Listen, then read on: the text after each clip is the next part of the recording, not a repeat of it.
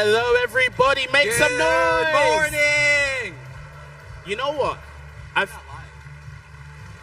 feel like that was kind of like a golf club, you know, in a golf club where it's just a little. I think like we need a bit louder. Like I think we do. I think that was a pretty miserable effort from a We can do better. So I feel like from golf club we should go to kind of like Wimbledon. You know, after there's been a big rally, everyone's excited. Should we try another one? Let's go. Make some noise. Make some noise. It's all right. It's all right. I would sort of expect that a crowd like this could also like maybe put in some sort of like foot stomping or maybe some sort of like a whoop whoop kind of sound. Exactly, some whistles as well. Like, you know, like when you go to like the Bundesliga or like a really, really big football club and there's lots of chants, like it should have so much energy. I think so. If you want to take your like shirt off and like, you know, spin it like this around your head, that would be also good. Awesome. So let's try that one more time. Make some noise. All right. That is awesome. Folks, welcome to App.js Conf in 2024. It's so good to be back here. I was here last year. It's one of my favorite conferences of the year, so thank you for having me back. And this year, we have a new host for us, Nathaniel. Awesome. Yes, we should introduce ourselves. My name is Nathaniel Okenwa. I'm a developer as well, and I love building applications. But one thing I love even more than building applications is learning about how to build better applications. So I'm really, really excited for what we have today, especially because it is my first App.js conference. Is there anyone else in here who it's their first App.js conference? Can you wave and make some noise? I love all you newbies. Good to see you. High five virtually. Amazing, and welcome all newcomers. I am the old guard here. I think I've been doing React Native since about 2016. Is there any 2016 vintage people in the room today? Not too many. Most of them are retired. They're driving their Lambos on retirement, but not me. I am here today with you today. It's good to be here. Awesome. And we are also joined not by the wonderful people in the room and the wonderful people backstage. We have a wonderful audience at home. So everyone make some noise for the people at home. And if you are at home, feel free to make noise. We won't be able to hear it, but you can wake up your cat. You can, you know, scare your boyfriend or girlfriend who's sleeping if you live in a small studio. You know, one thing I'm curious about people at home, wonder what their home setup's like. So if you're at home, why don't you take a picture of your home setup, post it on Twitter with the hashtag @JSConf, and maybe you can see maybe some people with the big screen TV, maybe some people with cable management. I don't think anyone's beating us here, though. No. Yeah, we have the biggest screen. We have 3 screens. I don't know what we're going to do with them, but hopefully something fun. All right, so I think that is it for us. I think we have much more important people to introduce to you today. So we're going to start with one of the people who is, you know, really behind this conference, somebody without whom all of this event could not happen. So I would like to invite to the stage the CEO of Software Mansion, Marcin Skotniczny.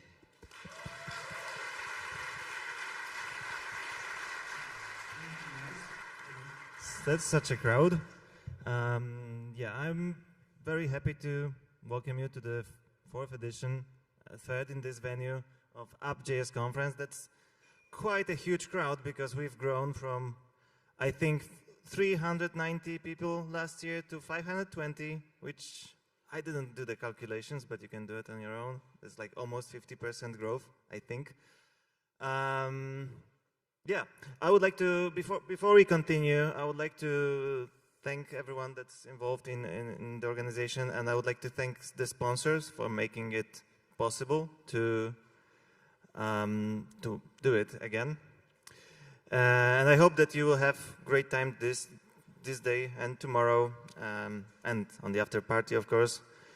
And I would like to welcome to the stage James Ide, who just ran away from me. Okay, come on in.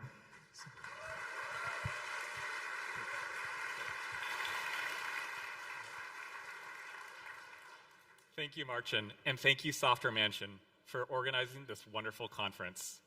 Good morning, everyone. Welcome to App.js Conf, and today I'd like to share with you some updates and how we think about application software development at Expo.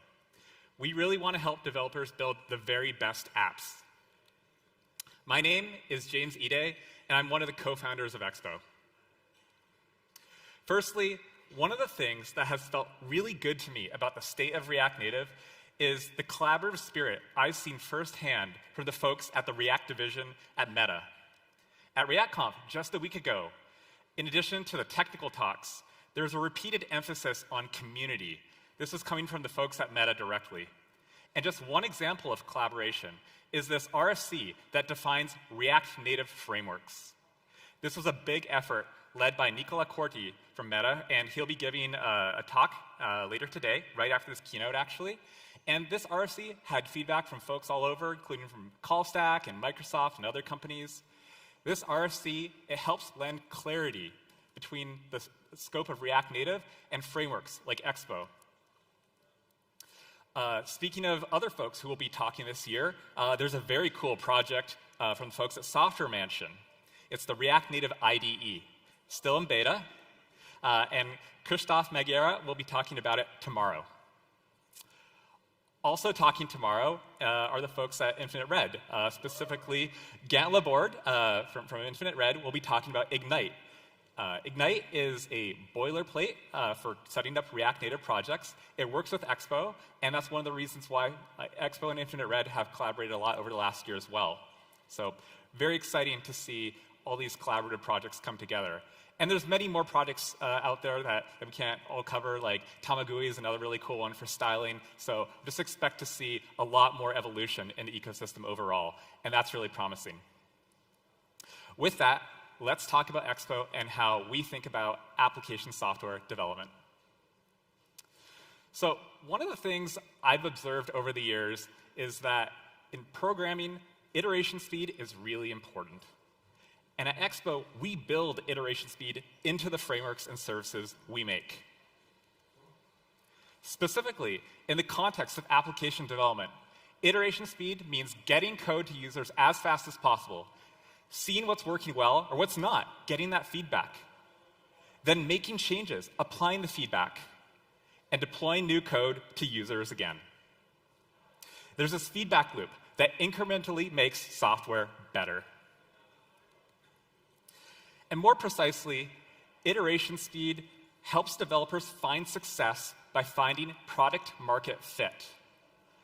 Finding product market fit means getting a product, like an app, to be really valuable to a lot of people. It's getting the app to truly fit the needs of its users. And how do developers and apps find that product market fit and become really valuable? Well, one big way is that as developers, we build features, get internal feedback from our teammates, external feedback from end users, apply that feedback, and just iteratively improve. And the faster we can do this iterative loop of getting better and better, the faster we can improve our product market fit and get closer to achieving success. So, for many developers, getting feedback and iterating quickly are critical to the way they work. Iteration speed is the lifeblood of many companies, and it's how they become successful. Let's shift gears a bit and talk about Expo for a moment. At Expo, our mission is to make the way people build application software, and that means a key area of focus is to help developers find success. We believe that's a requirement. And in fact, we even have a team at Expo called Developer Success. And the engineers on that team are here at App.js Conf and would love to talk to you. And this is all to say that we strive towards helping developers be successful. And that's why we invest in iteration speed. We want developers to iterate quickly and find product market fit, which leads to success. In summary, Expo makes iteration speed, because we want developers to be successful. Developers benefit from iteration speed at every stage of the app development lifecycle. From when we're writing code and want to quickly see our changes on our own devices, to having our teammates easily review the latest internal version of our app so they can get their feedback to us faster, and deploying our app quickly to end users in production as soon as we have the newest features and bug fixes ready to go. And also to collecting feedback and using it to inform the next code we write. So we want to have iteration speed at all stages: code, review, deployment, and then also collecting feedback. And for all of these to run really quickly. But before we talk more about iteration speed for native apps, I'd like to first talk about the web. The web does iteration speed really well. To get started, all we need is a browser and to start writing code. Everyone in this room has done that. We can see our code changes easily by just reloading a web page. In fact, we don't even need to reload the web page with React's fast refresh. It's that easy. It's also expected that code that works in one browser will generally work well in all the other browsers, and sometimes it's easy to take that for granted. On the web, to share our work with our teammates, we can deploy every commit to a temporary domain name, and then share that preview URL so that they can review the newest version of our website. They don't need to check out the code base, let alone have any developer tools on their own devices in order to give us feedback. This is just like a really fantastic feature of how web browsers work. And anyone, from fellow developers to designers to even the CEO, can review the latest changes and tell us what they think. And of course, in production, we can test every commit through a CI/CD pipeline and deploy it to any commodity web host. And having this choice to deploy every commit to our end users enables maximal iteration speed. Unfortunately, native app development traditionally doesn't offer the same velocity. But let's look at what it could look like for native app development to take inspiration from the web and offer faster iteration. When getting started, ideally, we'd be able to use our favorite code editor and the tools we already have on our computers. Instead of downloading 10 to 20 gigabytes of Android Studio and Xcode and Android and iOS SDKs, we would just be able to use, say, VS Code on our computers. Sometimes people joke about node modules being the heaviest object in a known universe. Those people have not tried native development.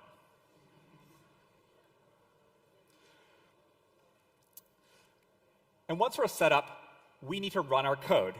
On the web, we just use a web browser. But with native development, we need to compile our app, get a signing certificate, get a private key, maybe issue a provisioning profile, use those to sign our binary, and then finally, we get to install our app. This is intrinsically more complex than the web, but ideally, we could get all of this down to just one command. And when our app is ready to share with our teammates so we can get their feedback, we want them to be able to install our app very easily without needing any compilers or dev tools on their own machines. Our teammates should be able to install our app with just their mobile device. But even if installation were easy, compared to the web, previewing a website is still so much easier. Our teammates just need to visit a preview URL. Fortunately, React Native partially enables this for mobile development. When we change only the JavaScript code in our React Native app without changing the native code, we don't need to rebuild our native app and ask our teammates to install it again. Instead, we can just publish our new JavaScript to the web and give our teammates a URL to get the latest code and run it in the app they already have installed on their devices. So we want a workflow that takes advantage of this great capability. And when we're ready to go to production, we want the release to go as smoothly as possible, of course. So let's take inspiration from the web again, where continuous integration and continuous deployment are the gold standards. For mobile apps, continuous integration, it means being able to do a build on every commit and run our tests also, just each time we make a change, so that we ensure that our code base is in a healthy state. But unlike the web, where we can deploy each commit all the way out to production to our end users, we can't constantly submit our mobile app for review to the stores. But we still can use our CI/CD pipeline to at least automate the very manual and time-consuming process of making a production build of our app when we do want to submit. And fortunately, as I mentioned just a moment ago, we can go further with React Native. We can publish JavaScript for our teammates to see our latest work internally during review, but we can also do this in production. When we haven't made native changes, we just publish JavaScript, and our end users can get the latest and greatest features that we've built for them. We want our CI/CD pipeline to run potentially on each commit and publish our JavaScript when our native code hasn't changed. And like on the web, this just gives us the maximal iteration speed, or get very close to it. And like on the web, it'd be even better if we could incrementally and safely roll out new commits, say to just 1% of our user base at a time. And sometimes mistakes happen. Being able to undo a rollout is such a powerful capability. It engenders trust in the system. It makes us feel like we have control over the code that we're rolling out. And so we want to be able to undo or roll back. All of this lets us approach truly continuous deployment for native mobile apps and get closer to the same iteration speed as the web. Truly continuous deployment means our users always get our latest code, and we want the same level of control and iteration speed that we get on the web for native apps. All of that is what we are building towards at Expo. High iteration speed and true continuous deployment are the culmination of many years of work.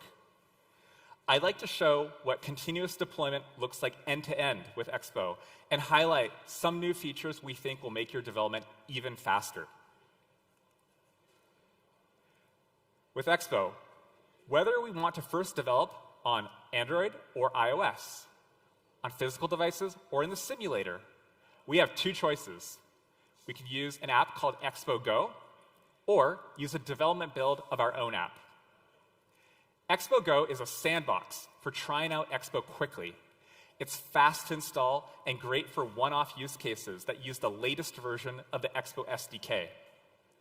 However, for long-term projects and projects intended for production, the Expo team recommends using development builds instead. Development builds are more than a sandbox. They support custom native code. They let developers choose when to upgrade React Native and Expo SDK versions.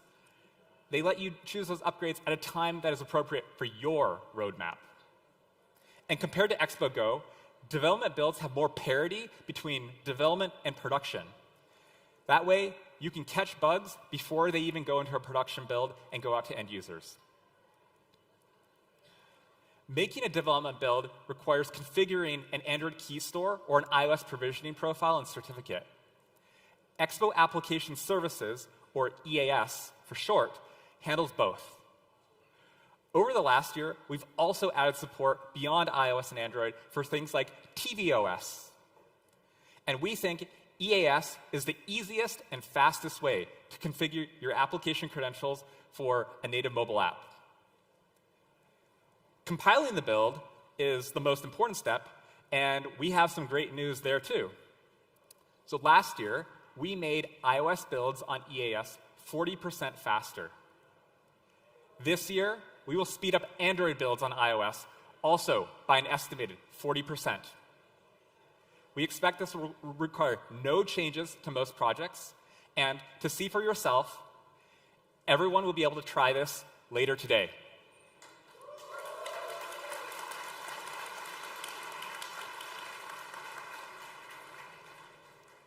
On the EAS website, there's an opt-in setting where you can toggle this on a per-project basis, and we'd love for you all to tell us how much faster are your build times.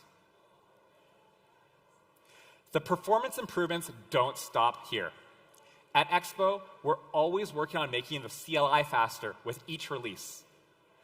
Earlier this year, we reduced the baseline speed of the CLI by 600 milliseconds, and another optimization in our latest release with SDK 51 is the Expo Use Fast Resolver environment variable that you can opt into, and this speeds up a key bottleneck in the bundler. When rerunning the bundler, especially with Babel transforms already cached, some of our bundling benchmarks got 6 times faster. And at Expo, we don't just make software faster. We also want to make the way developers work faster. And so one relevant thing that we launched earlier this year is DevTools plugins. These are plugins that actually run in your computer's browser, and they connect to the development build on your device. They give insight into specific libraries like Apollo GraphQL, or async storage, MMKV, or tiny-based data stores, React Navigation State, Redux. There are plugins for all of these. Best of all, anyone can write a plugin. They're open source, and it's exciting to see developers write new plugins for new use cases. We've also got some great features for sharing an app with teammates to get feedback. EAS allows anyone on a team to register the device to be eligible to install internal builds of an app to review. For teams with many devices, it can be complicated to track who owns which device. So to make this easier, you can now rename individual devices to identify them more clearly, and soon EAS will let you associate devices with specific team members, and it will be much easier to confirm each teammate is set up and able to install internal builds of your app. Late last year, we announced Orbit, a desktop application. It works with EAS, and it helps you browse all of your team's builds and JavaScript updates, and lets you run them on simulators and real devices in one click. Orbit makes it easy for any member of a team to install and review all the code that you've been working on. And later today, we'll hear a talk about how Orbit was built to run across Linux, Mac, and Windows. This is exciting, too. For teams who use GitHub, we also released a GitHub app to link your Git repository with your EAS project. Set rules for when to make a new native build or publish a JavaScript update, such as when you push code to GitHub. For instance, build when you push to your main branch, or when you push a commit to a special tag just for releases.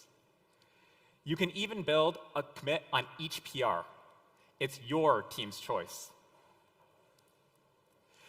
The GitHub app also brings one of our favorite features of the web to native mobile apps, pull request previews. The GitHub app has an option to publish JavaScript updates on each commit. And these commits are for our teammates to review internally, not for production. When you create or update a PR, the GitHub app will use EAS to publish an update and provide QR codes that anyone on your team can scan to try the newest code on their device. So, those are some of the features we've built to help teams review each other's progress more quickly and give feedback sooner. Before we go on, I'd like to talk about EAS build.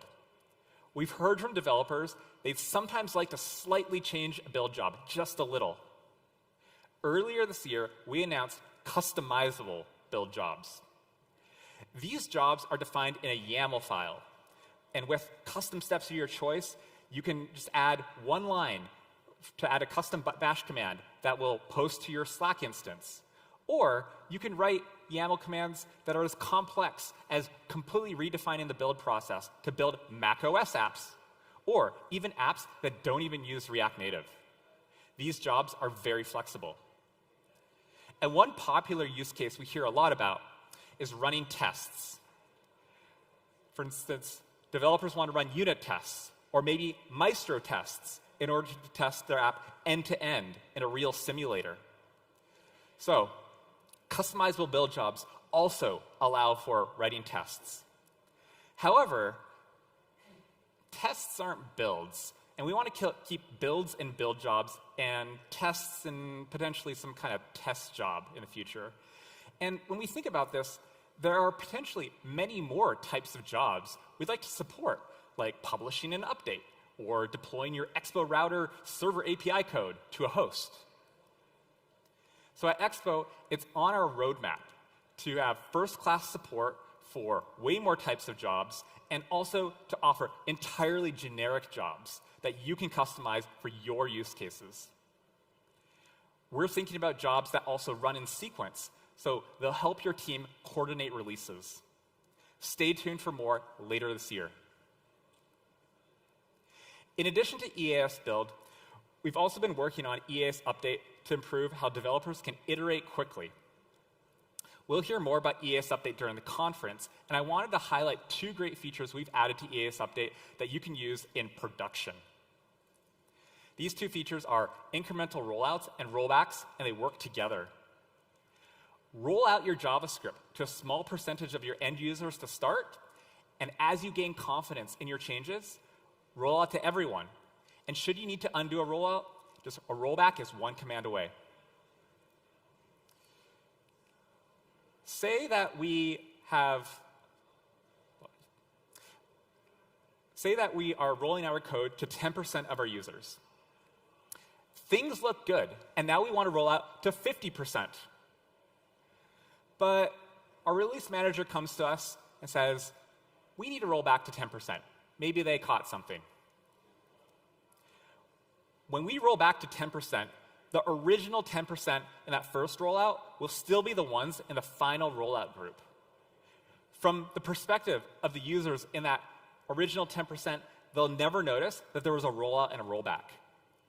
We designed EAS this way to make the user experience more stable and the developer experience more predictable so that developers can iterate faster. On the client side, we've designed the Expo Updates protocol to fully download updates to a user's device before running them. This ensures an update is complete without any missing assets, and launching an app works just as well offline as it does online. And this minimizes the difference between running JavaScript that was included with the app binary and JavaScript that was downloaded from a server.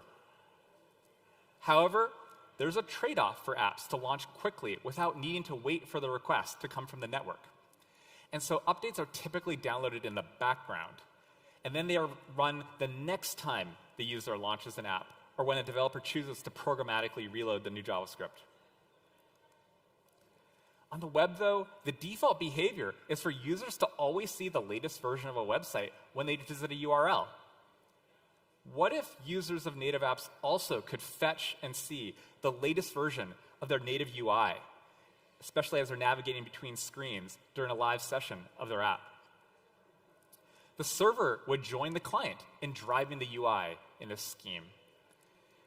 And thinking about iteration speed, as soon as developers deploy new server-side code, users would get to see the latest and greatest changes just as they use the app. So we think there could be ways to iterate even faster. At Expo, we're making server-driven UI happen by using the React Server Component Protocol. This afternoon, we'll hear more about Expo's official implementation of React Server Components, which will be built into the core of Expo Router. Our very early prototypes have proven to be promising already. And we think server-driven UI in Expo Router will not just be an evolutionary improvement, but a revolutionary one.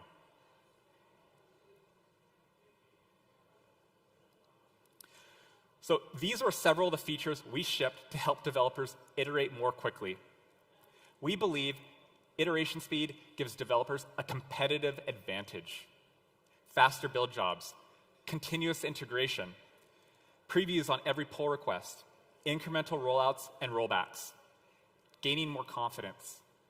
And we have even more to announce, and also open source a bit during the conference later. So please look forward to that. At Expo, we work on technologies that help developers find success. And many are successful. We'd like to share some of their stories with everyone here today. And to do that, please join me in welcoming Charlie Cheever. Thank you.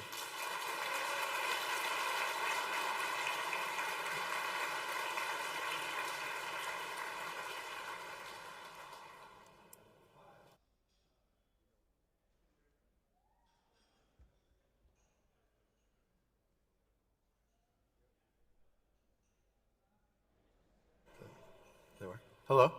Hi. I'm Charlie Cheever, the other co-founder of Expo. I'm going to show you some excellent apps built with Expo and highlight a few Expo features that they used. Then I have something new to show you that I hope you'll like. This is Starlink.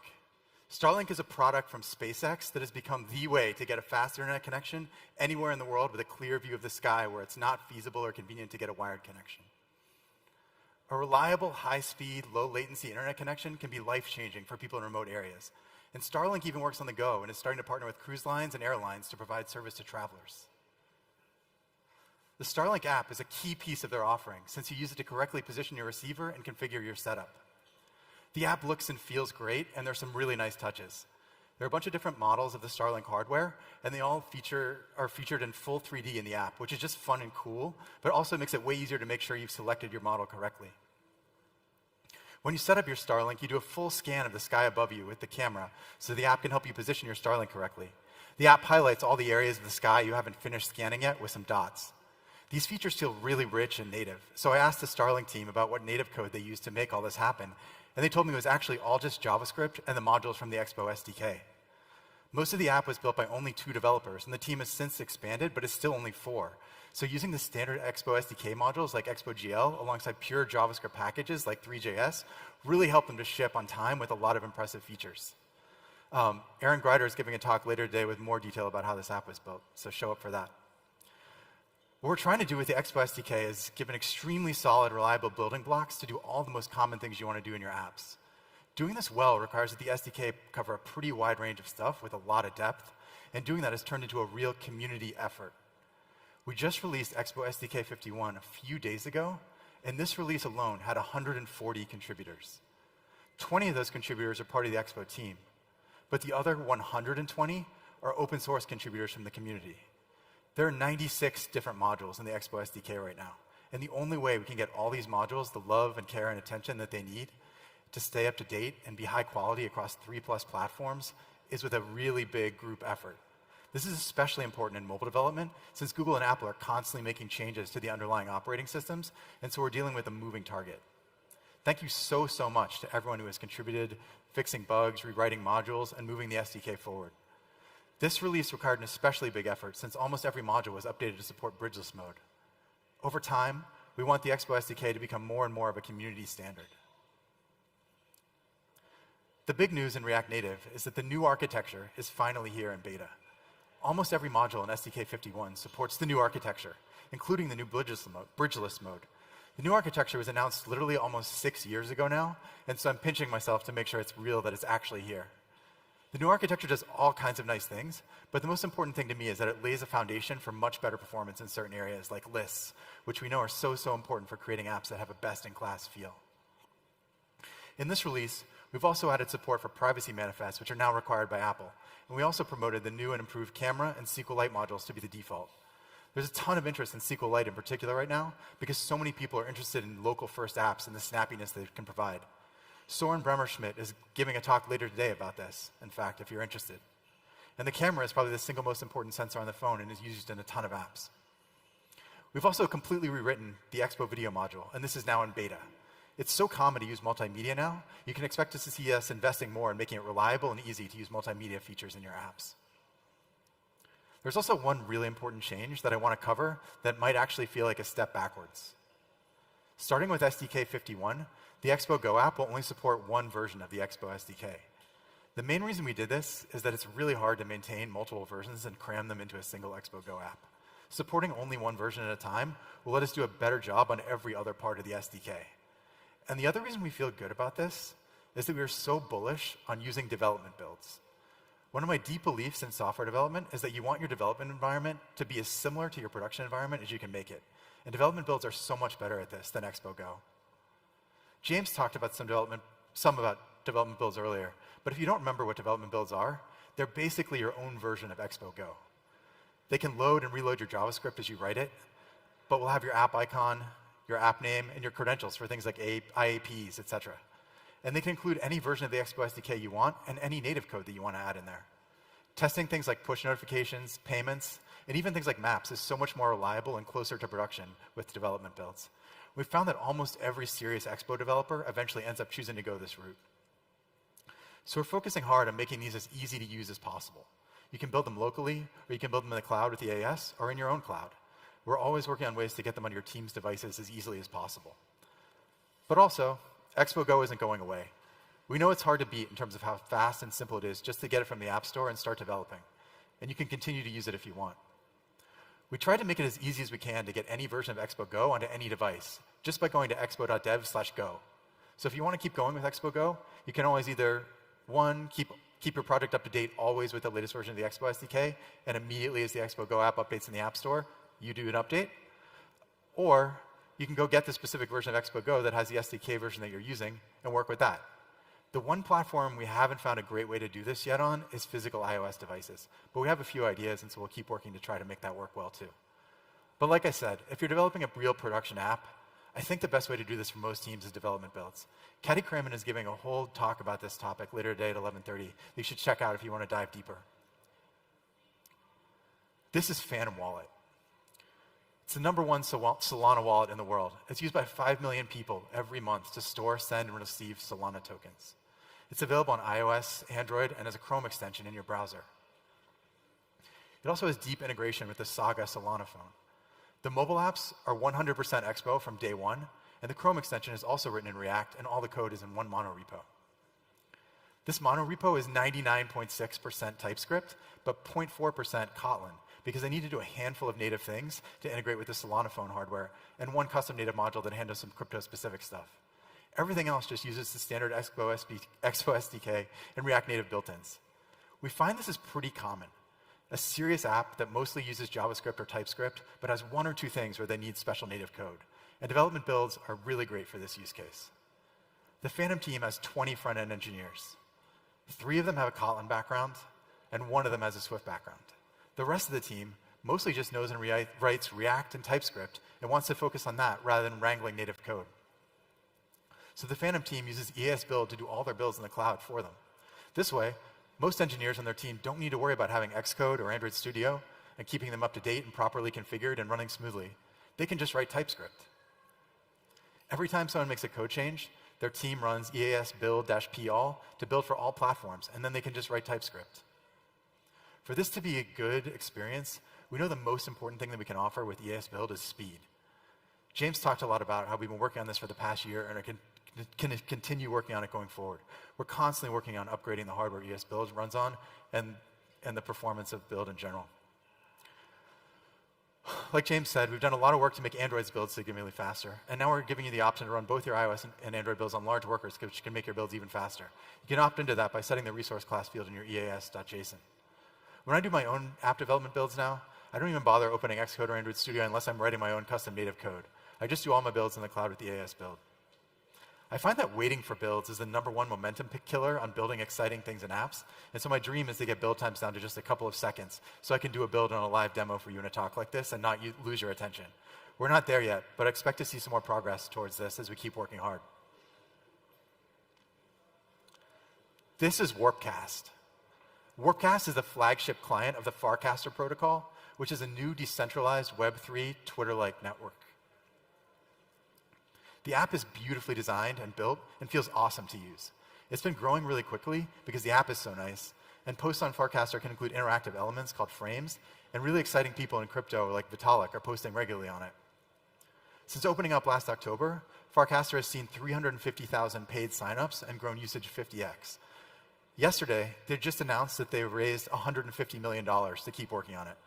They also told me that they're trying to hire a few staff-level React Native engineers, so if anyone here is looking for a cool new job, feel free to reach out to them. As a side note, one thing I'm really proud of is that every single app I'm showing you today is working and winning with Expo. It's really important to our team that we're making Expo into a platform that lets you build apps that aren't just cool demos, but really do everything you want them to and work for your users and just plain succeed. I talked to Varun, the CTO at Farcaster, the other day, and he told me that they had actually started out building a desktop app with Electron and web technologies because they thought that would be the path to moving fastest. But what they found was that it was really too hard to get traction because users are so mobile-centric these days. So they decided they needed to build for mobile, and they turned to Expo because they needed to move quickly and be on every platform. And they see this as the key decision that led to Farcaster taking off. The other part of their secret sauce is a lot of little things added up. It's iteration speed. They use EAS Update to push 6 to 10 updates per day on average out, sometimes tweaking a feature in the morning, gathering feedback during the day, and then updating it again in the afternoon. This kind of continuous deployment workflow is one of the things where once you work this way, you just can't go back to not having it. It's so, so powerful to be able to think something should be different, make the code change, and then a few seconds later, have that change be going out to all your users. It's also a secret ingredient for a lot of things that are successful. Fixing bugs faster, trying more new ideas, and figuring out whether they are good or not faster, and keeping context in your head more easily. Continuous deployment like this has become the norm for web development. We're now seeing more and more companies are using EAS Update to do this for their apps because workflow like this is so, so good. Doing updates like this for apps is trickier than doing it for the web because you have native code involved. You need to make sure that the version of JavaScript that you send to your users is compatible with the native code they have in their app binary. In Expo updates, we use a concept called runtime version to denote a specific native version and help you reason about which JavaScript can work with it. I could explain this to you in more detail, but I don't really want to. It's a little bit complicated and annoying to think about, and worrying about it starts to suck a lot of the joy out of using updates to iterate quickly on your app. So what we did is we made something called Expo Fingerprint that looks at your native code and creates a fingerprint that we can use to tell if you have changes that require a new version of the app binary or whether the native part of your app is compatible, and you can just send new JavaScript to it freely. By integrating Expo Fingerprint with updates, you can have things like runtime version get taken care of for you automatically in most cases. It's possible to just write code and push it and know that the right thing will happen. This is Coinbase. I think everyone here knows what Coinbase is, but if you don't, it's one of the biggest trading platforms for Bitcoin and other cryptocurrencies in the world. They use OTA updates for all the reasons I just listed, but for a bunch of reasons, they want to do this hosting themselves. Expo and Coinbase coordinated to define a standard secure platform for doing these updates. There are a lot of ways to screw this up that could lead to an injection attack or just broken apps. And we're so glad we could work together on this and get more eyes on making sure that the protocol we're all using is correct, robust, and secure. I partly mention this because it's cool that we're working with Coinbase to establish a standard here, but I also think it's important to highlight this as an example of self-hosting. One thing I'm a little bit worried about is that I'm talking a lot about cloud services today, and I think these are great, but I know that whenever an open source company starts talking about doing paid hosting, it can make people worried that they have to use these services. I think our cloud services are getting really good. I stand behind them, and I think almost everybody building with React Native should be using them. But we also know that they aren't for everyone and not for every use case, and we don't want to force anyone to use our cloud services or create unnecessary lock-in. In almost everything we offer in the cloud, there's a way to do it locally or in your own cloud if you have a good reason to, or just prefer to do it that way. You can expect that going forward from us as well. Now, I have a preview of something that brings together everything I've just been talking about and what James has been talking about too. We're still working on it, but you can try it today by just going to expo.new. Expo.new is the easiest and fastest way to get up and running with a new project that uses all of EAS services to give you that really powerful workflow James and I were just describing right out of the box.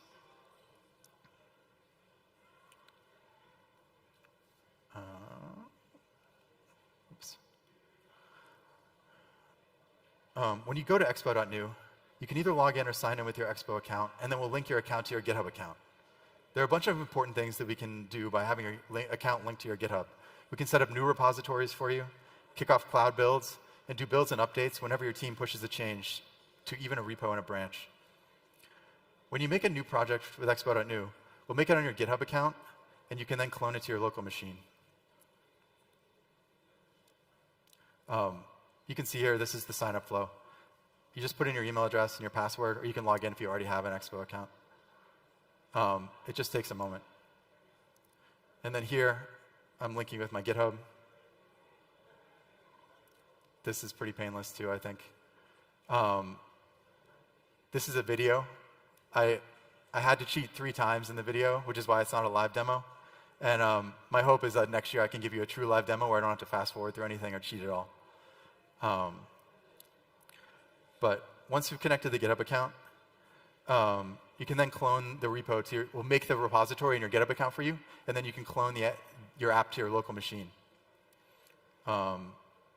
This is the flow of making the repository on your GitHub account. You just give it a name, and then it'll make the account for you.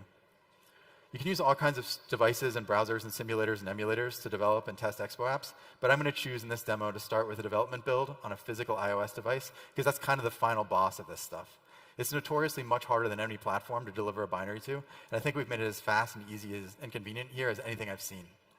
You need a paid Apple developer account for this to work, and your phone needs to be in developer mode. But otherwise, this flow I'm showing here should work for anyone today. The first way that I'm really cheating is that I'm fast-forwarding through the npm install here, because it takes about 1.5 minutes. So it doesn't go this fast, but we're looking into ways to make that go faster, maybe using bun, maybe using some other techniques, but you're just going to have to wait for that to complete. In the next step, you'll sign into your Apple developer account. We'll walk you through setting up a provisioning profile for your physical iOS device that'll let us make a build that we can send over the air directly to your device. And you can install it that way. This is has a lot of moving parts, but we'll walk you through them step by step that I'm going through here. Basically, once we get your provisioning profile set up, you take your iPhone, scan the QR code on it, and then it'll take you to a web page that has a download link for the profile. That's what's happening right now. Once you do that and allow that, you need to go to the settings screen of your app. This is just to make it secure from Apple. And it'll say profile downloaded. Once you click on that or tap on that, you can put in your passcode and install. And now that'll give permission from your device to let us send builds directly to you that we can install. So once that's set up, you go back to the terminal and push a button to continue the flow. What we'll do then is we'll kick off in the cloud a development build for you. We'll also git commit any of the credentials changes so that you can always keep doing this in the future without having to redo the configuration. The second cheating part of this is that I'm fast forwarding through the build here. But we actually spent a whole bunch of time making builds faster here. So we've gotten these initial builds down to about 2 minutes on both iOS and Android using some really smart caching techniques. So when you're starting a new project, we think you can get going in less than 10 minutes total. Once that's happened, this QR code that you see, you can actually load directly onto your device just by scanning it. You can see here that there'll be a prompt asking if I want to install it. Once that happens, there's no real confirmation or anything in this flow, but you just usually scroll to the end of your app library or search for the name of the app in your phone. Here, I know it's at the top of the app library, so I'm just opening it. The next thing I can do is basically, now that I'm running this, I'll go into my terminal and start running the bundler like I would in any other React Native app. Just going into my project directory, and then here I open VS Code, but then I start running Metro with Expo start. That'll give me another QR code that I can scan to just get up and running inside my development build.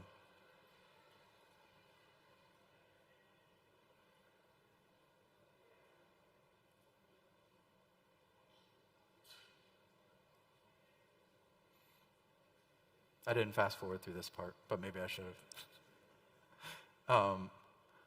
Once this is up and running, it's just like any React Native app. Like, I see the default template, I can go into VS Code, and I'll make a change, and fast refresh is enabled, so you'll see it right away.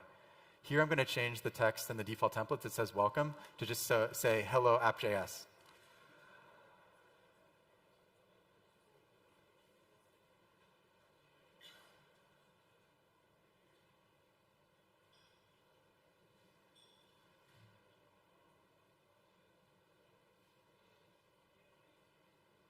You can see me making the change here, and then it'll show up live in the app.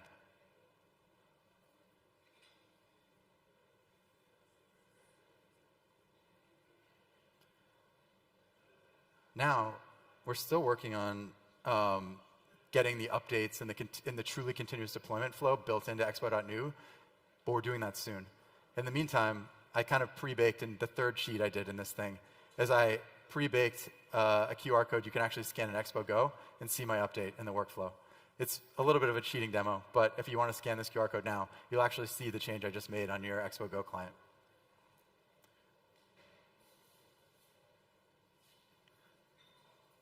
I'm excited to tell you that you can start using Expo.new just by going to Expo.new in your browser right now. It's still a work in progress, but even at this stage, we think it's already pretty good. And I use it to start all my new projects. We're going to keep adding to it and making it far easier and faster and more powerful to use. We hope you like it too, and we want to hear from you if you have ideas about how to improve it and get us closer and closer and closer to that true continuous deployment workflow that is the real dream.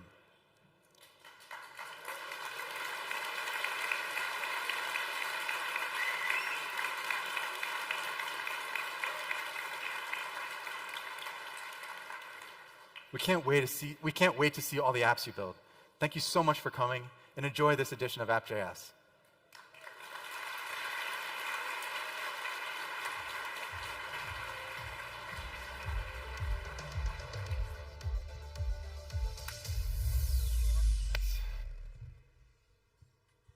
Whoa, that was an amazing start to a wonderful conference. I really enjoyed it. We got our first live coding of the day. A great start. What do you think? That's incredible. I don't think I've ever done a live demo that snappy. I kind of think that maybe, was it live after all? Maybe. Secret. Did you folks enjoy that? Did you enjoy it? Yeah? Good start so far? Nice. That is awesome. We have much more amazing content coming up for you today. But before that, we want to say a few thank yous. And we want to start by thanking the organizers of this conference. A big shout out to the team, to the Expo team, and to the Software Mansion team. Why don't we hear it for them?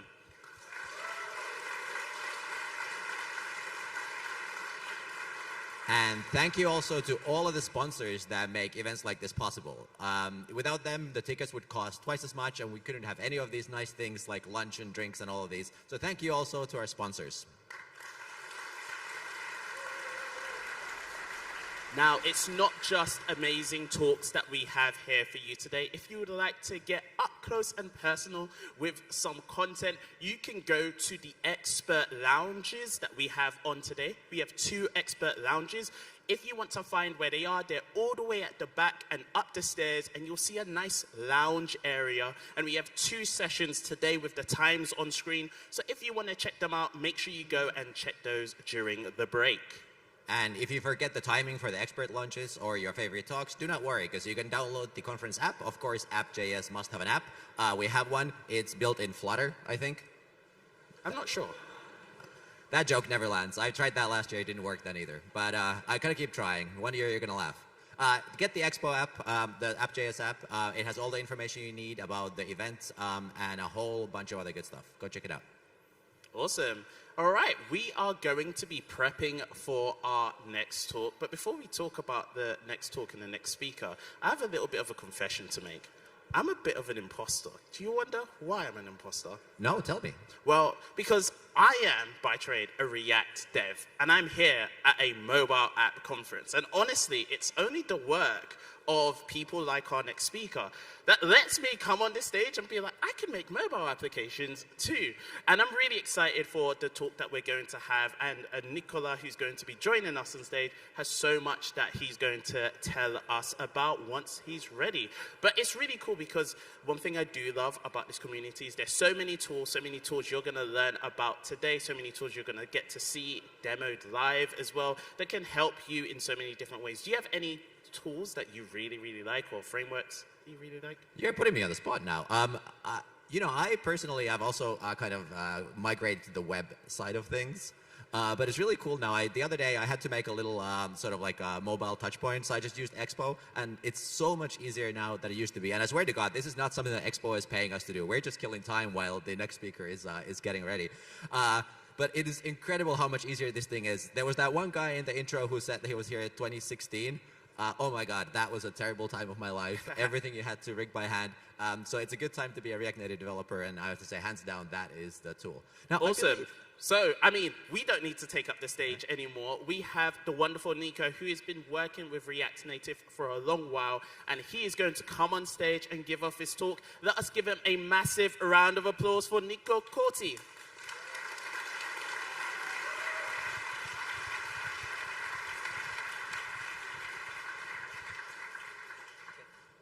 Cool. So, slides. Awesome. Hi, everyone. My name is Nicola Corti. I'm an engineer on the React team at Meta, and I'm super excited to be here back on the App.js stage to talk about frameworks. So, I want to ask you, how many of you saw the React Native keynote at React Conf last week? Raise your hand. Not many. Not many. Cool. So, I want to start with one quote from that keynote. And by the way, go check it out, the keynote, because we announced quite a lot of things. But one quote that we shared during the keynote is this one. You're either using a framework or you're building your own framework. So this quote comes from our multi-year experience building tools to create mobile apps like React Native. We personally feel that you should be building production-ready application and focus on production code. You should not be solving common infrastructure problems that someone else already solved for you. So what are those problems that I'm referring to, those infrastructure problems? So I'm personally an Android engineer. I've been building Android apps for like 10 plus years. And I know how hard it is to build beautiful production-ready apps, which can satisfy the user needs and keep up to date with an evolving market with different device form factors and so on. Every app developer out there, Android or iOS developer, that wants to ship to store and reach a 5-star rating, needs to solve a set of common problems. Problems like handling navigation, deep links, push notification, managing dependencies, and much more. And really, those problems are common to any type of mobile development. So in the React Native space, we call a tool that solves all of those problems a React Native framework. And last week at React Conf, we shared how using a React Native framework is now the official recommendation from the React Native team. And our framework of choice is Expo. So yes, you should be using Expo for a newly created project. So as I am at App.js, assume all of you know Expo, you just saw the keynote from Charlie and James.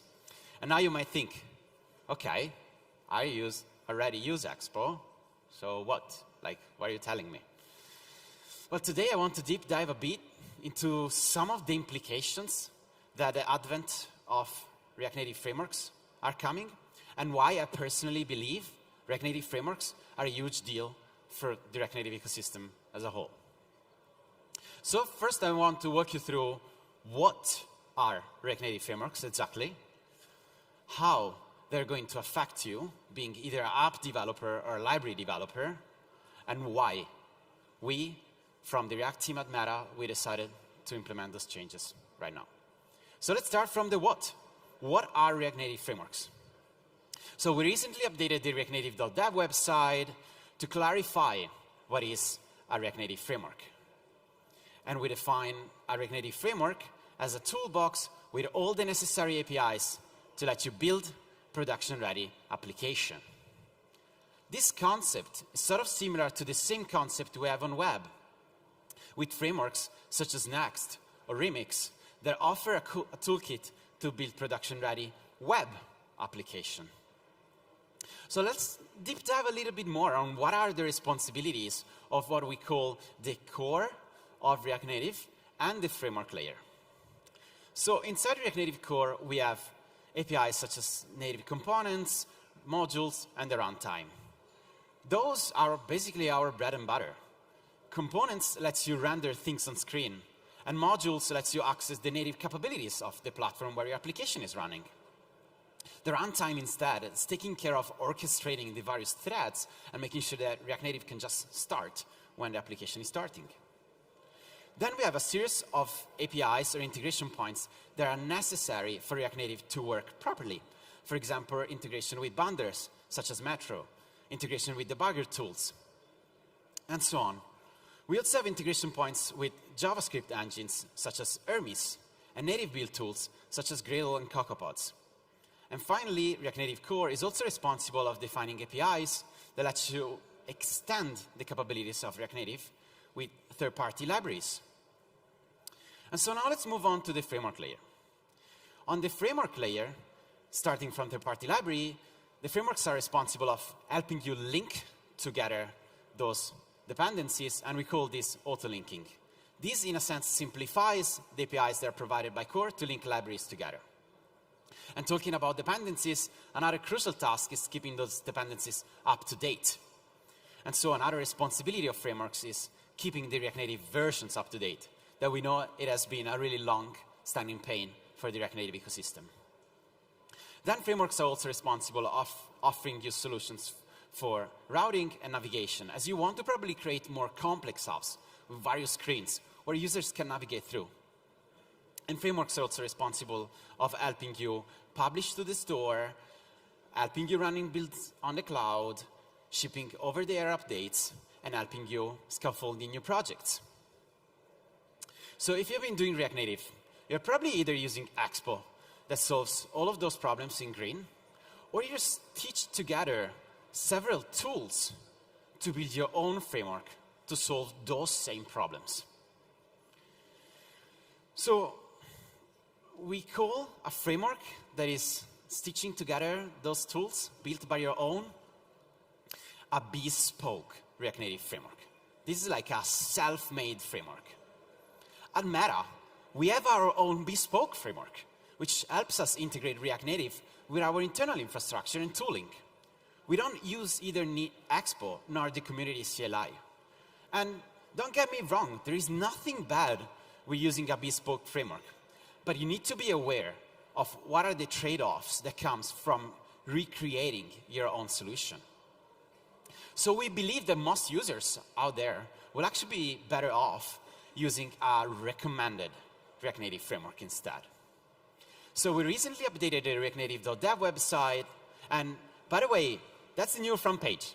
Go check it out if you haven't yet. And shout out to John for helping us with the design of this page. And in the front page, you will find that we give a recommendation for frameworks. And once we recognize that a framework meets our criteria to become a recommended framework, we are more than happy to spotlight it in the front page, as we do here for Expo. So now you might be wondering, what makes a bespoke framework that I created over the weekend actually a recommended framework? So we do have a set of guidelines with do's and don'ts that frameworks needs to follow to become an officially recommended framework from the React Native team. So those are the do's.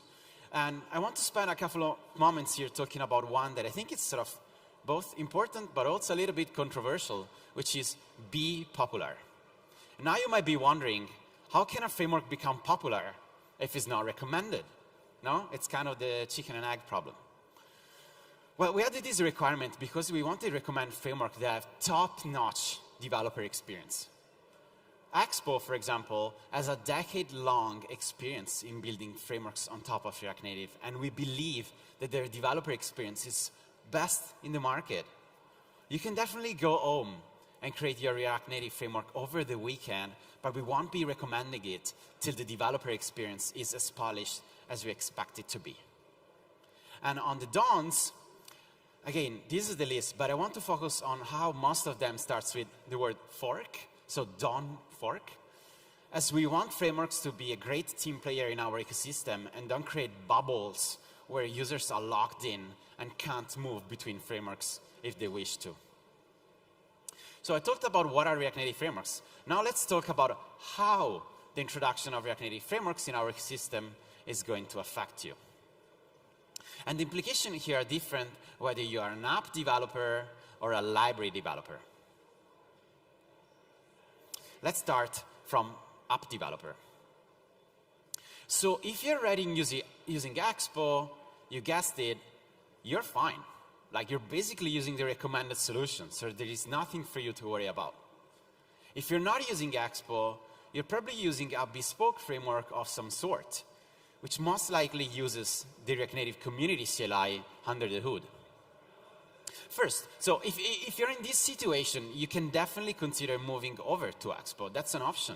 And folks at Expo also created a web page for you to help you smooth your migration. However, sometimes it's just not possible for you to use Expo. You might have like all sorts of totally valid reasons. And by the way, I'm sure folks at Expo will be more than happy to hear your reasons on why you can't use them. But yeah, so if that is the case, you can't use Expo, what is going to change for you? Well, the answer is like little to nothing. The introduction of React Native frameworks should be completely transparent for you, even if you're not using a framework. However, we implemented some changes on our projects, newly created projects are scaffolded and created, and those are changes that you probably want to hear about.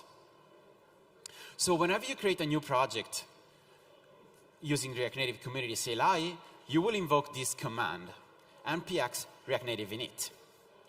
So now that we're recommending frameworks as the recommended way to create new projects, we wanted the init command to also follow our guidelines and tell you to use a framework. So this command had to be updated in some form. To understand how we updated this command, let's see how it actually is composed. So first, we invoke npx, and there is an npm package, which is the React Native package. So this is running code inside our package. But then we invoke the init command, and the init command comes from the React Native community CLI that is actually responsible of running this command. So to fully understand, let's try to run this command, and let's see what it does. So now I type React Native latest init, name of the app, and what this will do is, you see here at the bottom, it says downloading template. So what the init command is actually doing is fetching a template from somewhere, copying it over, and processing it. So this template, it's quite crucial. It's like as an important part of the React Native ecosystem, no? Because that's sort of the starting point of all the apps that are using a bespoke framework. So touching it and evolving it can be complicated. So let's see, like, to fully understand how the init command has evolved, I want to touch on how this template has evolved and how the React Native community CLI has evolved. So let's start from the template. This template that we saw downloading it from the init command is actually coming from the React Native npm package. It's under the package and is inside a folder called, you guessed it, template.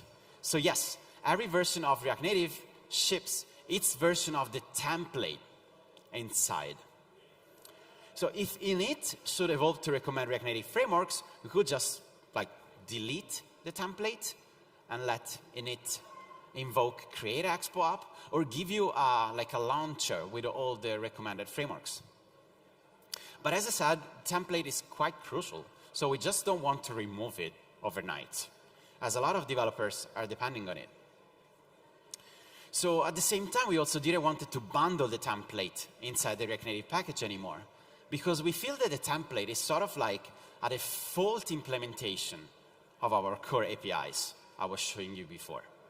So what we did is actually we moved the template to a new home.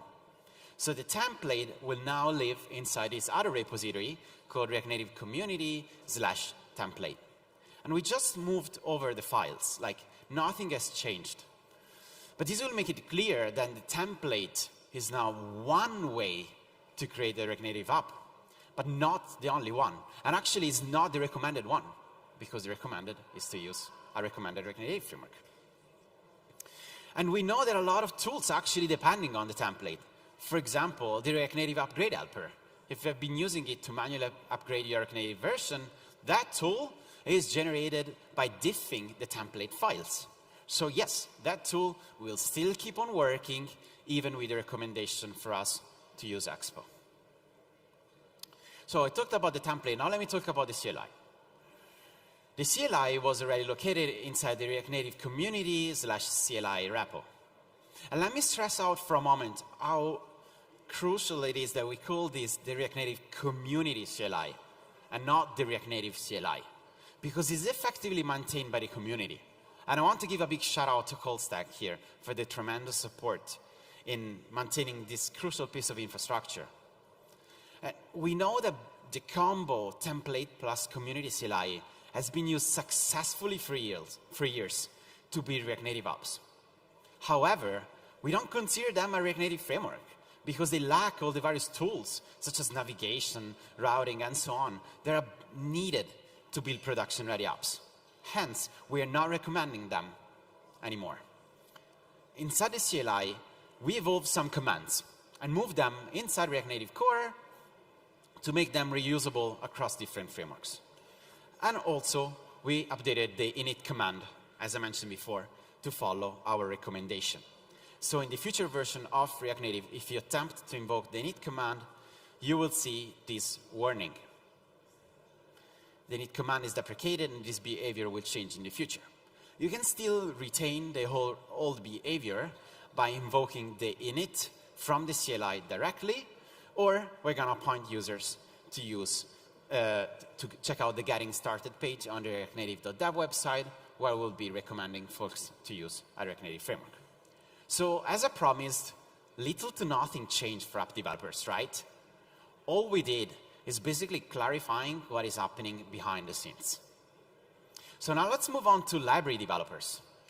If you're a library developer, there are two APIs that you could use today to create your library. On one hand, you have framework-specific APIs and abstractions, such as Expo modules.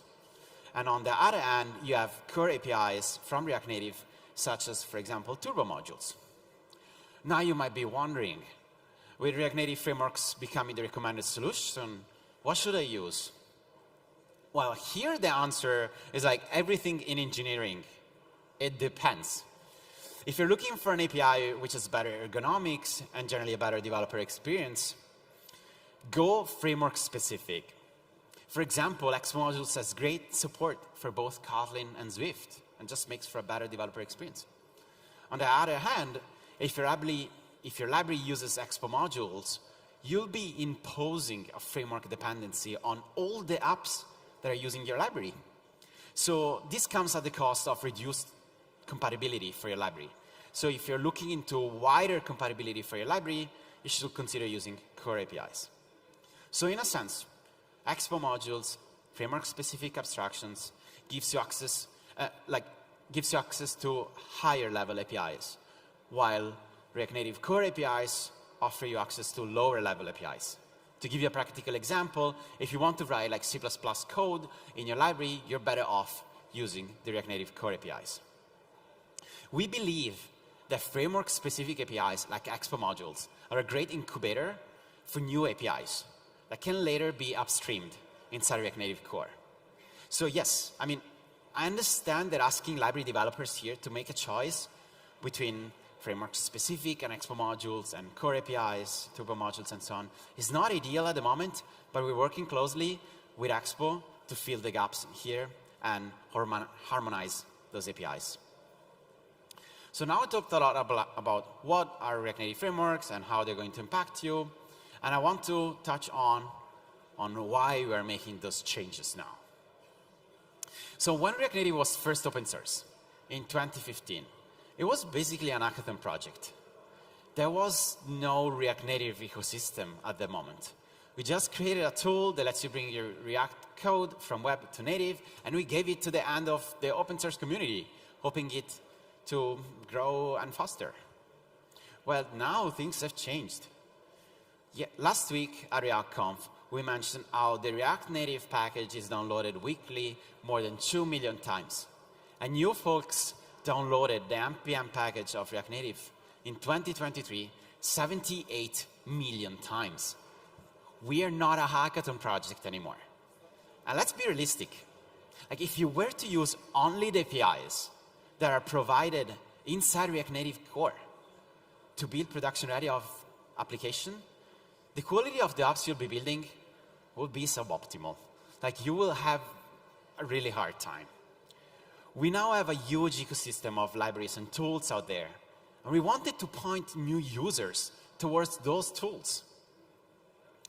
And here I want to echo some of the words that Charlie mentioned on this same stage at App.js last year. He mentioned how users are asking this question over and over again. Should I use Expo or a bare React Native without Expo? Well, we wanted to sort of answer this question once for all. Charlie mentioned how Expo wanted to make this question obsolete, and I can't agree more with him on this statement.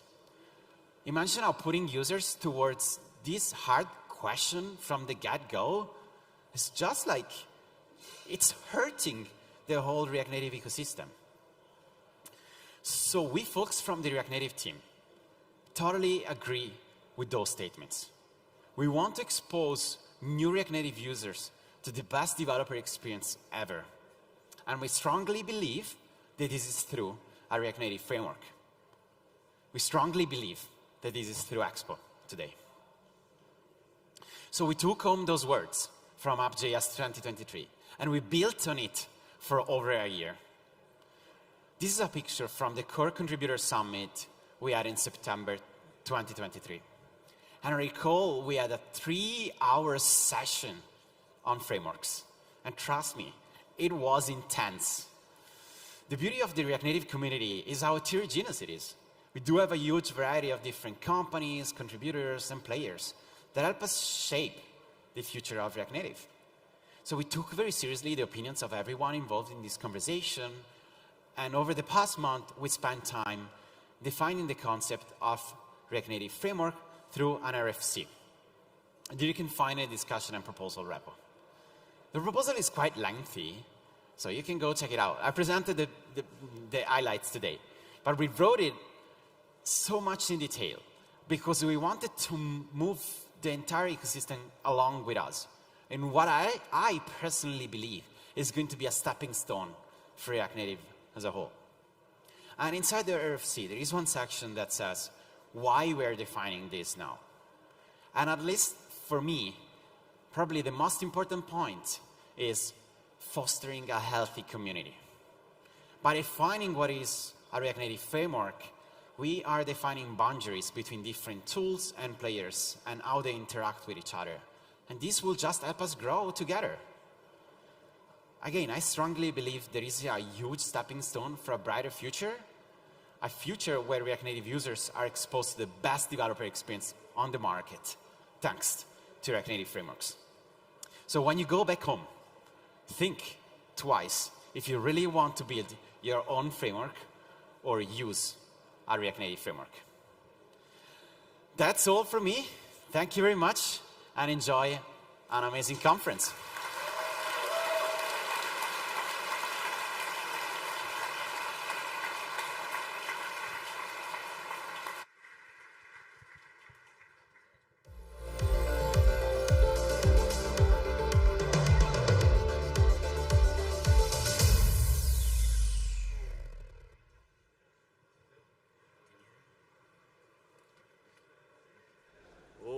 Welcome. I see some people already headed out. Don't worry, you're not going to the wrong place because we are about to have the first coffee break of the day. So go and grab some caffeine. Nice. And once you are getting caffeinated, there's a couple of things that we have for you. For one, we have the expert lounges. I think we don't have one on this break, actually. We don't have one this break, but we will have one at the lunch break. That's right. But what we do have is the live studio interviews that are happening here on the main stage. So grab a coffee, take a seat, and we'll be talking to James and Charlie from Expo. And if you're watching from home, stay put. The live studio interviews will be with you in just a few minutes. Enjoy the break. See you soon. See you soon.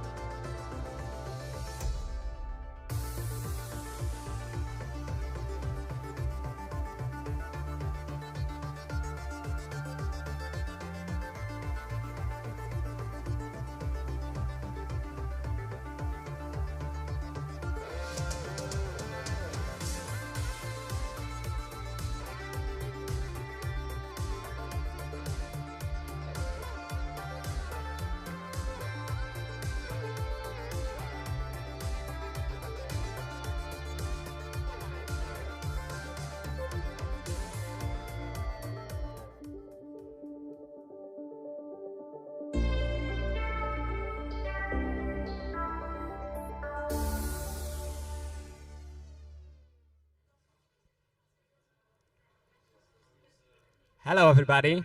It's App.js Conf 2024. This is a live studio section during the App.js. I'm Casper, and this is Zuza. Hi there. And I'm having Charlie Cheever with me today. How, Charlie? How are you? Hey, I'm great. It's awesome to be here. The energy in this crowd is incredible. This is like one of the most fun times of the year for me, is coming here and seeing this community. Yeah, so you're after your conference, after your keynote. How are you feeling about the conference so far? I thought Nico's talk was fantastic and inspiring, and I'm looking at the agenda and just can't wait for the rest of the talks today. Okay, cool. So can you tell us something about history of the Expo? How was it in the beginning? Well, I mean, it's a long story that we can't squeeze into here, but the big part of it is, James talks so much about this in his part of the keynote, where we take so much inspiration from the web and how great of a development platform that is in terms of just being accessible to so many people, building such powerful software and doing it so fast and letting you iterate so quickly and smoothly. We were just sitting there and thinking, we really need to build mobile apps because that's how people use software today. Like, I mentioned this when I was talking about Farcaster, where like people sometimes try to build desktop websites for certain things or computer apps instead of mobile apps. And a lot of times sometimes it works, but a lot of times these days it doesn't work if you don't have a mobile part of your product, because this is how people can, more than half the time when people are using software and technology, they're on their phones. And so we were looking around and thinking of new products to build, and we were just like, every single thing that's interesting to us is mobile, but we're not going to spend 2 years making an Objective-C or Swift app and then another 2 years making a Android version of that. It's too slow.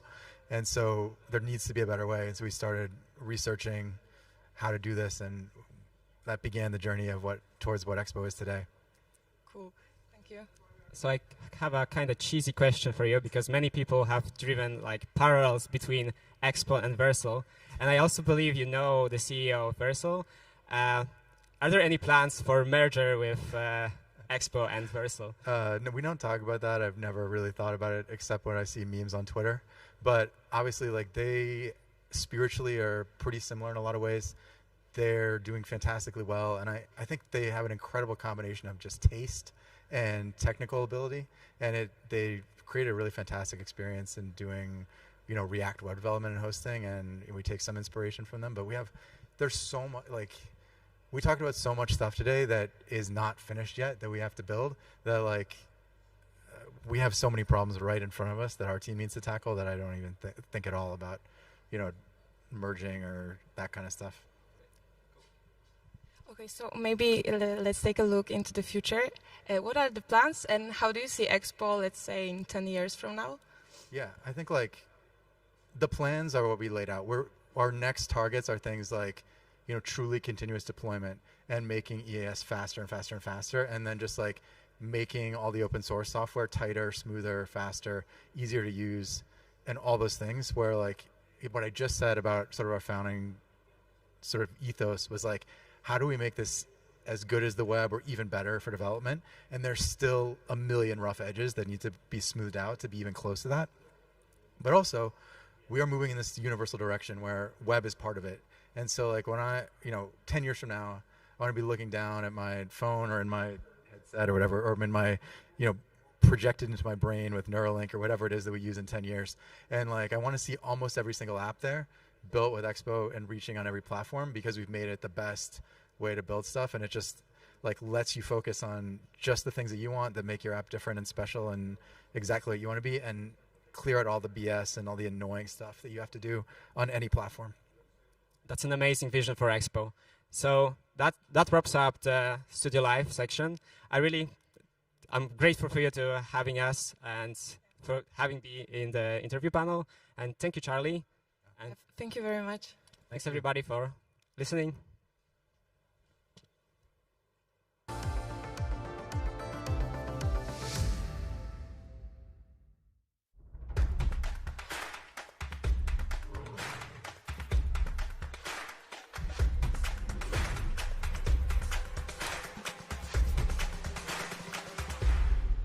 And if you want to become a Node.js developer that can build end-to-end applications, join our thriving community at nodejs.dev, and I'm gonna help you master full-stack mobile development by building applications users love.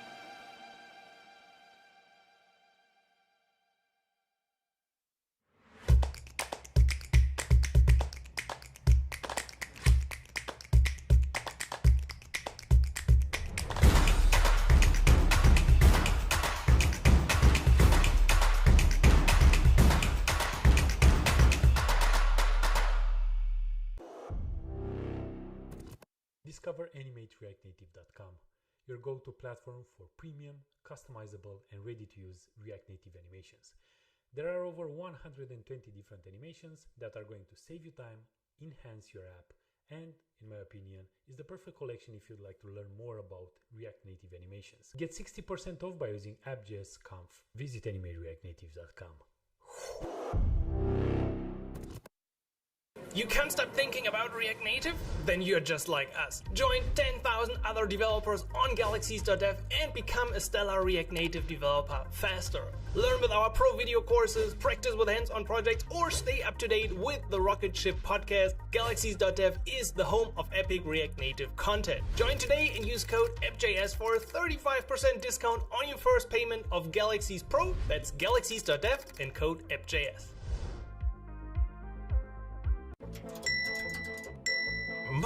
Don't panic, get Sentry. Speed up slowdowns and prevent crashes in React Native with just 5 lines of code. So your customers can actually buy your product and you can get back to whatever it is you do for fun.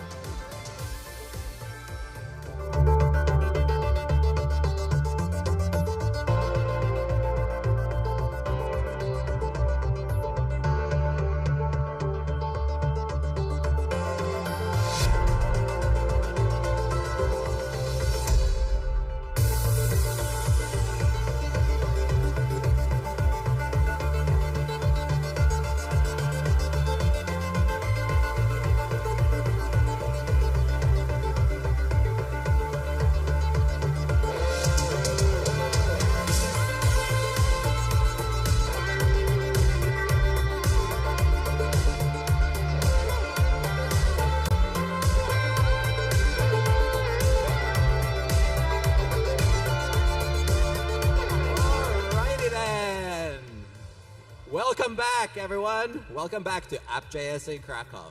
How's everybody doing? So that was really low enthusiasm, and for the people at home, it's not because they're not having fun. It's just I just spoke to them for 5 minutes, and everybody's sick of seeing my face. But for those of you joining from home, good to see you again. Hope you enjoyed your coffee break. I have just one quick thing to tell you before we get our next speaker on stage. So if you enjoy events like this organized by Software Mansion, boy, do we have something exciting for you. So Software Mansion is organizing a different conference called RTC.on.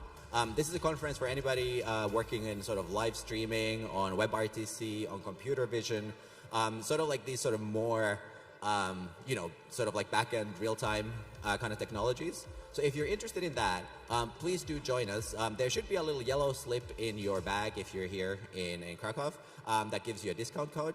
And we are also looking for speakers for our conference. So the call for speakers is now on. So please do check it out. The information should be behind me right now. And hopefully we'll see you there. But now, without further ado, it is my extreme pride and joy to introduce our next speaker, Kadi Kraman. Kadi and I used to work together for many years. She's a dear friend and a wonderful technologist and a wonderful speaker. And this year, in the last year, she was here speaking in her previous capacity, but now this year she has joined Expo and she is on that side building the tools and the frameworks that we all use. So without further ado, let's invite to stage my dear friend and one of my favorite speakers, Kadi Kraman.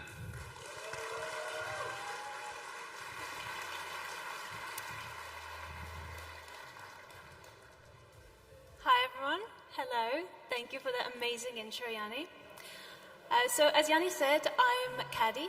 I'm a software developer at Expo. And today we are going to have a bit of a deeper look into development builds.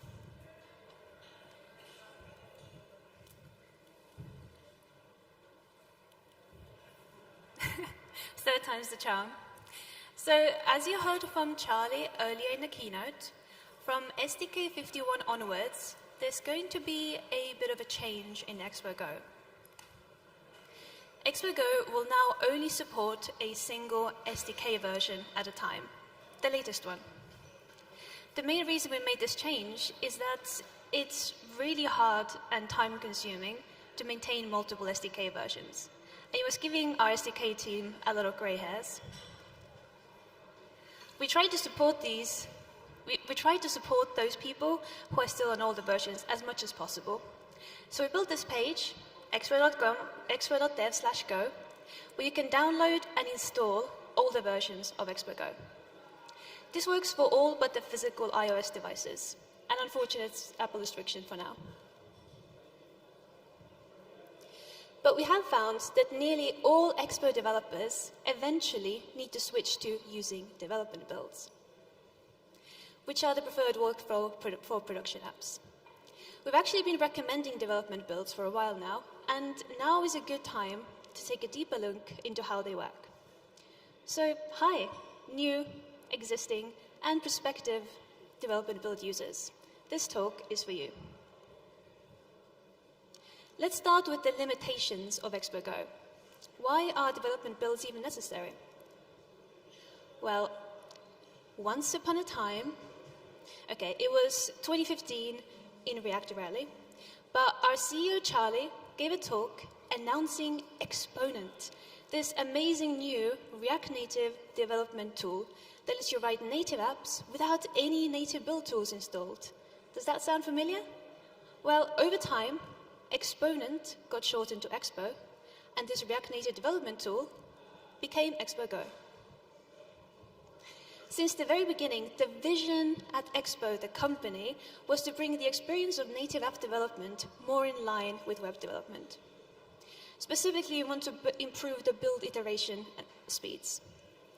And Expo Go was the first big shot at this goal. One of the hardest things about native development, especially for developers coming from the web, is actually building and signing this native bundle. You need Xcode, Android Studio, and you need to handle the build signing. So Expo Go removes the need to build your native app for development because it is a published app already that you download from the app and Play stores. You then run the JavaScript bundle locally, on a local dev server, and you can develop locally without having any native tooling set up. So what's actually inside this Expo Go app?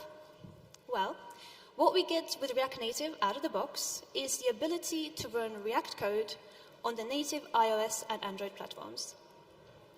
Plus a few native primitives, your view, your text, a decent amount to get started. But you usually need a bit more than that if you want to publish your app to production. Video, push notifications, haptics, camera, none of this is included in React Native by default. So this is our little native app box, and we only have React Native installed and nothing else. Say you wanted to render some text. Sure, no worries. It's included in React Native, go right ahead. View, go for it. Also included in React Native. What about accessing the phone camera? Nope, I'm afraid you are out of luck. You need to install a package. The native iOS and Android platforms have the ability to access the camera, but it's not actually exposed to the React Native code by default. So we installed the library, and it comes with some JavaScript code, and also some native code that actually bridges the native camera capability to your React side. The JavaScript bundle can be rebuilt with ease. The native bundle, yeah, not so much. You need the native build tools to rebuild the app, with the new native code included. So how can we let people use the camera in their apps, but let them only develop in JavaScript? Any ideas? Well, of course, we need to include the camera library in our bundle. So in it goes. And quite a few more libraries. Basically, the whole of what is now the Expo SDK. Plus some dev tools and additional community libraries like Reanimated, and we ship it to the stores. And that's pretty much what Expo Go is. It's a native app with a whole bunch of native capabilities and debug tools included by default. So you could develop in JavaScript and only hook into the embedded native libraries as and when needed. So camera is now available. And everything else we might need? No, sadly not quite. There's a few problems with this approach. There's a limit to how many libraries we can include in a bundle. There's always going to be more libraries out there than we have space in our app or in our phones. Also, we as Expo need to be opinionated. It makes little sense to include multiple libraries that do the same thing, so we need to choose one, and that's the only one you can use. We also can't bundle any native libraries that require custom inputs from the user, such as React Native Firebase. And for the libraries we do bundle, you only have one version per SDK. So if a new fix is published in a library, you need to wait for the next release of Expo Go to get it, and there's no real way to patch it. So for these reasons, we don't recommend Expo Go for production, because you should have more control over your development environment. Don't worry though, Expo Go is absolutely going to stick around because it is still the fastest way to get started. It is great for learning, it's great for prototyping, and there's more than enough there, libraries in there, for most use cases, and you can often create a proof of concept just using Expo Go. But ultimately, with Expo Go, you are always inherently limited, and we wanted to fix that. So for quite a while now, the team at Expo has been exploring how to make the React Native dev experience the best it could be, but without the limitations of Expo Go. We want to keep the convenience of Expo Go as much as possible, so focus primarily on building features in React code, but also remove this major limitation of Expo Go and be able to use any native code, any native libraries. What we want, ultimately, is our own customized version of Expo Go with just the native app libraries that we need in our app. And that is exactly what a development build is. It is a debug build of a React Native app that includes the Expo Dev client. And we use it for development, hence development build. We're very creative. And the dev client is the library that adds various development tools and is handy for local development. Let's go through a typical use case on a project. So you start by creating a new project with Create Expo App. You cd into your project directory and you run npx expo start. The default template uses only libraries that are included in Expo Go, so you can install it in Expo Go.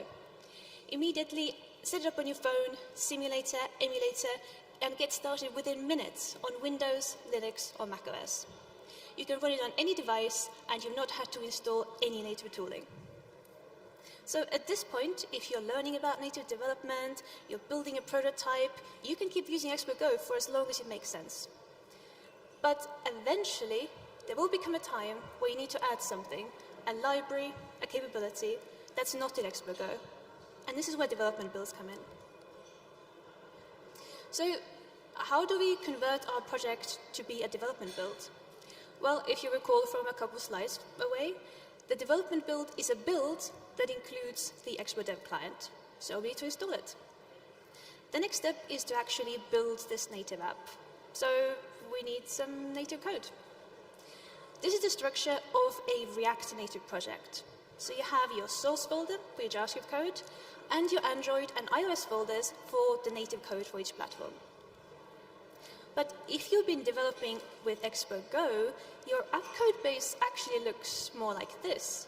So this project is actually also using Expo Router. So we have an app folder for our file system-based routing, and a components folder, and everything's in JavaScript. No native folders in sight.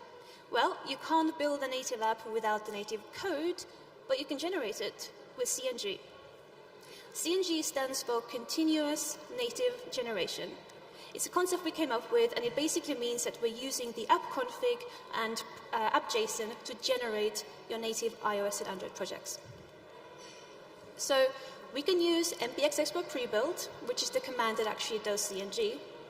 Now, in the past, before CNG and the tooling that goes around it, you would have had to manage these native directories yourself. But now, today, with CNG, the recommended workflow is actually add the iOS and Android directories in your git ignore and never edit them directly. If you've never used CNG before, just imagine how much easier the upgrading React Native experience would be if you don't have to edit any of the native files manually. Now, at this point, you do actually need to build this native app. And one way to do it is, of course, on your local machine. You install Android Studio and Xcode and run the builds.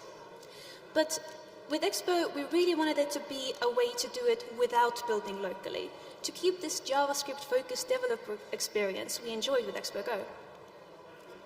And the way to do this is to build in the cloud with EAS. EAS is a cloud service that helps you build, develop, and deploy React Native apps. You can actually use it to build any React Native app. It's just got a deeper integration if you're using Expo. You don't have to use EAS. You can build it locally. You can use a different cloud service, etc. But EAS cloud builds do enable you to get around some of the major pain points of React Native development. This here is an EAS JSON file, which we use to configure the various types of builds. The builds can be triggered locally via a CLI command. And in the default config, you get the dev, preview, and production profiles for the three main types of builds that you need to do. Dev for local development, preview for sharing a built bundle that's installable on devices, and production for the store builds. Using a CI tool for local development might sound a bit unusual at first, but given that in a React Native app, the majority of the development is done in the JavaScript side, it actually makes sense. Let me show you what I mean. This is a video of me triggering a build for my Android app using EAS CLI. Since this is the first time I'm ever building this project, the CLI creates a project for me on expo.dev and asks me if I want to create a key store, the thing used to sign Android builds. Yes, please. My local code then gets uploaded to EAS and the builds get kicked off. I'd like to just draw your attention to the fact that the CLI tool automatically generated the key store for me. In fact, it handles creating, updating, and deleting all the signing credentials for dev, preview, and production for both iOS and Android. This is the same command for an iOS dev build. I've used a screenshot here instead of a video because there's quite a lot going on. If you've ever had to create or update iOS signing credentials, who's had to done that? Who's then gone to App Center and created a provisioning profile, and yeah, okay. So if any of you have never used EAS to sign your builds, you're going to love this. First, you get prompted to log in with your Apple developer account. Then, because this is a brand new app, I've never built this before, it actually registers the app ID automatically. Then the capabilities get synced. So, for example, if you add push notifications or Apple payments, they get synced automatically. Then your distribution certificate and provisioning profile will get fetched or created there, so it will reuse the same distribution certificate if you have one. And finally, for dev builds that you need to run on your device, the CI tool actually allows you to register any new devices via the terminal. And you saw a live demo of this earlier during the keynote. So this was build signing on a brand new iOS build done in minutes instead of hours.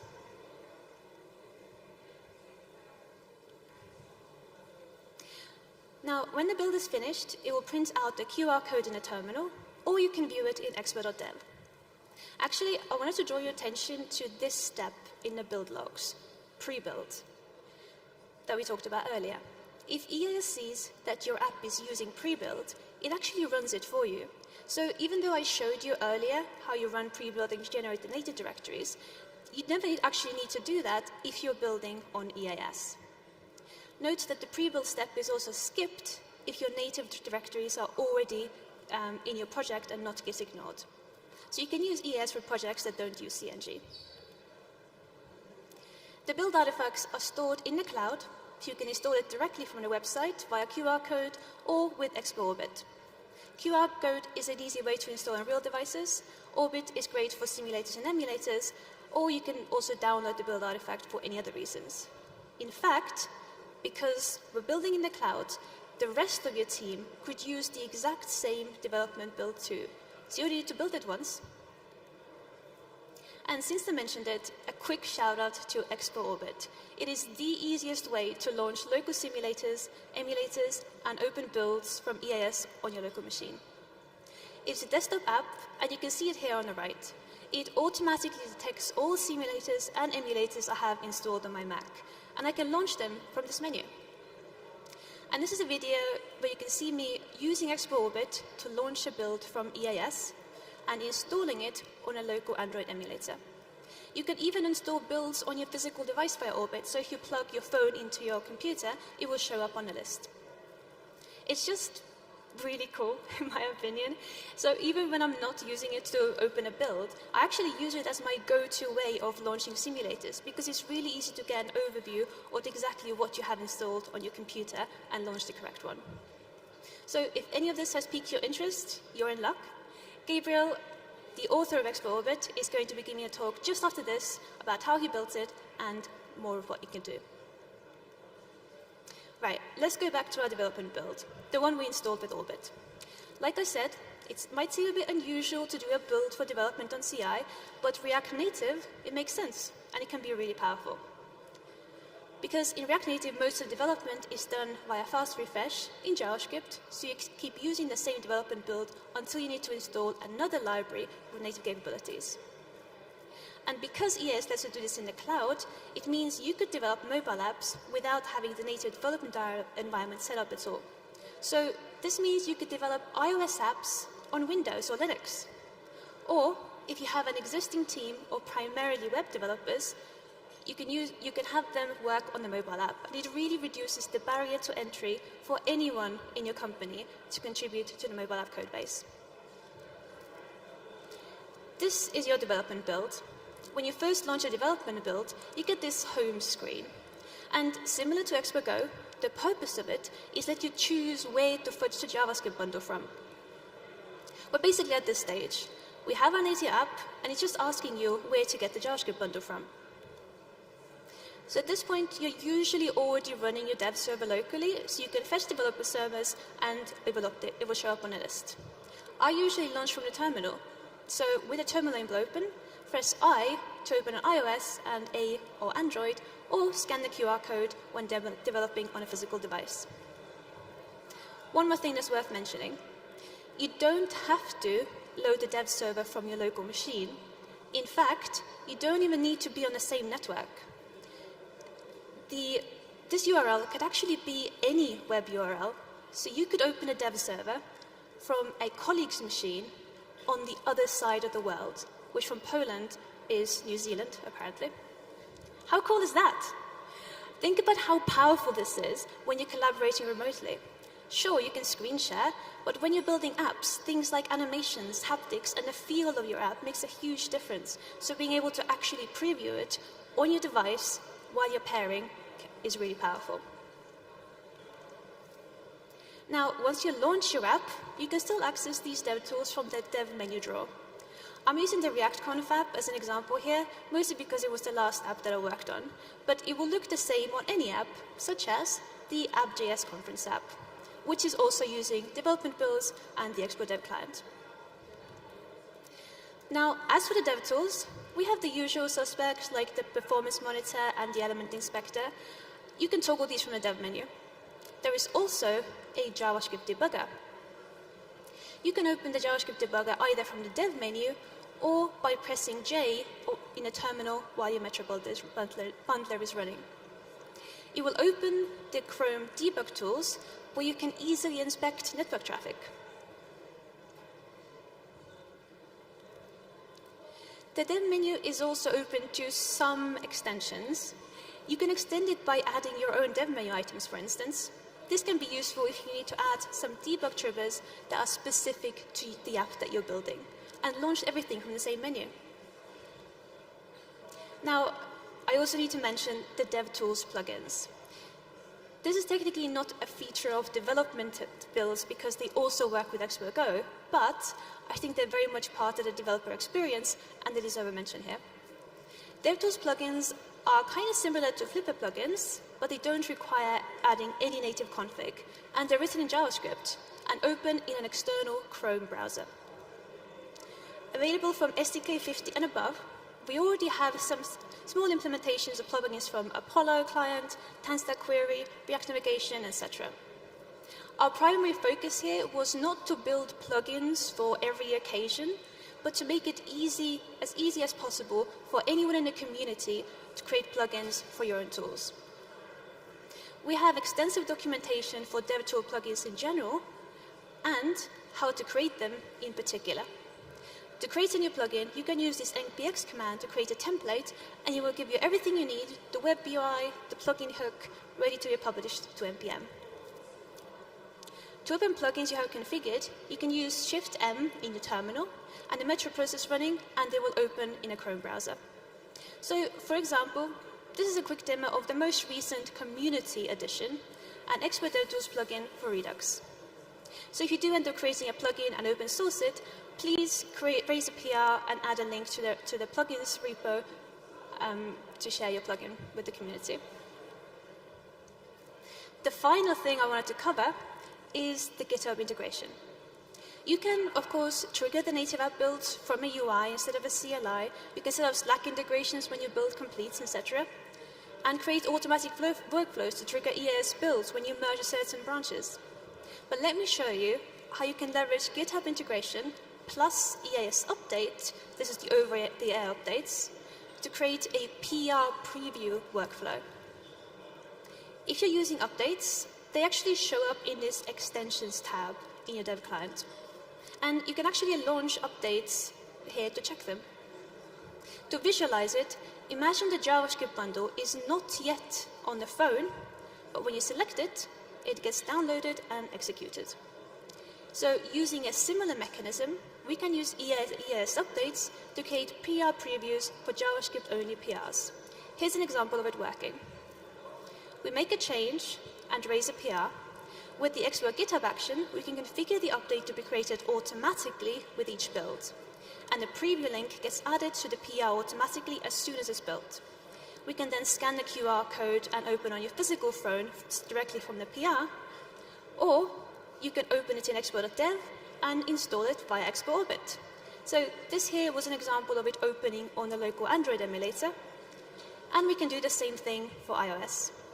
This makes PR reviews way more palatable and more in line with what we already expect on the web. All right, I think this was quite a lot of info, so a quick recap. Don't worry, there won't be a quiz. A development build is a local dev build that includes a dev client. It's basically your own personal version of Expo Go. With CNG, you can generate your native iOS and Android code. With EAS, you can, among many other things, build a native app in the cloud. With Expo Orbit, you can launch builds on simulators, emulators, and physical devices. DevTools plugins are Chrome plugins useful for library-specific debug tools. And the Expo GitHub Action integration is useful for triggering builds via UI or creating PR previews. Here are some links for everything I talked about, and thank you very much for your time.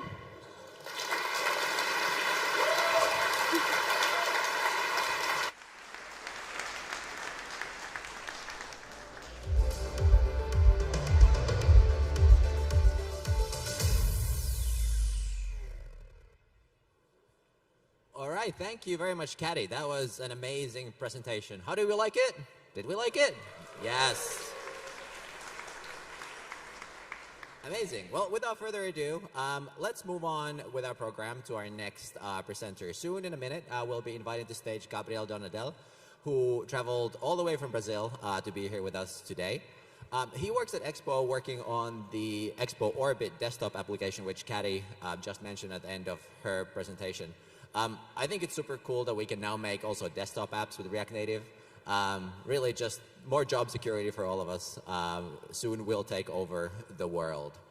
There was one fun fact about Gabriel that he told me on the backstage, which is that sometimes he gets just one random very loud hiccup.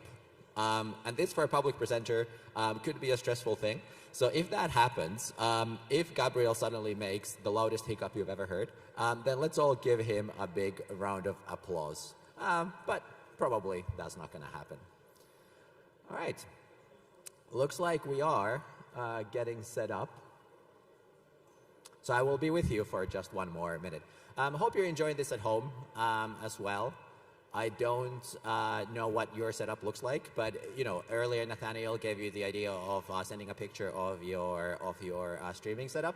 Please do send those and put those on Twitter or X, as we call it now. You can @ the conference, or you can use the conference name as a hashtag as well. But just one tip, if you take a picture of your TV or of your screen, make sure that you're wearing pants, because sometimes it does reflect back what you see, and we don't need another drama like we did last year. Am I right?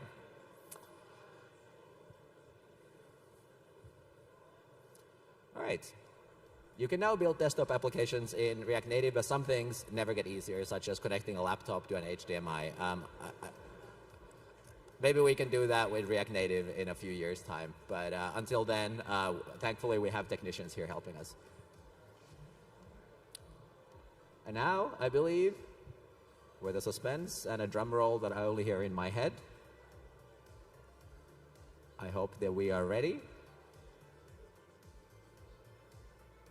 No, that was a false alarm. OK, you'll be with me for a while longer. So, Krakow, huh? That's right. That was a callback joke. All right. Well, without further ado, we'll talk about Krakow later. But now, let's get on with the program. Let's all give warm welcome to Gabriel Donadel. Dzień dobry, Krakow. How's it going? Super excited to be here. So I bet that most people here already know all the wonders when it comes to React Native for mobile development. But what I'm excited about is that with the support of so many other out-of-tree platforms, you can also build applications that are really great and interconnected, not only for the desktop, but also for a bunch of different types of devices. This is a bit about the story about Expo Orbit and how you can launch your desktop apps with ease using React Native. Okay. So, my name is Gabriel Donadel. I'm a software engineer at Expo, and I work mostly on the SDK team. The first thing that comes to mind when developing your mobile app is usually the type of devices that it will run on.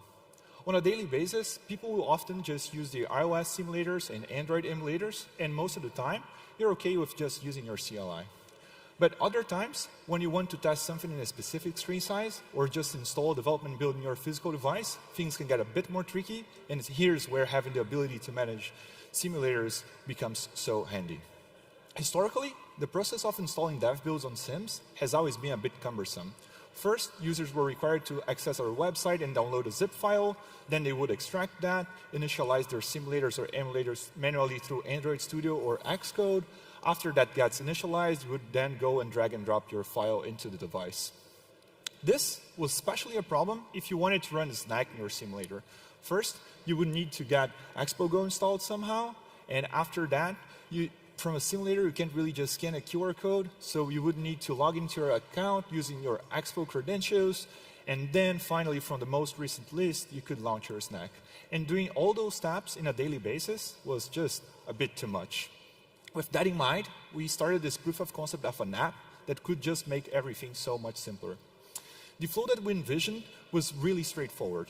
When accessing a build on our website, users would just see one button that, when pressed, it would interact with this utility app on your computer, that it would do some magic and just get your app up and running in wherever device you wanted. Yeah, great idea, but how to build such a thing, right? In parts, Expo CLI kind of already covered a bunch of that. But if we think it doesn't really have a UI and most of its features are specific to the commands that you're running on, but the idea is, what if we could leverage all this functionality that's already built into Expo CLI, but just extract what we needed? Because if we take a closer look into the Expo CLI repo, we'll see that it's basically 100% JavaScript. And here we are all React Native devs, and we know that React Native just runs JS, right? So the idea was, why not just use React Native macOS that already runs JavaScript for this? And for this proof of concept, that's exactly what we did. We went through the documentation and just created a brand new React Native macOS project. This was super fun, but after a few very moments, we noticed our first roadblock. How to reuse those functions from Expo CLI. Can we just import them directly? Can I just run npm install Expo CLI? And I won't say that we didn't try it, but things were not that simple. The TLDR here is that Expo CLI just relies on a bunch of Node.js specific APIs, which are just not really available in a normal React Native environment. So the task of just reusing this code wouldn't be as easy as we thought of just importing the functions directly from the Expo CLI. To circumvent that, our idea was to use a Node.js binary compiler. We ended up opting for PKG, but there are a few other solutions. This allows us to create a standalone executable that doesn't require the end user to have Node.js properly configured in their computer. And the good part is it could be easily just invoked from this proof of concept app that we were creating. With that, the idea is that we could just copy whatever code we wanted from Expo CLI and just implement this in a new custom internal CLI for this application. And in the future, if this proof of concept was to be validated, we could even have just a shared library that shares the logic for managing devices between the Expo CLI and this new internal CLI. And that way, we wouldn't need to re-implement any of the specific logic for managing devices. With this architecture, we have a UI using, in this case, React Native macOS that is constantly talking to this internal CLI through a simple NS task. This creates this compatibility layer that can kind of handle all different types of data, translate errors, and really just display any type of information that we want in our front end, per se. With that out of the way, we could just finally start focusing in our UI.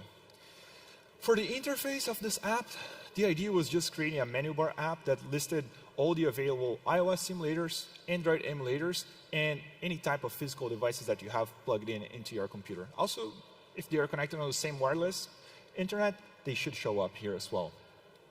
So from that list, the idea is that users could launch their devices and just install apps with just one click. For this proof of concept, this would include the basic support for some of the following things. So first, an auto-resizable menu bar window. So given the amount of devices that you have, it should just adapt to the screen size, some pretty basic stuff. So support for opening local files, aka just a file picker, support for OAuth in order to authenticate with Expo servers, some sort of navigation library that supported multiple windows, because this is one thing that when you are developing mobile, you don't really think about. But on desktop, all the time, you'll just see multiple different windows which would actually require a different React Native instance to be running on. And also auto-updating, because we would need to tell users somehow that we got a new version after they download it from GitHub. And finally, drag and drop support for just dragging your app directly into the menu bar and installing it.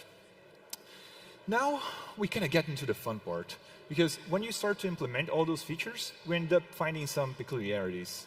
The reality is that out of 3 platforms are just not as popular as React Native for Android and iOS. And because of that, you won't really find compatible libraries for the most things that you want to do. And this is likely the biggest downside point when it comes to out of 3 platforms. Because from simple checkboxes or using a navigation router system or an auto-updating framework, you'll just need to build things yourself. Here are some of the modules that we had to create for Orbit. And as you can see, we had to implement some pretty basic stuff. This is actually a great time to inform you all that Expo Orbit is 100% open source, and you can check all the code that I'll be referring here at github.com/expo/orbit. The good news, though, is that in SDK 50, we added macOS and tvOS support to Expo modules. This is a quick example of a progress bar indicator that we had to create for Orbit. And as you can see, with just a few lines of code, we can expose these native components directly to React Native and build a UI that truly matches the macOS experience. Overall, just using Expo modules to build all those native components really sped up the development of our app and was one of the key factors that enable us to ship so fast. With the UI now implemented and most of the features that we want already developed, we just needed to establish some level of communication between our website, if you remember in the first few slides, and this utility app. If you ever use Slack, Linear, Discord, you probably notice that most of the time when you open their app, they will automatically detect that you have the if you open their website, they automatically detect that you have the app installed on your computer, and they'll either prompt you to open the content that you're seeing inside the app, or they will do that automatically. But the problem is that from the browser perspective, there's simply no such API to check if an app is installed, and even less the features that it supports or which version it's running on. And the official native supported option would be just using a custom protocol, but you better pray for it to work, because you can't even detect if the app is really installed or if it was successfully opened or anything like that. If you have the app installed, the only thing that the browser will do is show this pop-up, and if you don't have the app installed, it won't show anything or give any feedback to the developer. So if we really wanted this interaction to be smooth, we would need to circumvent this annoying pop-up somehow. What we ended up doing, and most other apps do as well, is just running this local server while the app is open that can be fetched directly from our website, and we can retrieve whatever information we needed. For Orbit, we created 2 main routes. One that returns the status of the app, and another one that allows us to open builds directly. Here I have some quick tips if you want to do something like that. So always define a random set of ports, because a bunch of other applications may try to run a local server in the ports that you're using. And also, as a quick reminder, just to prevent unauthorized access, make sure to check the request origin for whitelisted domains. Finally, for the users that still don't have the app installed, we can use in our website a library called Custom Protocol Check, which will detect when we try to open a dip link if we get the blur event for a small second. And if that blur event does not get triggered, this means that we should show the pop-up asking users to download our app. So combining all of this, we finally got our proof of concept working on macOS. And here's a quick demo of how you can launch simulators on Mac. And in a similar manner, here's how users can now just launch their builds from our website. I guess you kind of already see that with Kadi's and the other presentations, right? But the nice part is that this represents a 10x speed improvement in the developer experience of launching builds. This process that was done daily and used to take 50 seconds will now, in a normal day, only take 5. And here's how you can do the exact same thing, but directly from Slack. So it's blazing fast. And given the flexibility provided by the way that React Native works, we can easily implement a bunch of cool features, such as opening with Orbit directly from Finder. And those small details is what just makes the whole experience feel super native. So, with all these pieces in place, the next logical step for us would be just adding support for update previews. As some of you may know, update previews rely on this thing called runtime version of your app. And unfortunately, from an ADB and Xcode internal CLI perspective, you can't really retrieve all the necessary information from a remote app or an app that's not in debug mode. So to simplify that, what we did for Orbit was just try to download the latest dev build available on EAS for the specific runtime version that your update uses. And if that's not available for any reason, but you already have the app installed on your device, what we'll do is just fall back to the custom deep link schema and just launch the update directly for you. And as you can see, and again, this was kind of already shown, right? Here's how you can launch updates super quickly. Cool. Okay, so with the macOS version published and our proof of concept finally validated, it was time to start expanding to other platforms. Just a few days after the announcement, people already started asking, Windows support when? And to be honest, I generally thought it would just take another week. Infamous last words, right? Given that we use React Native macOS for macOS, it would be logical to think to just use React Native Windows for Windows. But sorry, Microsoft guys, we couldn't quite make it, because React Native Windows just generates, or at least by default, it generates UWPs, which are Universal Window Platform Applications, which, to be honest, they kind of work for most cases, but it wouldn't really cut for Orbit. Because Orbit needs to perform tasks that are only available through the Win32 ecosystem. This includes things like working with any file on the disk without the user intervention, reading keys from registries, or just using the system tray API. And in theory, we could make that work by creating our own custom Windows template and setting up a custom Win32 app, but Microsoft is already working on implementing Fabric, and along with that, React Native Windows will come by default with a WinUI 3 template, which would be compatible, but we're still kind of waiting for that, and when we developed Orbit, this was not available. So the solution that we found was to basically just rely on the great support that React Native Web and Expo CLI already provide for the browser, and just go with Electron plus React Native Web. Here are some of the reasons why, but overall, in that way, we could just export Orbit's bundle using React Native Web and load it inside this desktop environment through Electron. Electron comes with full support for things that we would need, such as the Windows 3 API, and as it essentially just runs a Node.js process, we could directly invoke our JS CLI that I was talking in the beginning without even having to rely on PKG to create the single executable application thing. There's also the fact that Electron has widespread adoption in the software industry as being the framework for creating cross-platform desktop applications. And a lot of big desktop apps that you use on a daily basis already use it, such as Linear, VS Code, Discord, and Slack. But we all know that Electron also has its own quirks, and this is especially when it comes to what we React Native developers would call native modules. So, quickly explaining, the Electron architecture works similar to React Native in some aspects. It basically has two main processes, the main process and the renderer, which both have different responsibilities, but they talk through this thing called the context bridge. Just quick recap, when you want to develop your native module in Electron and essentially just use a function that has access to the Node.js environment, you need to implement this in the main process. And for you to have access of this function inside the UI, you must first register it using the handle function on main, then you go to the preload script and expose it through the context bridge and the IPC render invoke to then finally use it inside React Native Web, calling your function from global.this. But doing this over and over would really slow us down, and we were moving in a really fast pace. Also, this would just add a bunch of boilerplate code to our repo. So we ended up creating this thing called React Native Electron modules. With React Native Electron modules, we can just use the same Expo module syntax that we are already familiar with and build our own custom Electron modules with ease, but this time just using JavaScript.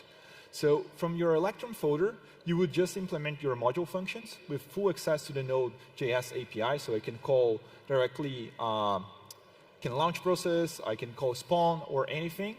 And the only requirement is that I export this using a unique name. After that, we register our module inside the main file. Yes, doing that. And then you're kind of good to go. On the React Native website, you just need to call your module using React Native Electron module.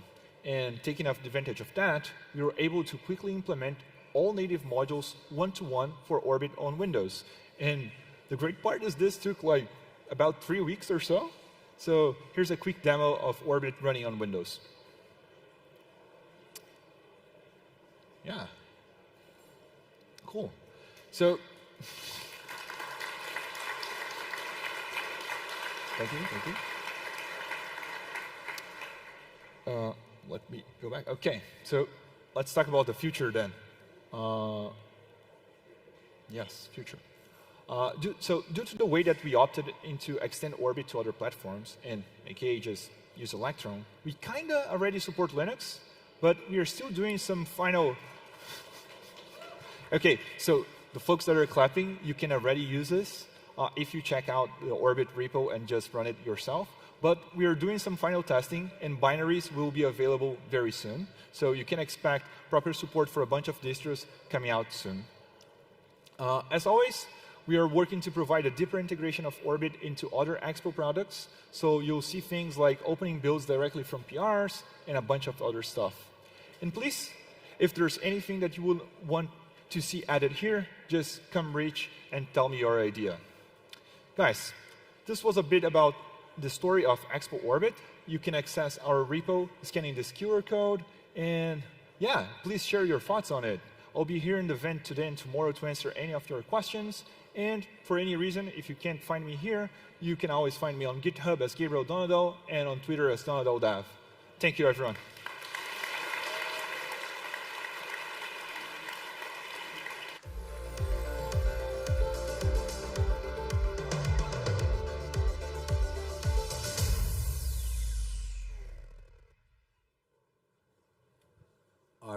All right. Thank you, Gabriel. That was an amazing presentation. Now, let's just keep this show rolling. Let's get the tech setting up the next laptop so I don't have to be here too long and come up with anything exciting to say. So let me just tell you a little bit about the next presentation. The previous one was, interestingly, it was titled Putting React Native on Desktop into Orbit. But the next speaker is quite literally helping us put things into the orbit using React Native. Aaron Greider currently works at SpaceX, and they are using React Native in the Starlink application, which this presentation will be before. But I just learned that previously he worked at Tesla, where they also use React Native. So it seems like the opportunities are endless. I don't know much about what else SpaceX does except send rockets into space. But Aaron is very interested in colonizing Mars. So maybe in a couple of years' time, we can also deploy Expo applications into Mars, quite literally.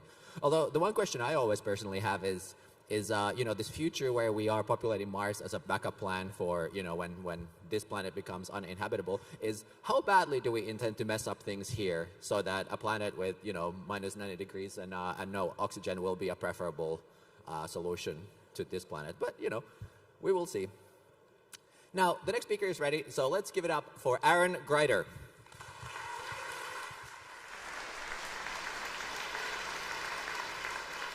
Thank you. Good afternoon, everyone. It's so exciting to be here in Krakow. And I'm going to go today into how we built the Starlink app, which I think is a really interesting story. But first, let me start with a quick intro on myself. My name is Aaron. I'm a software engineer at SpaceX. Started my career in native iOS and Android development, but I've since focused on React Native. And I've done some cross-platform work at Microsoft. Most recently, before SpaceX, I was at Tesla, working on the Tesla mobile app, which is also a really cool example of React Native. And 3D, if you haven't checked it out, definitely recommend it. But now I'm a software engineer at SpaceX, and I work on the Starlink user experience team. So our team is 4 engineers, and we're responsible for the Starlink app among a bunch of other projects at SpaceX, so we definitely keep busy. But the thing that I really love about SpaceX is that we have this principle of extreme ownership. We own our products end to end, which means we are responsible as individual developers on the product management and requirements gathering, on the design and UI side of things, on the engineering, and on the data analysis of, is this feature performing well? So a lot of these examples that I'm going to give in this talk, these are things that our entire team has owned and executed on an individual basis. If that sounds interesting to you, quick plug, we are hiring on our team, so reach out to me if you're interested in possibly joining us. We'd love to chat with you. And even if you're not, follow me on X. We'd love to share more content there. All right, let's hop into it.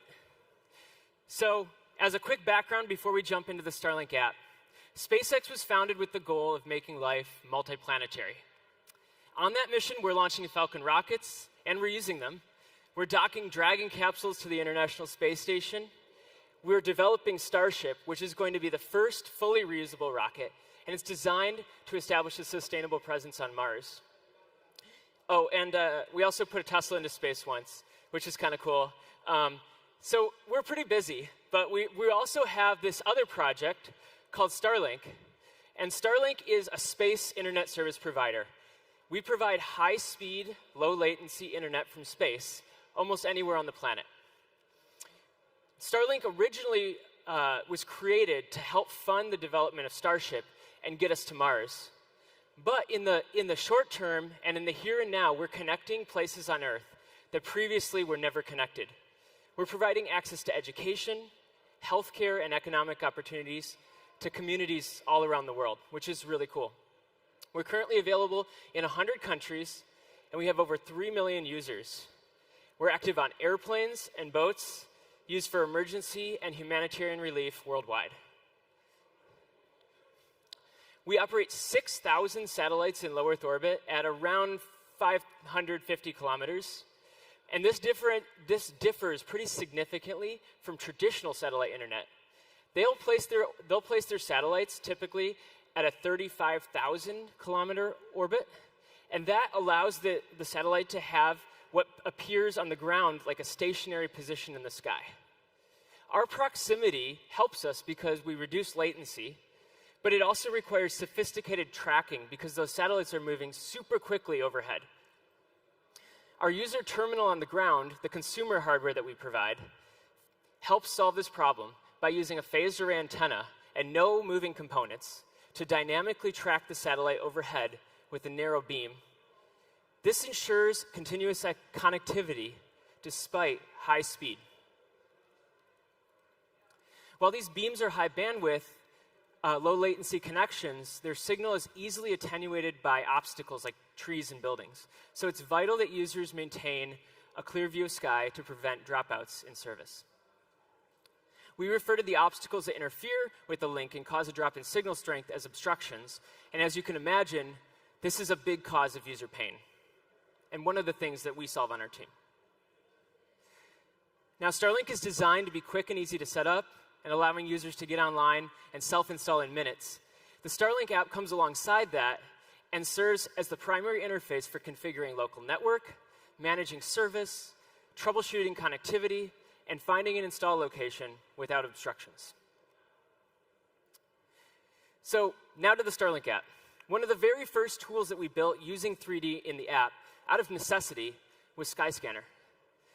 With obstructions being such an important part of having a good experience with Starlink, we're using this tool to help users understand what they should expect at their chosen install location, even before they purchase the hardware. For the user, the experience is really simple. You scan the entire sky with your device's camera, and then you wait while we generate a map. That map reports locations of expected obstructions, and we estimate how that will affect your service. Under the hood, Skyscanner leverages advanced image recognition and 3D visualizations to make the process of scanning and viewing the results more intuitive to the user. So how does it work? Well, when a user begins scanning the sky using their device's camera, we indicate progress using points projected in a 3D sphere. This is actually a 3JS 3D view that's being overlaid on the camera.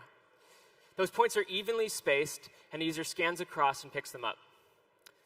We're using Expo GL and 3JS for the real-time rendering of the dots, along with that black area below, which is a field of view projection of what we would expect the hardware to see.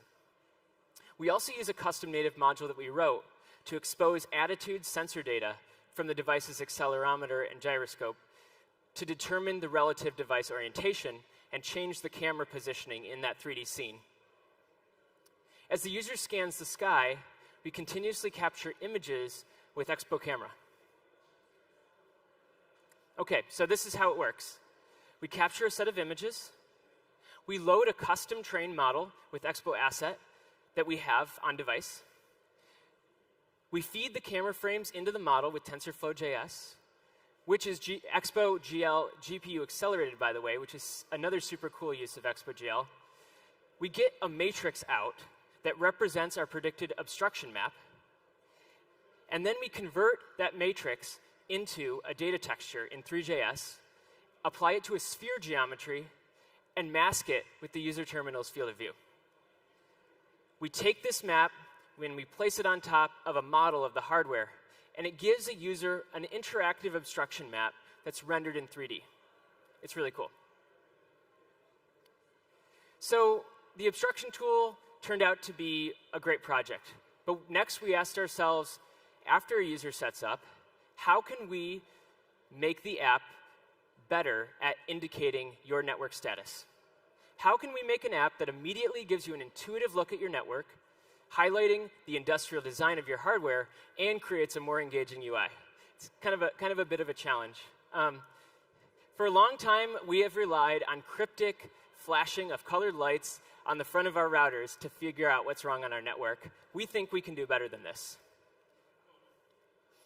Ultimately, this is so cool. We decided to build our app around a 3D scene completely that's a rendering of the user's current network topology in their Starlink setup. This approach has a variety of really, really compelling benefits for users. First of all, we talk a lot about building user intuition at Starlink. We want users to have a strong mental model for how their hardware is operating together. So we transition the 3D scene seamlessly as you navigate between screens. This not only gives the app a sense of cohesion, but it also gives a sense of place in the overall network topology, the physical topology.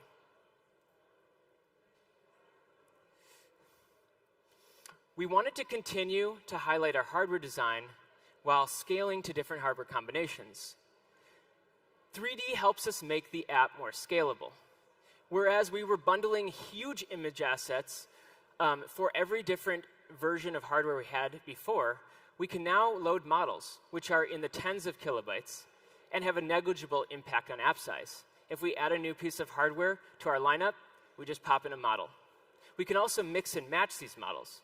Because we ship both a Starlink user terminal and a router in the kit, if someone swaps that router out with a different one or a newer generation, that will just be reflected in the app, no new assets needed.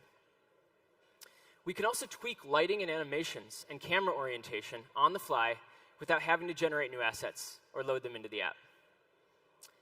Finally, we can represent basically a unlimited number of device states.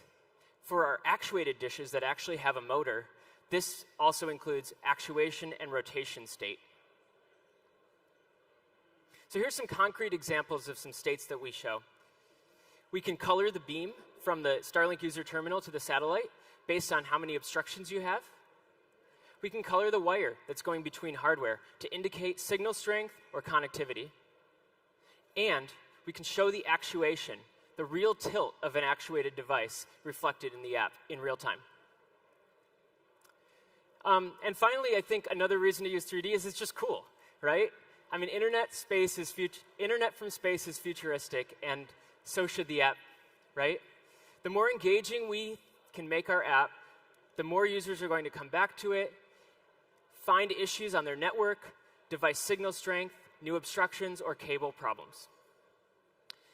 One cool thing that we did for April Fool's Day this year was we added Mars mode as an Easter egg. This literally took us 5 minutes in the app after the model was generated. We just plopped it in our 3D scene, added a little toggle, and it was done. Super cool. So we can build a production app centered around 3D in React Native. We've kind of proved that out. Hopefully this is causing you to think about, hey, are there ways that I can incorporate 3D into my app, even in micro interactions? I wanted to hop through a few of our implementation details in case any of them are helpful to you. One of the key enablers of our entire app, really, is Expo.gl, and it's an awesome library from the Expo team. Expo.gl acts as a bridge between WebGL and OpenGL, allowing us to use WebGL code and run that natively in our app. This is what this cube looks like in WebGL. Yeah, that's a lot of code. So we're probably not going to be able to scale that to build all of this 3D work out. Luckily for us, there's a library called 3JS, which is a general purpose 3D library, and our code gets a lot simpler. This abstracts a lot of the complexity for us, but unfortunately, it's an imperative API, and we use React hooks and state, and it's hard to plumb this to a 3JS scene.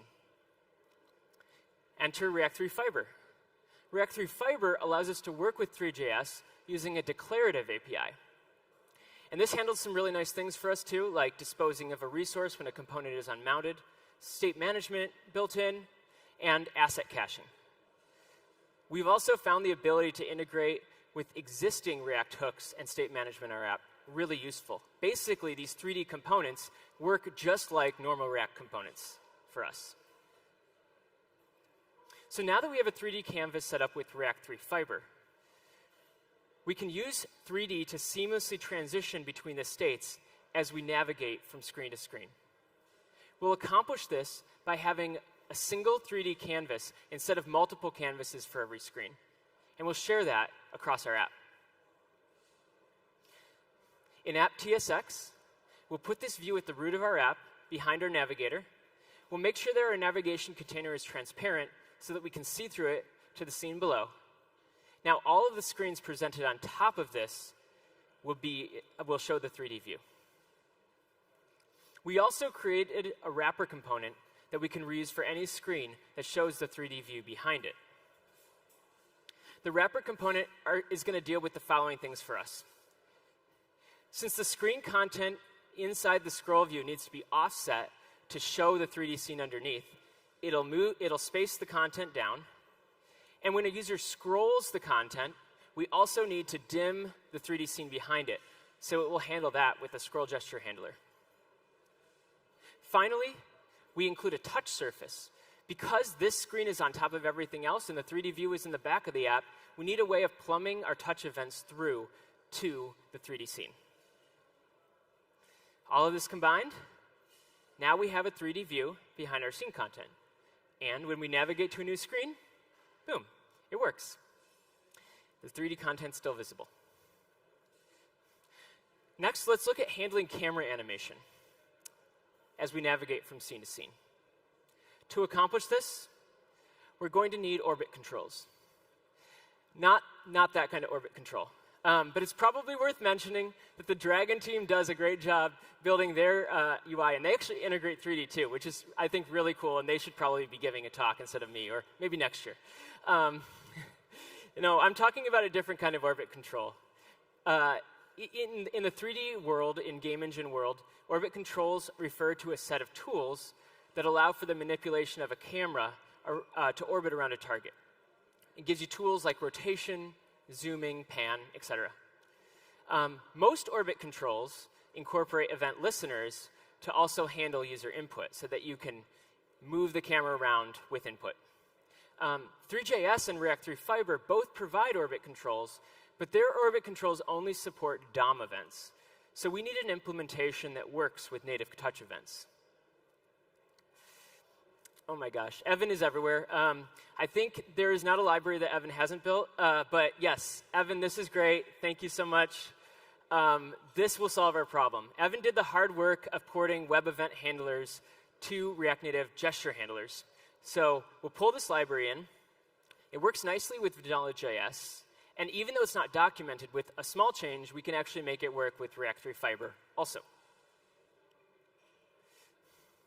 Now, looking back on the completed app, notice every time the screen transitions, both the camera position in 3D space and the target that the camera is aimed at change.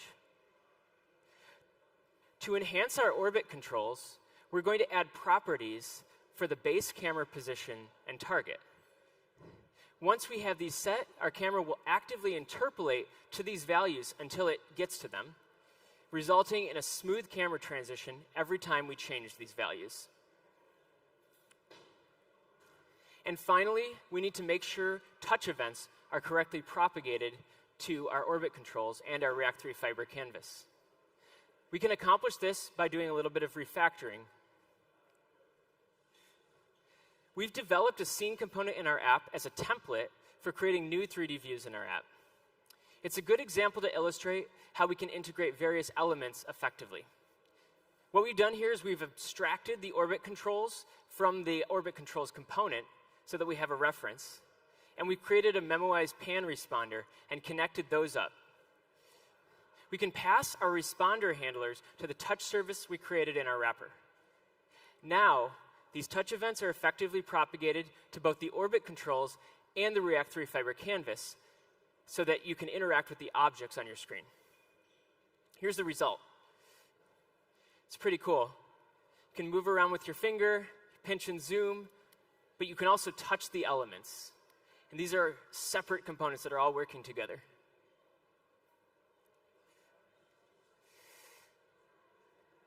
Bringing this to our app, we can use this new base camera position and target, and anytime a screen is focused, the animation should seamlessly transition from the previous state. And that's what that looks like. So React 3 Fiber isn't without some challenges, and I just wanted to address those too. The iOS simulator doesn't support hardware OpenGL acceleration, which means you can't do development of 3D in the simulator. We don't actually use the iOS simulator hardly at all because of that fact. Our JS implementation is also restricted to one thread. We can't use reanimated with 3JS. It's not supported. So we sometimes can see stutters in animations if the thread is locked up. 3JS also really doesn't have a native focus, neither 3JS Vanilla or React 3 Fiber. And so support is minimal. There's tons of features that don't work correctly. You can't take everything out of the box. And we had to re-implement the entire model loading mechanism to make it performant on low-level Android devices. Also, we're not done yet. There's so much more to dig into with this 3D experience. And I'm excited about the new opportunities. There's a new library that's coming out soon that I've heard through the grapevine about that we're excited to try out. So there you have it, an app designed around 3D in production with millions of users. I hope that you walk away from this talk inspired to maybe take a stab at bringing 3D to your app or rethinking some of the UI, and maybe 3D is the best option. But also, I hope that you have the confidence to know that really with the combination of React Native and Expo, the sky's the limit. Thank you.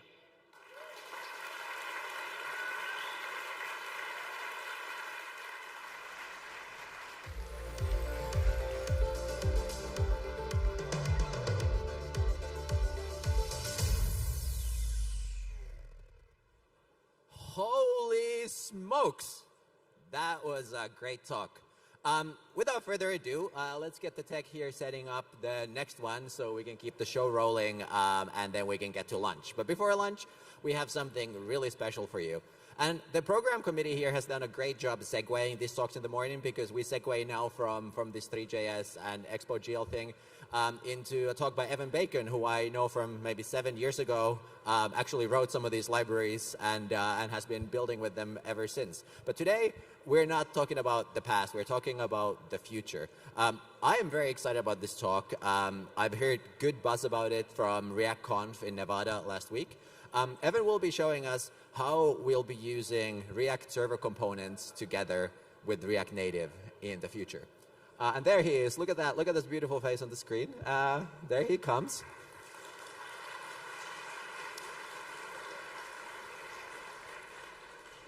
Evan is an interesting barometer of how long you've been in the industry because, you know, when I first saw him at a conference, this would have been maybe, I don't know, 2018, and Evan was quite a bit younger at the time, but he still manages to have that that youthful energy. I don't know how he keeps it up. I certainly do not have that energy anymore. Maybe it's working Expo, maybe it's the water in California. Who knows? So Krakow, huh? See, always gets a laugh. Just 2 words. Interesting.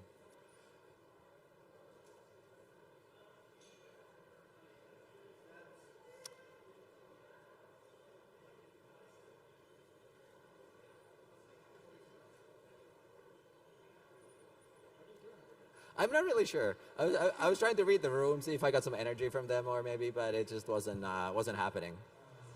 I think everybody's just like too tense, you know, to hear what you're about to say. Everything's about to change. You have to rewrite your apps. We can no longer do things as we used to. He has no idea what we're about to talk about. No, exactly. I have no idea what we're about to talk about. That is absolutely true. Is anybody here working on the web as well? Anybody doing React on the web? Are you using server components on like Next.js app directory? Are you liking it? Yes. I've been a big fan of that. I think now, especially in the next version of Next.js, when they will remove some of the default caching stuff, which I think everybody knew was a bad idea. I don't know why they didn't figure it out up front. I think it's going to be usable. So I'm personally very experienced, very interested in using server components on my web stuff more. But it did not occur to me to use them in React Native. So I think I truly have no idea what's coming, but I'm very excited to find out. Are you excited to find out? Okay. Good. Well, thankfully, this is my last presentation before lunch because I truly need to go and write some better material on the break. This is getting awkward, not only for me, but also for you.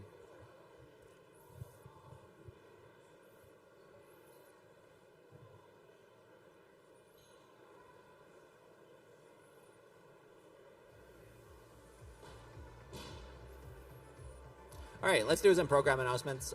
So what we have on the break over lunch, which will be now after Evan's talk, we will have the Expo expert panel on the upstairs terrace over there where the neon lights are.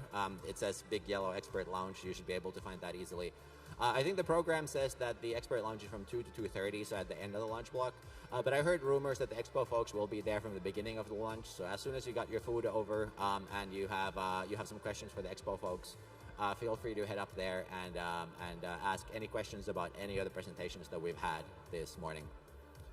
And if you are joining us from home, then you can keep consuming great content over the break. So the expert lounge, unfortunately, will not be televised. But what we will have is that we will show some pre-recorded talks from the meetup that we had a couple of days ago, so stay tuned for that. But now, without further ado, the speaker is ready, the speaker's laptop is ready, and let's give it up for Evan Bacon. Hey, thanks, Jana.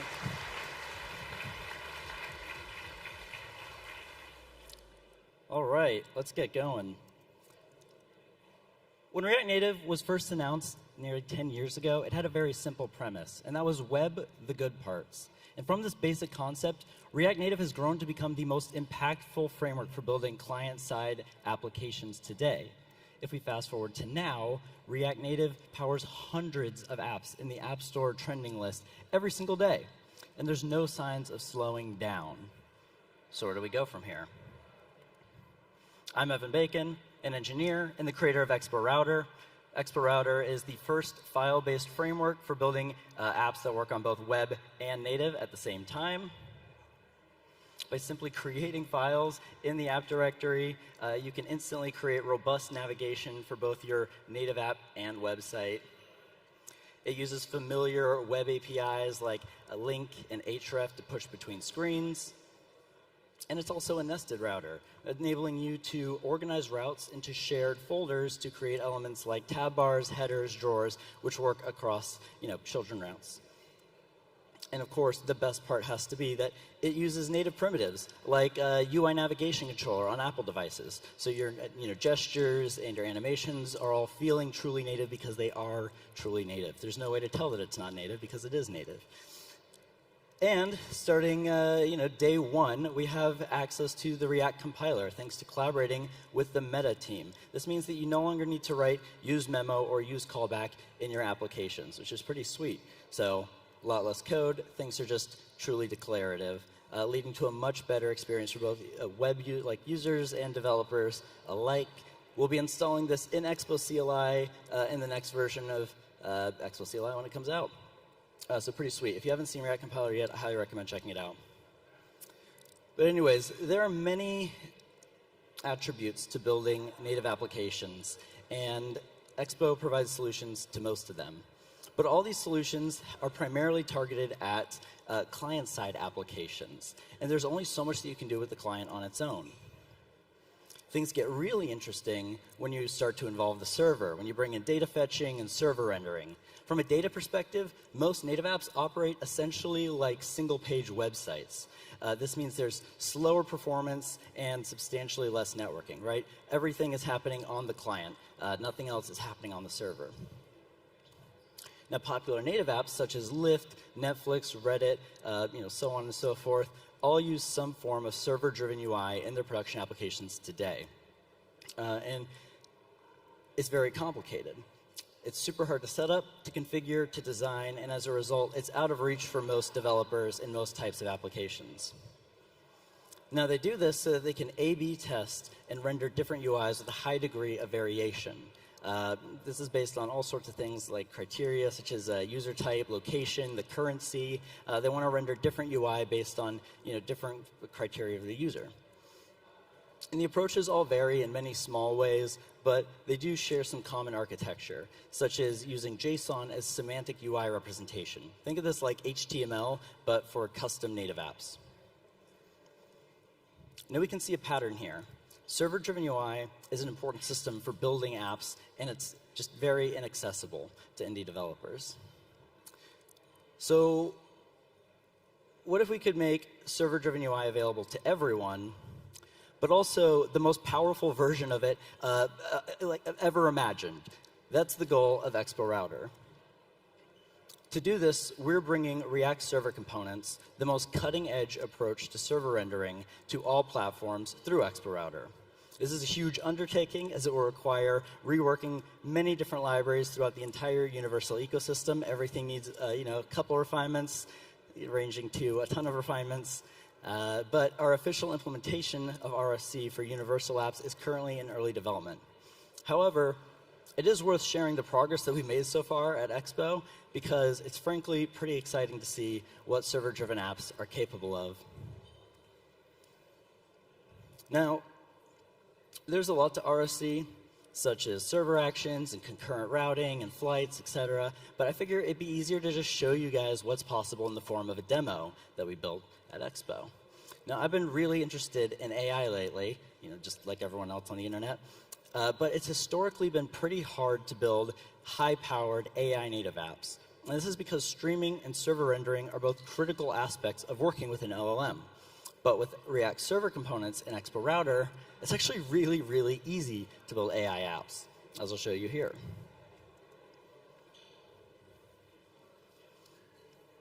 So here I have a ChatGPT-like app, which pings OpenAI via a React server action and streams in native text from the server. Everything that returns back is at least partially server rendered.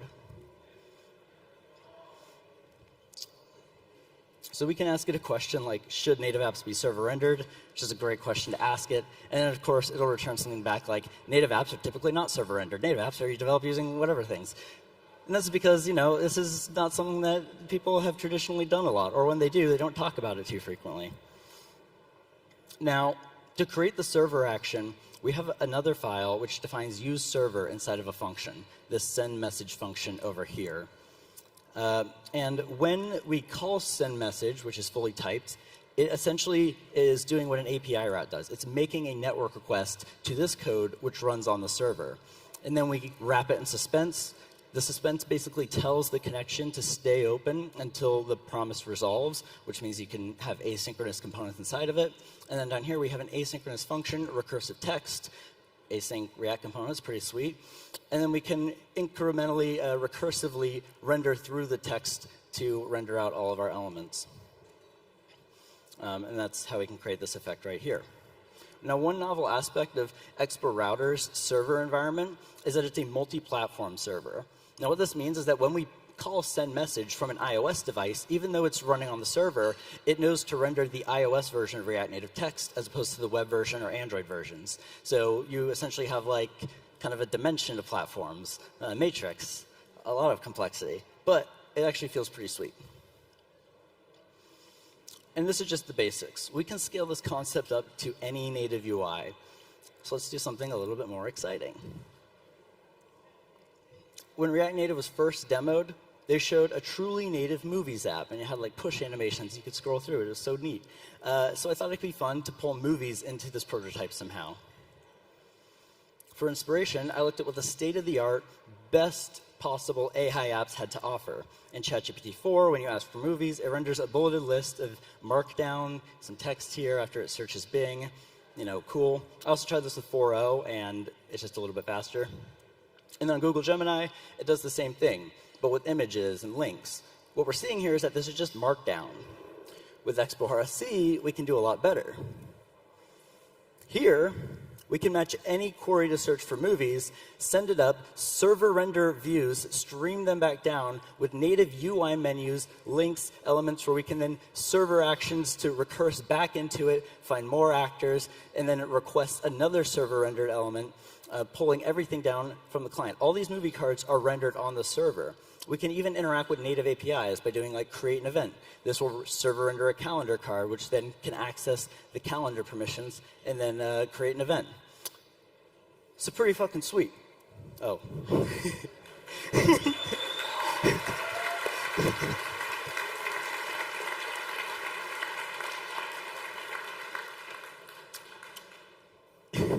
Overall, way better user experience with a lot less reading, but even more exciting than this cutting-edge developer experience, user experience, is the developer experience, because it is the same format as what we did with the text.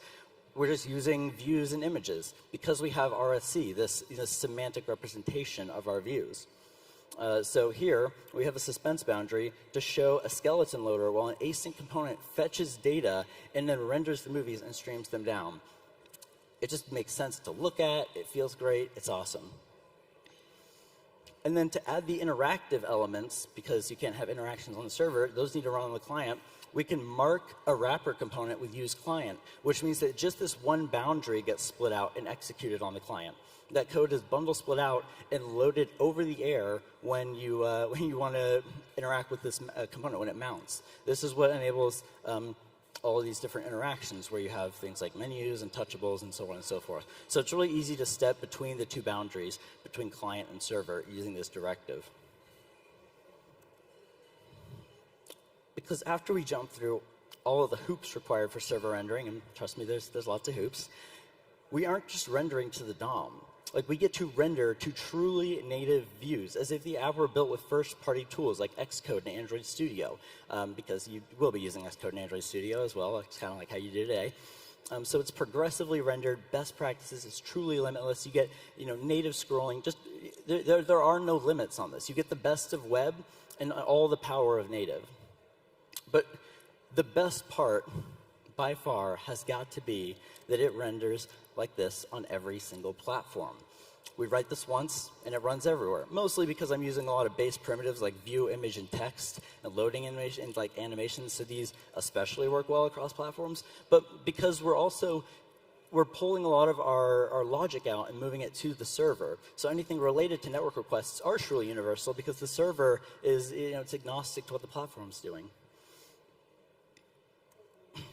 Now, this is the part where I will attempt to live demo the app that I just showed you.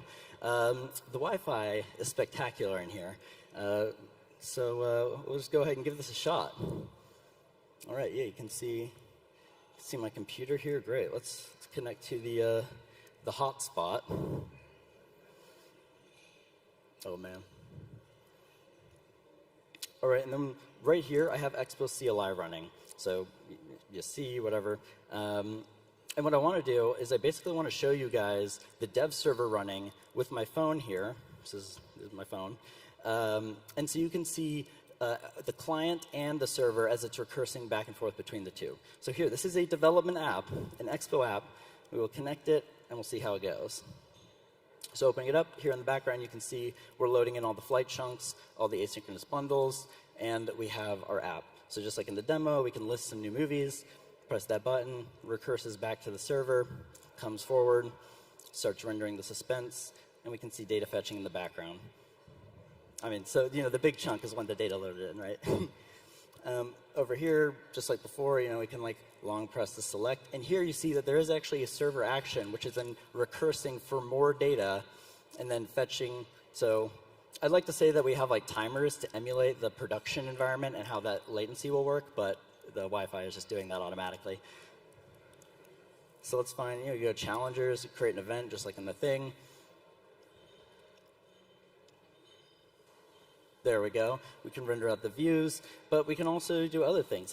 This is so easy. I demoed part of this last week, and in the last few days, I just took all of the input that people had given about what we should add to the prototype, and I just built it in because it's so easy to use, and I was really struggling to demonstrate that in the talk. So I just wrote a bunch more parts. So here we can say, show me some classic Polish music. And now what this is going to do is ping the dev server and then render down a Spotify card. And we can log into Spotify. This uses Expo auth session. Log in right there. Oh, man. Everyone look away for just a moment. Perfect. Logs in. Oh, man, it's just like you get to see all the states. Here we got all of our Polish music then streaming in. We're able to just encapsulate all of this logic, everything required for Spotify authentication in a single component, including the secret handshake that is required to get a long-lived token. Never before been anything quite like it. But we can do a lot more than that too. So let's look for, let's say, show me things to do in Krakow. Now it's going to ping the dev server back here again, any moment now. And then it will ping Google Maps. So we see it loading here. We can see the animation as it's coming through. Pinging Google Maps. There's all the Google Maps data in the background. And now we can slide through a native map component. So even though this content was server rendered, it was able to stream down to the client where we can render a native map on top of it. And then also look at just how much data is loaded in the background here. So RSC is automatically optimizing our requests by converting it into the minimal amount of RSC code required to stream down. I think if we weren't doing that, the network requests would be a lot slower. So we can come in here, and we can, let's see, we got this cathedral. We can select it, and then we can get the weather in this area, ping it back, render us down a weather card. That's pretty sweet. We can also book an Uber over here. Oh, I do have the weather set to Fahrenheit. We could switch that over to Celsius. I know how you guys like that over here. And we're still booking the Uber. We have the Uber here. We could request the Uber. Opens up the Uber app just like that, and I've got an Uber to the location. What is that, PLN 18? I don't know what that means. So we can ask the, let's see, convert 18 PLN to USD. And then it will probably stream back an answer telling me how to convert it. $4.50. That's nice. But what about all these other numbers in here, like 22 and such? Well, here's where things get really interesting. So I don't have a card to just dynamically convert PLN to USD. I didn't create that card. But the number one piece of feedback I got was that, since all this is running on the server, why don't we just have the AI write the elements, just write the code, and then render it and stream it down. So I'm going to go ahead and try that live for the first time here, and we'll see how it works. Create a currency converter component. And now what's going to happen here is that this is going to ping OpenAI, and it is going to generate the component for us. So there's no guarantee that the component will work. And it's a nice venue to have code just error out on stage. But there it is. Look at that. It's pretty sweet.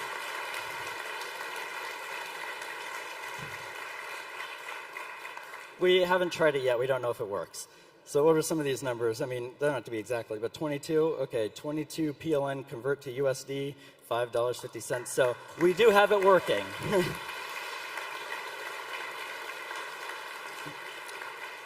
And right up here, we can see the actual code that it generated. This is React Native. It's universal code. It wrote all of this code for us. This code doesn't exist in there. We can scale this out in any direction we want to take it. So we could also say, show me the locations as a to-do list. Because I wrote this locations map thing with like Vegas in mind, and it doesn't work in Austin, like we just have flat buildings. So a different form factor is better. So here now we have a to-do list. So it's fully interactive. Like we have, we have checkboxes. I said it was fully interactive, then I remembered it might not be. Here we've got Expo checkbox. We inform it of which libraries in the SDK it can use before it generates the code out for us. So yeah, just like that. And then we've got all of the locations from before. So that is the iOS part of the demo. We can just switch back over. I mean, like we got the dev server.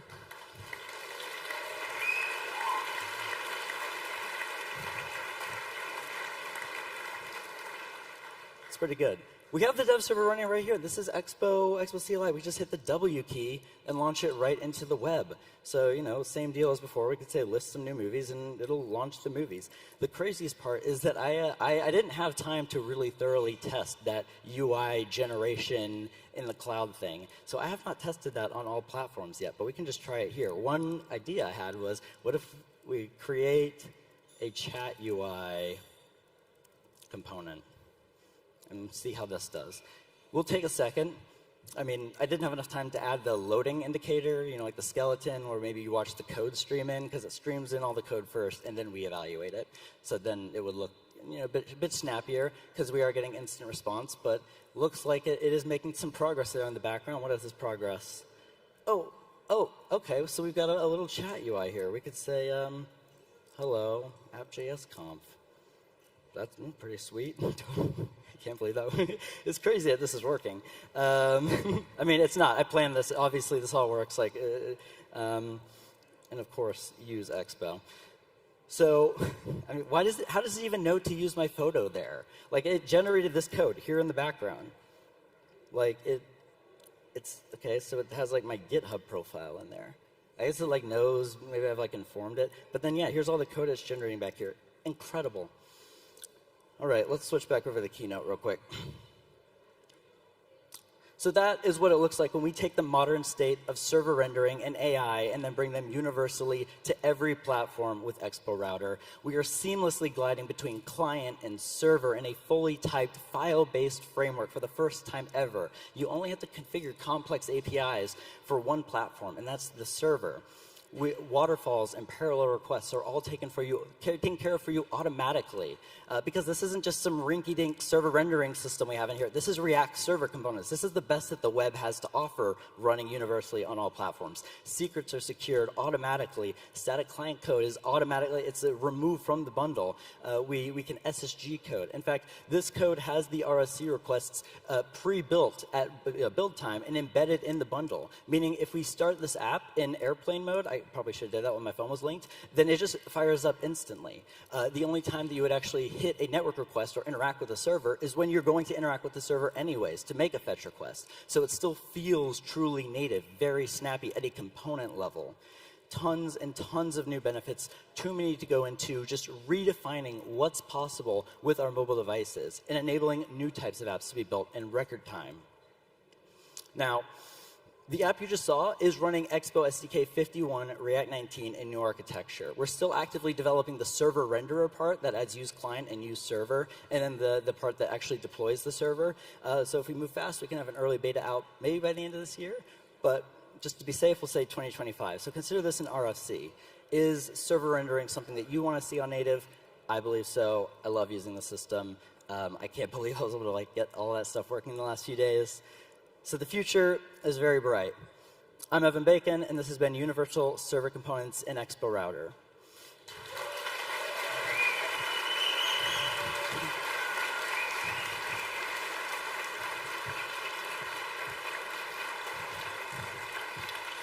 But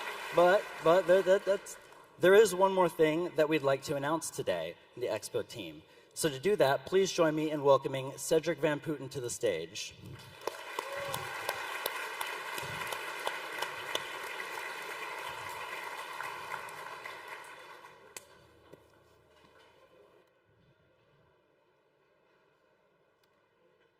Expo Router has been our most ambitious project yet. And it was clear for us from the start that traditional tools weren't going to help us build it out. So we built new ones. Introducing today, Expo Atlas.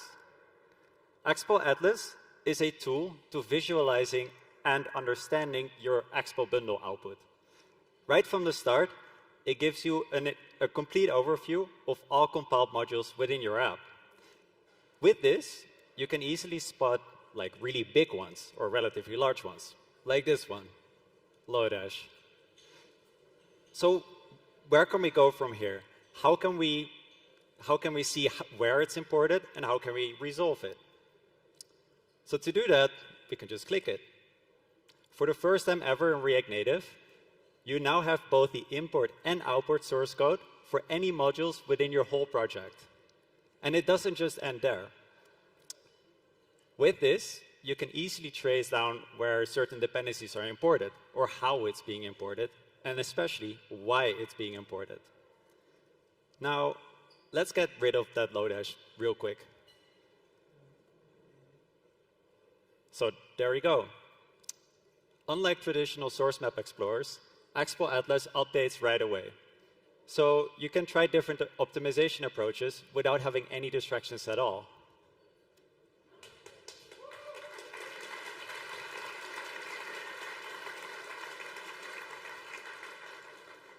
Going back to our bundle overview, we can easily spot that we just shaved 600 kilobytes from our bundle just by verifying where certain dependencies are being imported. Now, Expo Atlas has helped us tremendously. Internally at Expo, we believe that this tool has been fundamentally crucial for all of our projects. It helped us build out universal React Server components. It even helped us out create the new Metro resolver, which is up to 6 times faster. And it also required us to add support for nanoseconds formatting to Expo. It won't help your app have smooth animations, though. But it does help you iterate faster at scale, which in turn enables you to move faster and build better user experience. So try it out today. You can try it out in any SDK 51 project using this feature flag. You can also wait for the release blog post, which should be up later today or tomorrow on expo.dev.blog. And we can't wait to see how you will use Atlas. Thanks.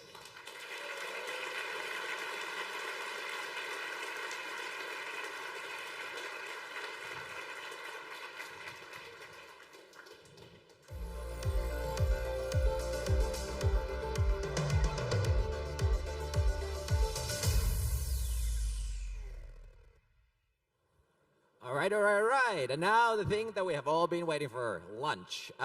So yeah, lunch is served over there behind the curtain. We have vegan, vegetarian options. It is 2024 after all. Expert Lounge is starting officially in 45 minutes up there, but you might catch some Expo people there before. If you need further encouragement to go upstairs, there's also a bar open at the Software Mansion Lounge, so you grab a beer. And if you're at home, stay tuned. We're going to play some pre-recorded talks from our meetup earlier this week. And we'll see you all in about an hour 15 back here in Krakow. See you.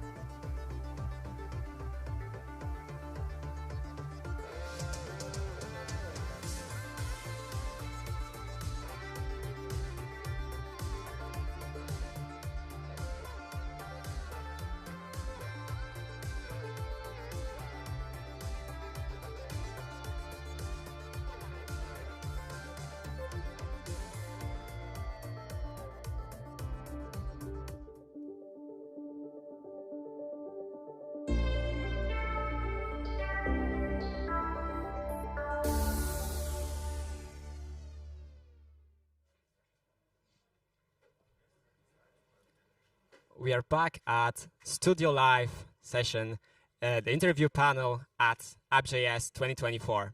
We are having Gabriel Donadel, a software engineer from Expo with us. Dzień dobry, Gabriel. Dzień dobry, Kasper. Dzień dobry, Susan. Expo is a remote-first company. I believe you're having like 50 people or something like that. And you're here at App.js. How are you feeling about that? Yeah, I mean, it's always great to meet everyone in person. We try to do that at least a few times during the year. And yeah, it's a great energy. It's a great team. Because as we all work, at least like the most part of us just work remotely, having those social activities, it's so great. Bond with the folks. You know, it's pretty nice. Could you tell us what should we expect from the future versions of Expo Orbit? You know, Orbit is this type of tool that we just really wanted to be simple. So one thing that we've been trying to improve now is, especially when installing on physical devices, this is one thing that I didn't show it here, but the idea for the future is that it would be as simple as just like pressing one button and Orbit doing all the things for you. Because right now what happens is that you kind of need to first select a few things, and if you don't have the proper provisioning profile installed in your app, in your device, it's still a bit tricky. So we're mostly working on that.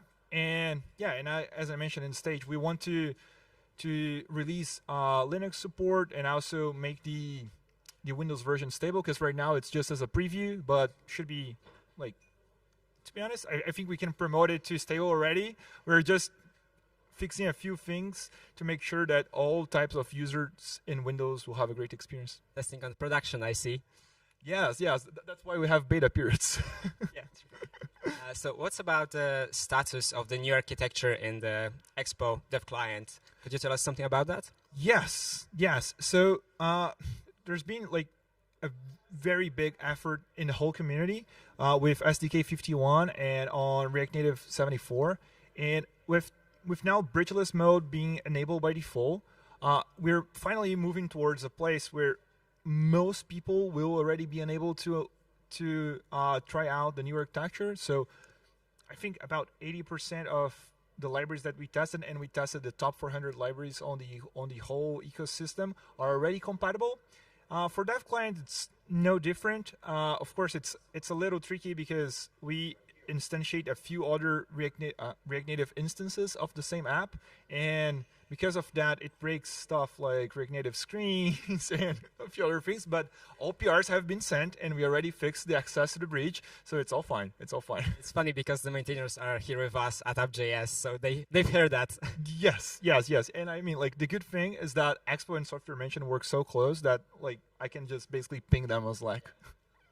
Yeah. Cool. And last but not least, could you tell us what is your favorite feature in Expo? I mean, one of the favorite features that has just been announced really is Expo Atlas. You know, like I was just expecting Cedric to finally release it publicly, because although the code was public and GitHub, we didn't tell people how to use it.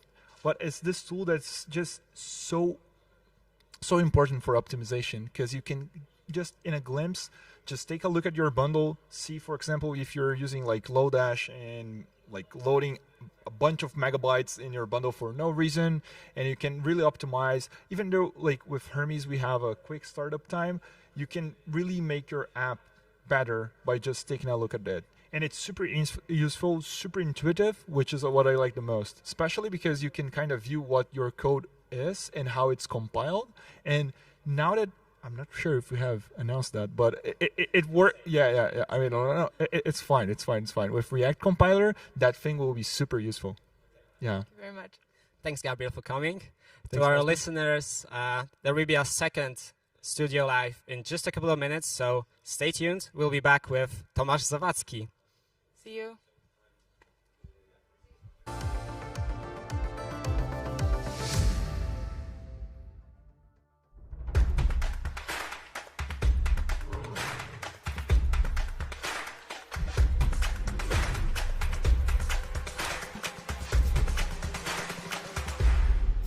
And if you want to become a Node.js developer that can build end-to-end applications, join our thriving community at nodejs.dev, and I'm going to help you master full-stack mobile development by building applications users love.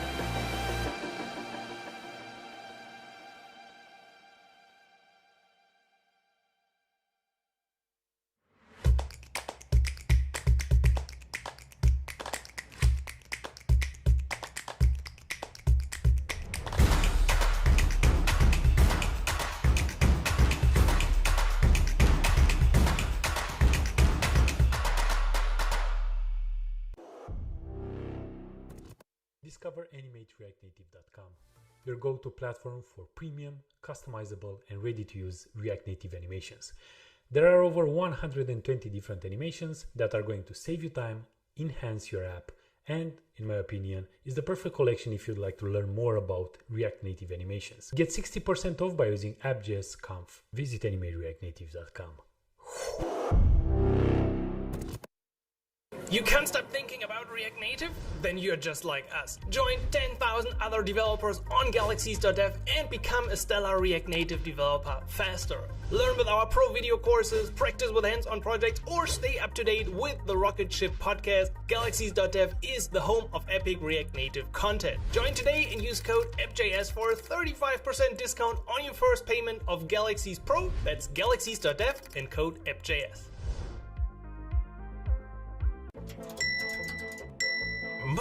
Don't panic, get Sentry. Speed up slowdowns and prevent crashes in React Native with just 5 lines of code. So your customers can actually buy your product and you can get back to whatever it is you do for fun.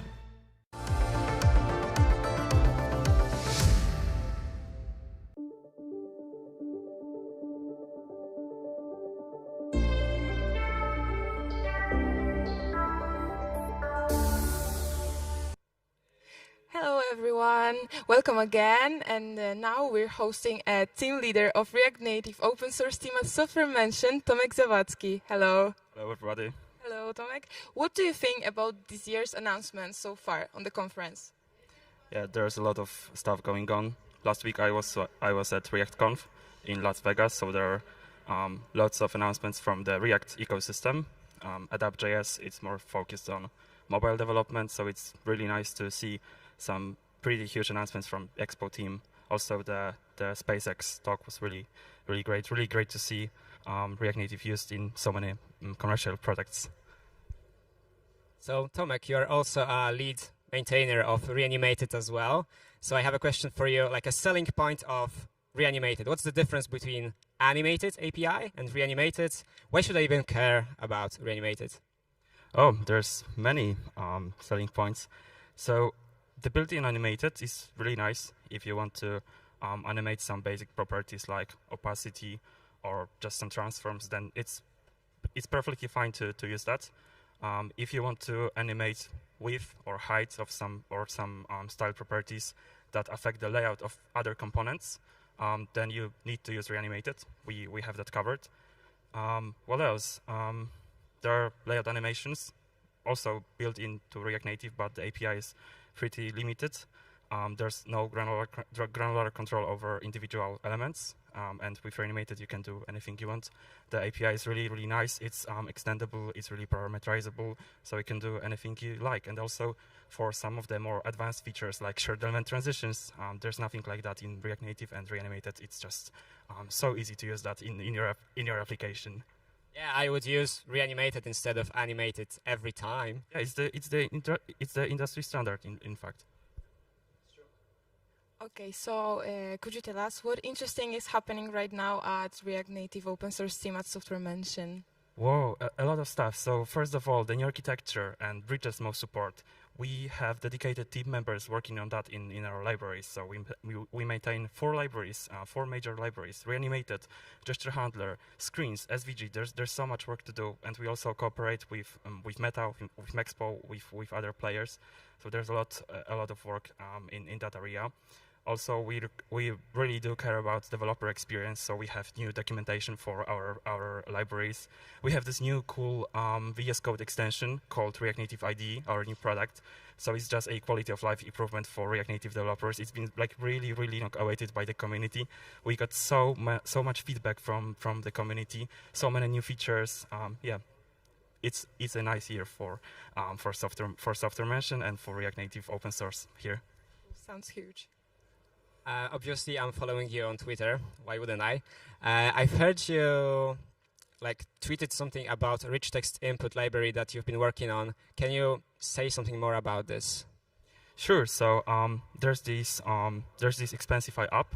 Actually, Expensify was the last year's edition sponsor, and they have like an expense tracker app with integrated chat. So you can message, you can text to other people, and they support Markdown formatting. So I was asked to add Markdown formatting feature to the chat.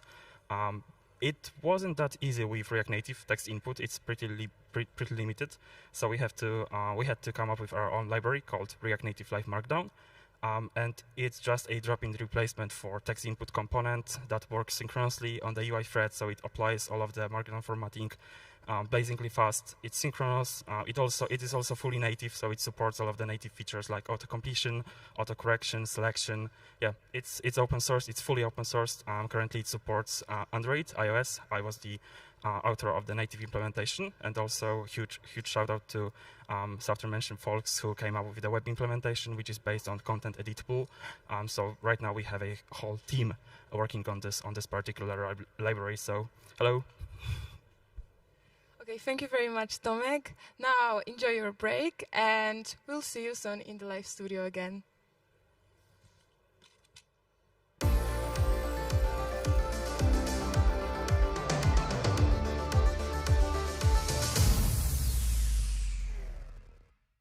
Hi, everybody. My name is Rafael Mendiola. Thank you for the opportunity to be here today. I'm coming from Boston, and I'm excited to visit Krakow for the first time and connect with the React Native community. Today, I want to discuss the React Native development workflow and talk to you about how I'm exploiting some untapped potential as I'm building my own React Native app with Expo. I realize that I'm going to be talking about Expo, and I'm doing it right at the mouth of the lion here at Software Mention. Some of the stuff that I'm going to talk about will probably be really obvious, so please take this as an opportunity to hear the perspective of a developer who doesn't really have the time to keep up with everything that's happening in the React Native space. Here's the agenda for the talk. First, I'll talk about how awesome I am and why you should listen to me. Although being here, my confidence is quickly dropping. Then I'm going to go into a meandering rant about my perspective as a React Native developer. Then we're going to go into a random tangent about Doom for some reason. And then we'll do a live demo of this mobile development environment that I built for myself. And if we're lucky, I'll probably have demo issues. And then I'll end by awkwardly lecturing you on how to improve your development process. So let's talk about me. I want to talk about my background so you can understand where I'm coming from in giving this talk. I can probably call myself an experienced React Native developer at this point. I've been building React Native apps since 2016, working as a mobile development consultant, as an employee, and I like to build my own applications for fun. Some projects that I've worked on include a React Native app for a university fundraising platform, a React Native application for a healthcare startup in Boston. I was part of a travel startup named Lola, and I helped them pivot from an iOS travel concierge app to a business travel app built in React Native. A few years ago, I joined HubSpot to integrate React Native into their existing Android and iOS applications, and that was a really interesting Brownfield integration project. And I currently work at Hinge Health, developing an app for virtual physical therapy. I originally joined to build a design system for their very large React Native application, which has over 90 contributors. And for fun, I've built a Japanese flashcard application called Benkyo. This was a really fun project for me to work on, but unfortunately, I wasn't able to continue shipping it due to App Store and Play Store restrictions. I've also built a piano chord dictionary app called Ongaku, available on the Play Store and App Stores. And I built this so that I could learn how to work with Expo, because I started out as a vanilla React Native developer. And right now, I'm working on a new Japanese study app called Itsumo Benkyo, which uses the ChatGPT API to generate random short stories and illustrations to help me study Japanese daily. And I will use that project to show you the mobile development environment that's the subject of today's talk. So I want to talk about my perspective as a React Native developer. Throughout my career, I've had the opportunity to look at the React Native development cycle from a few different angles. I worked at startups, scale-ups, and large enterprises, and I'm familiar with the frictions that development teams have at different stages over the lifetime of the app. The app can get complex. It can be hard for one person to fully comprehend all of it as it grows, and it can get stale and difficult to work with.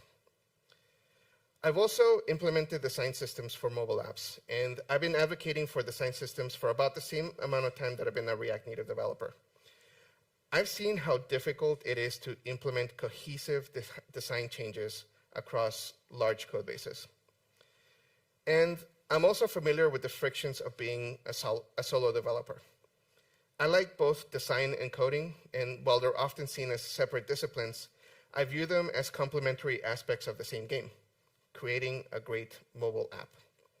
When you're a team of one, it's really evident that there's a significant operational gap between creating a design in a tool like Figma and then implementing it in code.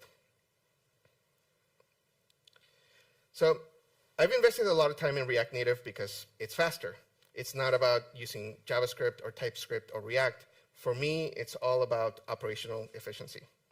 I'm probably saying stuff that everybody in this room already knows, but I like that you can share code between web and mobile. That's operationally efficient. I like that it has hot module reload, or what's now called fast refresh. That's operationally efficient. And I like that there's cross-platform compatibility with iOS and Android, and that's operationally efficient.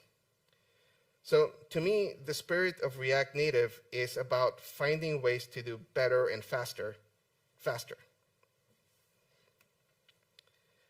So React Native has gotten better over the years. However, the development workflow hasn't changed much since 2016, when I started. I still build applications by having my editor and simulator side by side. The main thing that has changed for me is that my editor used to be VS Code and now it's Vim, but otherwise, this is still the same developer setup that I was using in 2016. Now, back then, hot module reload made this an amazing experience.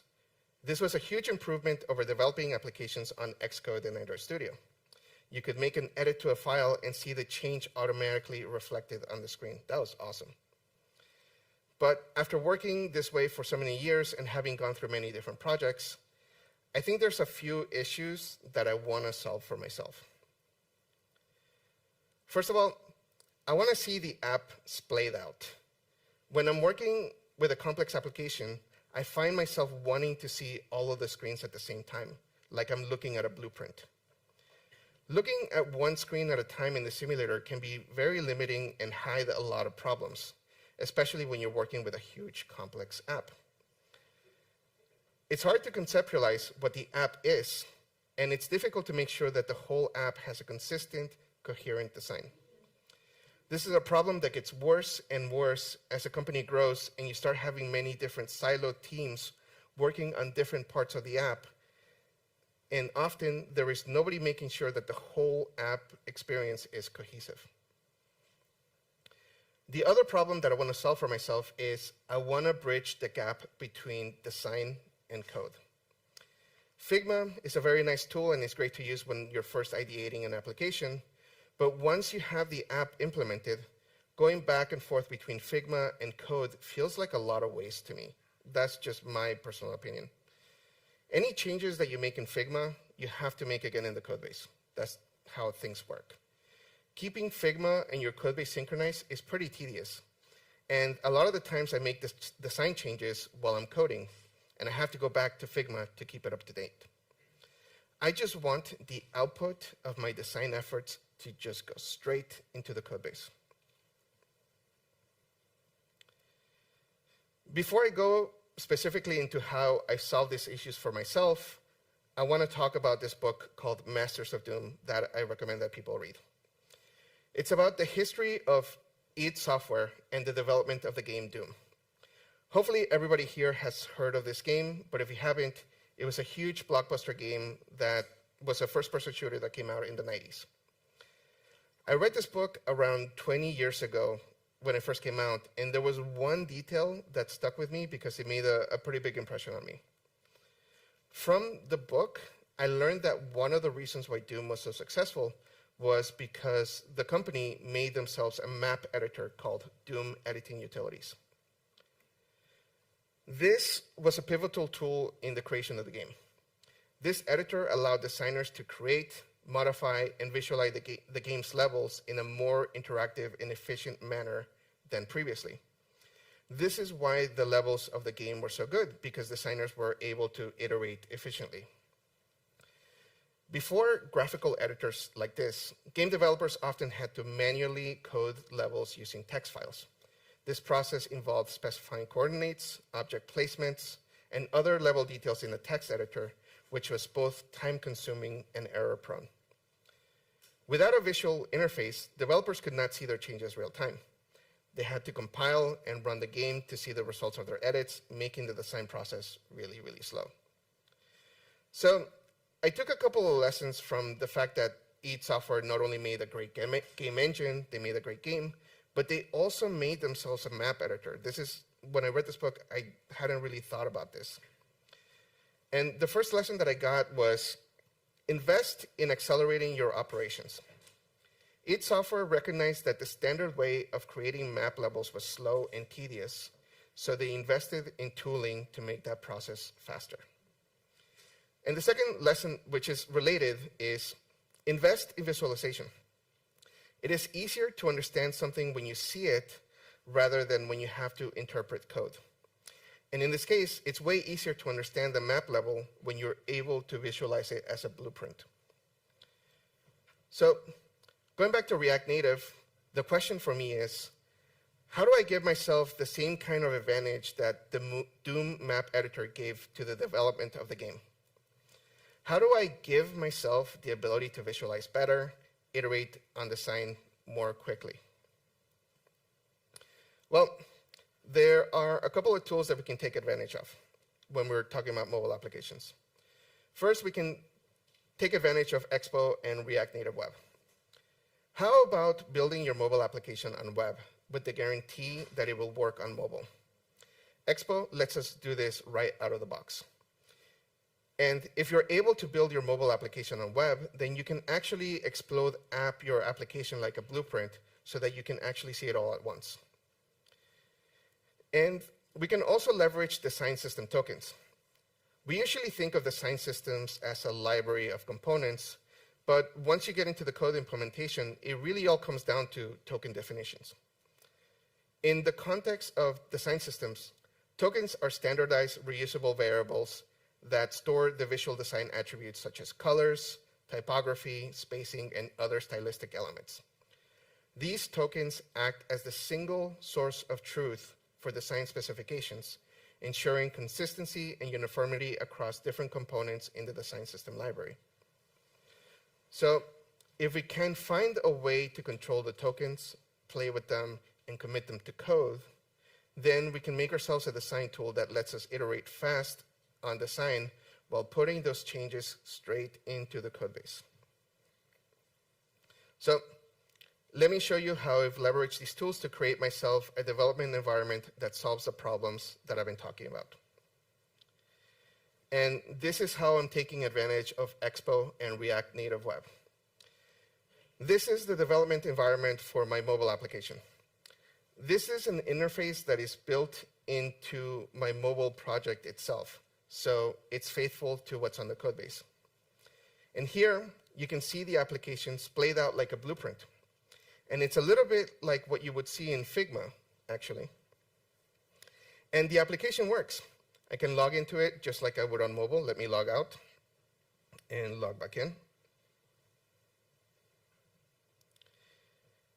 And I can click on things and navigate around the app just like I would on mobile. Let me just give you a quick tour of what the app is. These are all stories written in Japanese that are generated by AI using the ChatGPT API. These cover images are created with Dolly, and they're based on the content of the story. The only art direction that I gave was to make the images using pixel art, but other than that, ChatGPT generates a story, and it generates the image that goes along with it. And you can see here that this is a randomly generated story in Japanese, and I have the translation down here. And I have a list of vocabulary and kanji elements. I like to study using flashcards, so the whole point of this application for myself is to be able to read a passage and study the Japanese vocabulary using flashcards, and I can do a swipe. And this is all working with React Native Gesture Handler. I'm also using the ChatGPT Voice API to read the passage so I can work on my listening comprehension. So if I hit play,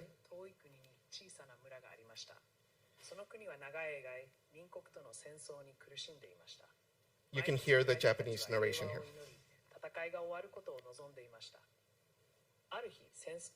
So the app is not the point of this talk. I just wanted to give you some context for why I'm building this. The point of this talk is really the editor that I'm building around the app. So I really like working this way because I can see how the whole app reacts to state changes. So I have a tab here on the side that shows me Redux state, and I can see what the state is doing as I click around the app. So I'm just going to log out again, and you can see that my Redux state is reset. I can log in again, and you can see that my Redux state is populated. And as I click around the app and make some changes, you can see that my Redux state just changes. So I just really like having a studio around my React Native application with the guarantee that this is going to work on mobile. And now let me show you how I'm leveraging my design system tokens.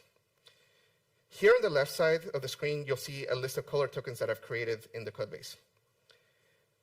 Do you ever wish that when you use the Chrome inspector and change a color, that value would automatically be added to your code base? Wouldn't it be awesome for that to be automatically modified? This is what I'm trying to accomplish. This is the time-saving thing that I'm trying to do for myself. I can click on the value of a color, get a color picker, pick a different color, and boom, my app changes if I reload this thing. So let me just show it again. I can change the color, and my app automatically changes. And I have the simulator here on the side to show you that this is also working on mobile.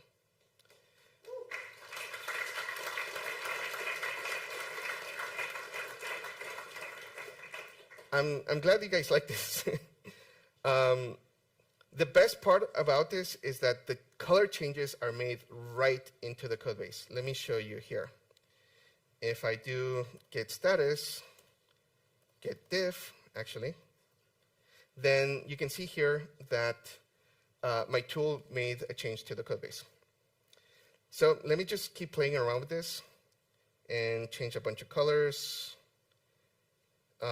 As you can see, even the editor is using my design system tokens. And I can change a bunch of things around the app. And what I really like about this is that if I didn't like this, let me just show you again that the changes that I just made were added to the code base. If I don't like what I did, I can just do git checkout dot. And boom, I am back to where I was before. So I can bring version control to my design workflow, which is really nice.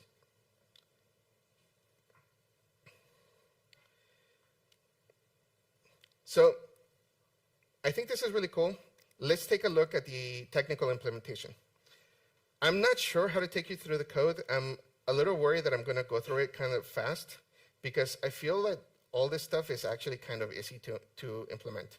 If you're an experienced developer, you'll see that there's actually not a lot of difficulty here.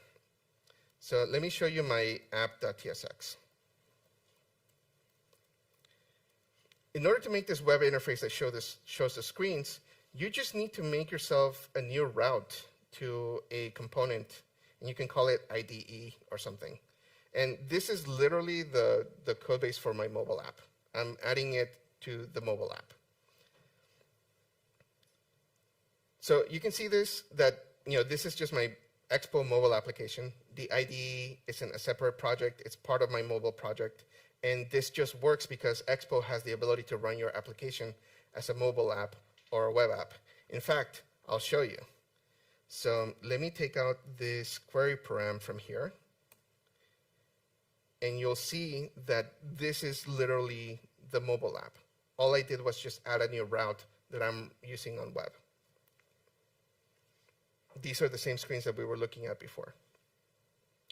But I have a special route that I use to render all this stuff on mobile. So if we dig into the IDE component, this has a component called Screen Designer. And the Screen Designer is actually this component right here, this big component right here. And it has two parts. It has the tokens on the left side, and it has a workspace on the right side. And I am not doing anything tricky. I'm not doing any kind of like static evaluation or anything like that. I literally just have the same screens. I'm just importing it, and they're just hard-coded inside this workspace container. All of the screens are contained inside screen container components that just let me make sure that the screens are constrained to a mobile aspect ratio. And one other thing that I'm doing here is I am passing a designing prop.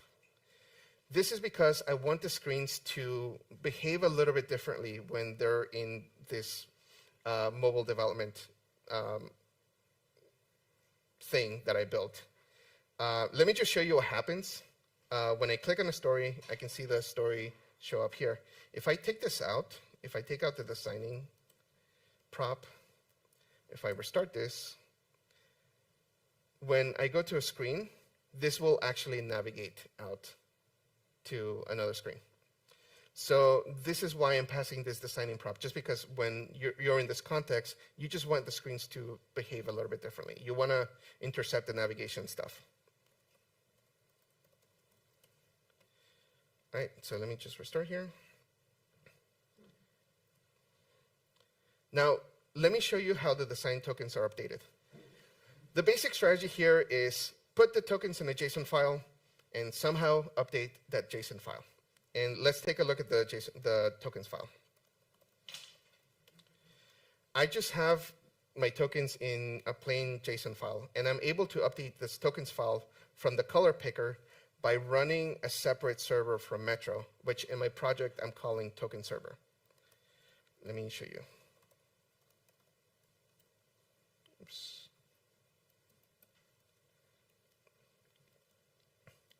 And this server has the ability to write directly to the file where my tokens are. The fact that this is a JSON file, that the tokens are in a JSON file and they're not in a TypeScript file, makes it very easy to manipulate. In their interface, when I use the color picker and pick a new color, what the color picker is doing is making a post request to the token server with the name of the color token that I'm modifying and the new value for that token. That's why this changes. Let me show you this in Postman. All that I'm doing is passing a payload that has like a token path, the location of where the token is, and a new token value. So when I hit send, I will get token updated successfully, and the background of my app is just changing. And as you can see here, if I do git diff, it shows me the changes that I've made. And this is all just happening through a post call. These are all just techniques that all of us know. There's nothing special here. It's just thinking about how to use the tools differently. And I'm just going to check out and reset this file. So the token server, what it does in the post call, where I call update token, it just does three things. It reads the tokens file, it sets the value of the token in that file, and then it writes it. That's it. There's nothing more than that. And what's really nice about this is that this works because fast refresh will pick up the changes to the file and automatically update the modules that require it. That's why I'm able to do this. And it shows up on web, and it shows up on my simulator. And I love this because it eliminates the operational gap between working in Figma and then having to do the work of adding this to the codebase. In my opinion, as a developer, design contributions should go directly into the codebase. And we're able to accomplish that if we focus on making token manipulation easy. As a developer, I care about source of truth design. The source of truth for the design of an app is the codebase. Put the design changes in the codebase. So let's go back and see what else is possible. Oh, this was my demo time thing that I didn't get to show. There's the potential for additional tooling if you take this concept even further. I would love to be able to see the navigation routes visualized here. It would be great to see lines showing how these screens are connected. If you've ever worked in an app with a complicated stack, you might appreciate having that. I would also love to see my analytics here. It would be great if I could get this integrated with Mixpanel so that I can directly see how my users are interacting with the app. I would also love to do my visual regression testing on the web version of the app instead of the mobile version, because that seems to be easier. If I have a reasonable confidence that what is displayed here will be what's displayed on mobile, then it's just probably easier to do visual regression testing on web. And if this was being used in a large organization, you could imagine how this could make conversations with stakeholders a lot easier. Do you know of a PM, director of engineering, or a CEO that would love to see this blueprint view of the app? You probably do. So we're reaching the end of the presentation. I think this is a really neat idea that has a lot of potential. I can tell you that this is the way that I'm going to be working forward in my personal work.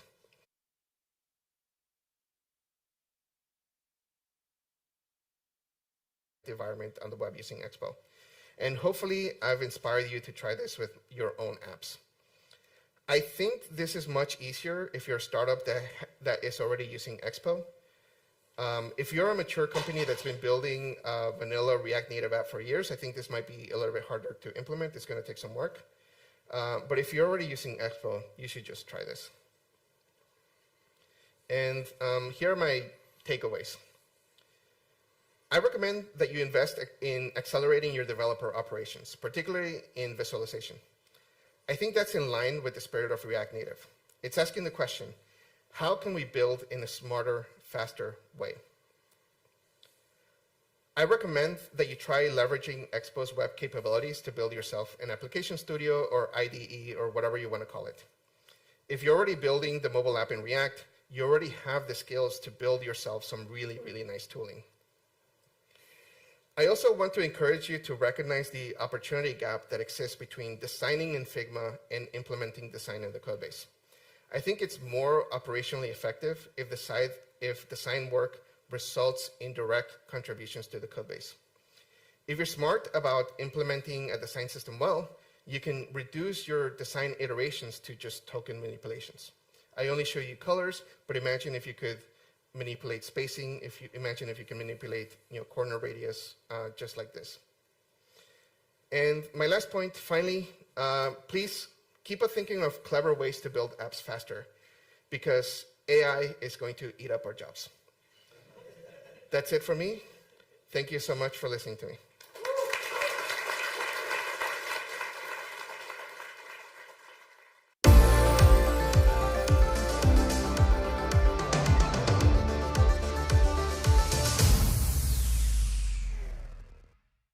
About how to build 3D experiences in React Native, or as the subtitle says, I'm going to sell you the idea of trying Expo GL and React 3 Fiber in your next project.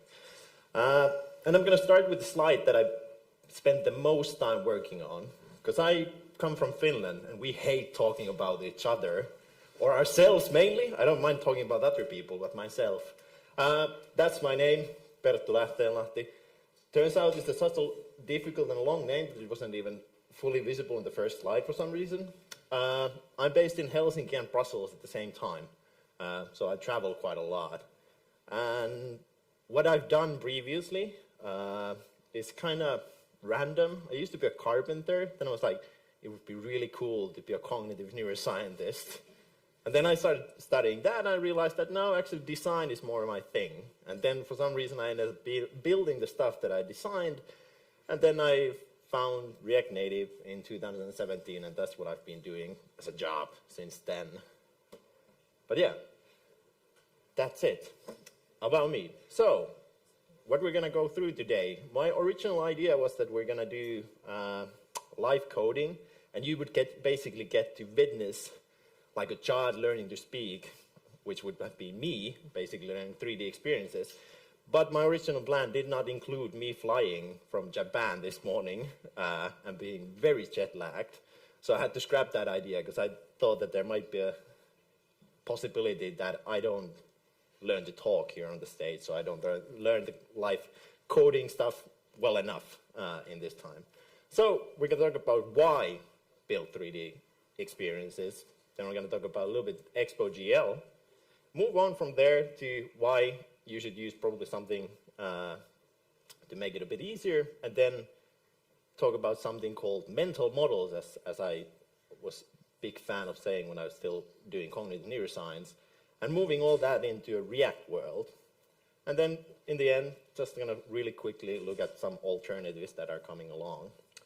And this all starts with a company that I've been working with called Noise, which uses quite a lot of 3D experiences, actually.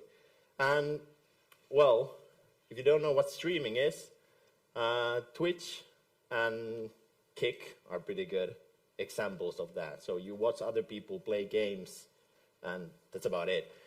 But at Noise, the idea is that that's not very engaging. It's not fun. So instead, what if instead of just watching the stream, you could play the stream? And instead of you just being a username in the chat, you could be like an actual person. So it uses avatars, for example. And I think I have a video here, but I also can show like the actual game here. So, well, the stream actually just ended on this guy, but you can see there's a website. You can watch streams. There are 3D avatars. Those are your characters, for example, who did the best game. I'm going to show you what a game actually looks like, so you get the idea. But what you're basically doing is you're trying to guess what the players are going to do next, or the streamers, so to say. So you can see the 3D avatars there again. You can pick a card, you can play. This is what Noise does. And I'm currently working on taking all of this complex stuff, and putting into a mobile app built with React Native. And I've been doing that for 6 months now, and we're hopefully releasing this month. Unfortunately, I can't show you anything of that app because we are a very secretive company, but that's a bad thing. No. Yeah, but yeah, Noise makes a very big use of 3D. For example, the avatars are customizable. You can sell clothes and everything, or buy clothes for them and customize them in every kind of way. And then we also have the stream area where you basically watch with other stream viewers. And all of that runs in the browser very nicely. But how do you get the same experience of being like very engaging experience in a mobile view? So I started looking into getting the same experience. And Noise is actually not just one thing, it's 4 different clients. So we have one for streamers and one for the watchers and so on. And there's a big monorepo code base. So the optimal case would of course be that we could reuse as much of the code. That's why we have a React Native app and React apps on the website. And we would like to reuse as much as possible, even on the 3D side. And well, everything on noise.com is implemented with WebGL and already implemented. So why not just throw it in the web view? Well, the goal for the Noise app in this case, and I just want to point out, is that we want to make it like as native and as good that it can be, basically better than the web. And you just saw the web, there's a lot of catching up to do. So just using web views is not really going to cut it. Instead, we need something else. And for you who you're not that familiar with WebGL, so that's the JavaScript API for rendering 3D stuff in browsers. And for React Native, you have Expo.gl, which is OpenGL rendering target. So, well, put in one way, kind of like a corresponding thing. And it's not a web view, and the only minor downside that I've figured out and that have had it is with that you can't really do development on the simulator. It just doesn't work. So you have to use a real device. That's the only thing. But getting started with it, very easy. Just start a new blank template with a TypeScript, for example, install the Expo.gl dependency, and you're technically ready to go. Well, if you have a bare project, it takes a little bit more figuring out, but it's not that difficult. There's, for some reason, multiple blog posts about how to get it running on a bare React Native project. But I think that is a bit of a hard way to do things, and I don't know if the code is there. You in the back, hope you brought your binoculars. But after you add the GL view from Expo.gl, you can start writing code. But it's not necessarily that familiar with you, especially if you've mainly written React Native and React. You're instead writing something what's called shaders. And I personally, when I started on this, had no experience with those because I've only done web and mobile development. So I needed something else because for me, this was very intimidating and also took a lot of writing. So thankfully, there's an easier way. 3JS allows you to do stuff a lot more easier. So instead of using like writing shaders, you use building blocks, so to say, like mesh, which is like the box here in this case, combining the shape of the box and then also the material. In this case, this is just a black one. Then there's camera that you can control and put it in a certain perspective, and then light to give it the much-needed realism, so to say. And that's all very good, and you can quite easily add 3JS. Well, at least you can very easily install the Expo 3 package, which comes basically with everything that you need for that. And then you can just start writing normal 3JS scenes, which you can like see there on the left. You're adding a scene, you're adding ambient light to it. Well, before that you added a camera, adding spotlight, adding the cube there, and then the material. All very good, very nice things to do. But still, with the React Native with the React mental model, this is not the most fun experience to do. And thankfully, there's still one more solution. And that's React 3 Fiber. So what React 3 Fiber does is it expresses this 3JS concept in JSX. And now the things such as meshes and cameras and whatnot just become components that you lay out in a very similar way to how you would do like a React Native app. And you get to keep the same mental model. And that's personally my favorite thing about it, that is I can go back and forth. There's also another added benefit, and that's the fact that it provides like a common setup that with 3JS, if you're starting from scratch, you have to do all kinds of other things like adding anti-aliasing and color space to get it looking really nice. React 3 Fiber provides those out of the box because it provides the basic setup to get by. You can, of course, customize it in any other way you want, but it's just easier to get started. And the way code is structured in that is also, I'd say, easier to understand than the two other examples that I've shown you. So starting, for example, from the app, which is logically in the bottom now, you have the canvas. And then on the canvas, you render a scene. And in that scene, you have the lights, and you have this spinny cube thing, which is the mesh there on the top. And there you have the box geometry. And the arguments that you need to have then, or the props to control those, for example, the color, you no longer need to add them in the same way that you would have done with 3JS. So very easy and very React mental model, model-y, if I say so. And animations are also pretty easy. Well, static 3D is boring. Would have been a bit a better picture. There's just to put a picture in that case. But if you need to put animate it in some way, there's a hook for it. Just put the use frame inside the spinny cube thing, and because it updates every second or every 60 times per second, you get to animate it nicely, and you get the result that I showed earlier where the box was spinning very nicely. And you can't call this on the top level, you need to call it in this inside the components, which of course then leads to you building components that you can easily share, even in the 3D world. And well, it would be kind of horrible if you had to build, for example, the avatars that I just showed you on noise.com by hand. Thankfully, there are like actual 3D artists that build those.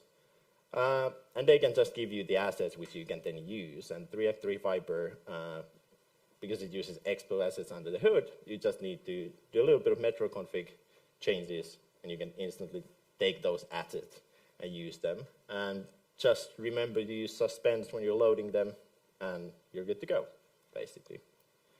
Well, then the downsides. This has been a big thing at Noise. We've argued about it a lot. That we just go back to Unity. That's what most people in the company are thinking of.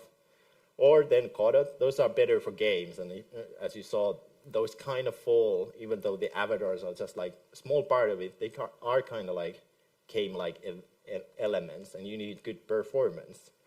And the performance thing has been a big problem that we've had. So it's very difficult to get it like 100% right, and especially with lower devices. So for example, we're now launching with only iOS, because aren't turning on this, getting this run on Android in a way that would be like, well, business-wise, a smart decision has been, well, to put it frankly, hell.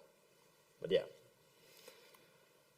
But yeah, there are some alternatives, which at this point mostly seem to be like tweets about them, which, well, they look very promising. There's just a downside that, for example, if you have this situation where you already have stuff on the web, you end up in a situation where you have to have quite different code bases. So, for example, we're probably going to stay with the React 3 Fiber and Expo GL mainly because it allows for the most cross-platform thing. But hey, that's all I have. So hopefully you took this very small ladder with 5 steps and you're now like this much up the ground and you have some idea how 3D experiences work on React Native. Yeah, thanks.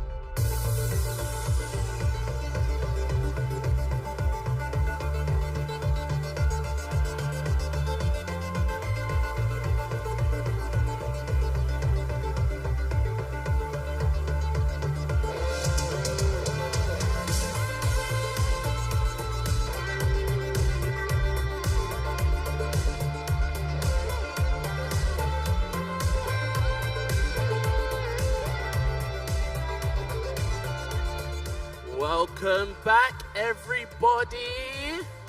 It is so good to see you all here. I know we're a bit low energy because we've just had lunch, but I'd like you to just bear with me. Let's just shake off the lunch jitters. Let's shake off the sort of carb relaxation. And let's just practice giving a round of applause once again.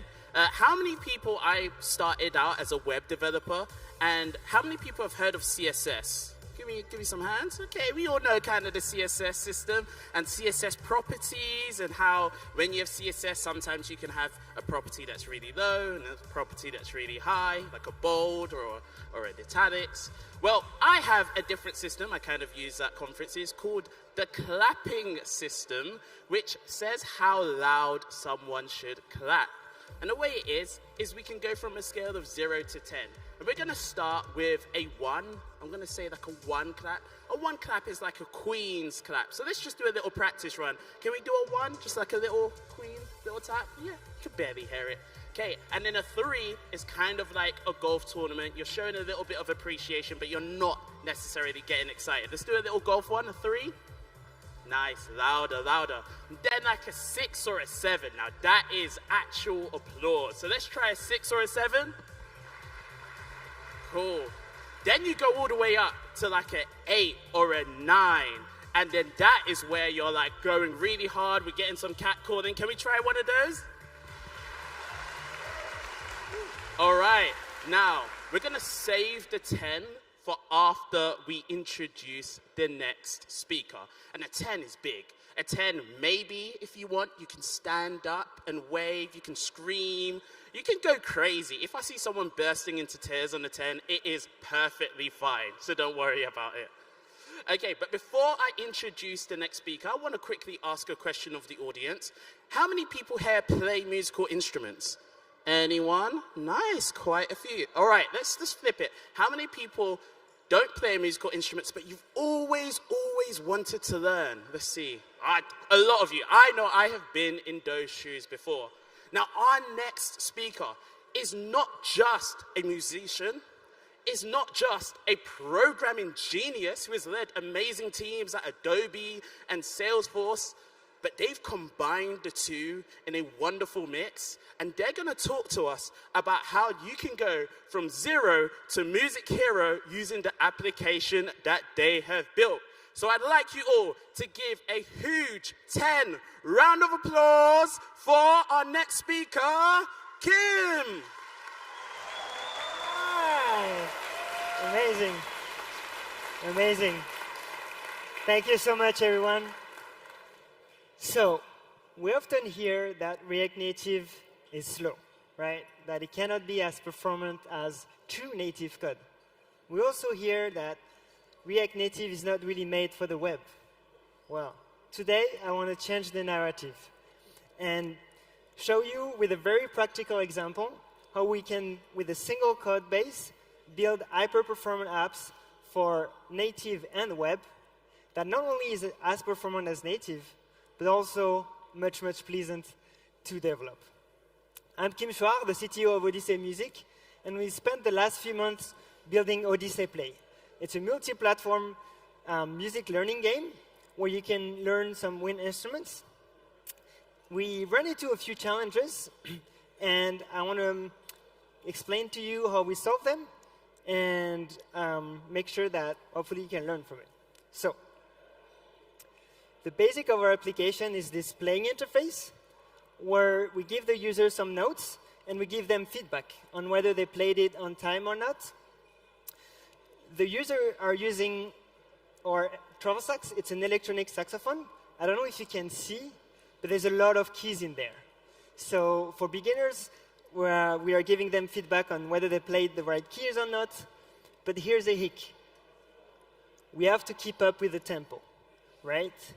If our app delays or lags for even a millisecond, then everything is out of tempo, and we've done everything for nothing. It's useless. So for us, the first challenge is it needs to be 60 FPS and no lag no matter what. And we're talking about a game, right? So we want the experience to be engaging, exciting, and motivating. And we want that to be coherent across all our devices, from web to iOS and Android. And last but not least, we want to take the universal approach. So we want one single code base that powers all those different platforms. So as I show you how we fix those two first problems, I'll always keep the third one in mind. So let's see how we can build this game engine. You see it on the right here. It's a basic, we're going to focus on the nodes and the animation. So here we have some basic React Native code with a node scene that has the nodes that basically fetch the nodes from a Redux store and map on them to display the nodes. Let's first look at how we can animate the scene. So a basic approach would be to use React Native, so we don't have to install another library, and it doesn't improve our bundle size. So I show you here, you just use a reference, you create your animation style, and you just pass it as a style. Great. But here where it gets tricky. We have only one thread available to us. It's our JavaScript thread. So it creates everything and gets everything ready, and the animation starts. So when the user plays the nodes, what's happening is the animation is powered by the GS thread. And when we receive a node that we need to render, guess who's going to handle that? The GS thread. And we might end up in a GS thread overload, which for us is a big no-no, right? It will make lag, and then we're back to 0. So the good news is we can use this useNative driver, which gives us access to another thread. It's the UI thread. And what's going to happen is the animation now happens in another thread, which frees up completely the JS thread, so that when the user plays the nodes, we can handle it. Even if he gets a freak and he plays a lot of them, we'll be good. We're covered. But not really, actually. Because with this, we can't update everything. So if we need to update any layout properties, we can't do it. And also, we're still dependent on the GS thread to start, stop, or control our animations. And that's when reanimating come in the picture. So it's the same approach. You just pass the animated style to your view. But the API is a bit more intuitive. And the beauty of this is we get the UI thread, but we have no limit. We can control everything. And also, everything is controlled from the UI thread. So you can have work legs. You can make computation, which, again, for us, keeps the GS thread open. So we can handle all the different nodes and make sure that everything is OK. So Drake is happy, or maybe Kendrick, whoever is best is going to be proud of us. So now that we got our animation right, things are moving on the right order, let's figure out what we're moving, the nodes. And it's basically just a circle with a rounded rectangle. We could use a simple view, but it's going to introduce some layout complexity that's going to be a bit useless for us. So to fix this and to be as performant as possible, the answer lies in the answer of this question. What does your browser, phone, and tablet have in common, whether it's iOS, Android, Chrome, you name it? The rendering engine, which is amazing. We finally have something in common. Like, they're all using Skia to render everything on the screen. But the bad news is, in order to use this, you have to compile everything, and it's very low-level code, which for us, JavaScript Princess, is a bit too much. Luckily, William Candy-Yarn's team brought us Skia, and everything is available with a very nice and simple API with components that we know and love. So let's look at it. Basically, you just need to write your notes into a Canva to be able to draw on it, and then it's as simple as it gets. You get a group, you draw a circle in a certain position and run a rectangle, and voila. Everything is rendered on straight to Skia. Let's talk about rendering, actually, for a second. So when the user plays a note, or queue gets updated, which means that the notes get re-rendered because it has new information to render. And so that was our first note, which is great. But here's the hic. All of our notes get re-rendered. Some of you might get familiar with this. And this is not fine, because we might have like thousands of notes to re-render, and it's going to lag. And again, that's a big no-no. Luckily, memoization can come to the rescue. It's just a React concept we can import, and we have to wrap our note element into a memo function. And then only what this does is the component only re-renders if its props change, not if a parent re-render. So this way, when they play the second note, only one note updates. And you know, I kind of wish this was done by default. But as you might have heard, spoiler alert, thanks to the React compiler, hopefully with React 18, things will get a bit more in order. But until then, just be careful of re-renders. Here's another challenge we face. As I said, we potentially, and this is not the end, this goes long, long, long. We potentially have like thousands of nodes to play. And so when we initially render things, not only it takes forever, but animating all those puppies is very slow. When at the end of the day, we're only looking at a few nodes at the same time. So what if we only render what's in the viewport, like we're doing with flashes and such?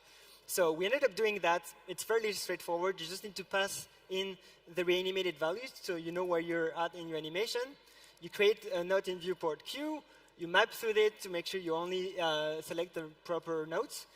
One thing I just want to highlight is when you do so, make sure that the element you map into, here your nodes, have a unique and stable ID, so that when the array of nodes updates, React can keep track and, oh, I've rendered this already, and things is very performant. Otherwise, it'll get loco, and I can talk from experience. But hey, we're not like doing all this code just for the sake of sitting in our couch and doing some code, right? We're doing this to have fun, right? So let me ask you something. How many wants to play with the game and really do it yourself? Was it right? Yes? Okay. Okay, that was a 3. That was a 3. But this will be beta opens in July. But I'm not here to talk about the product. I'm here to talk about coding, right? So what about you code it yourself? You can clone Skia and experience what it feels like to have the final tech stack.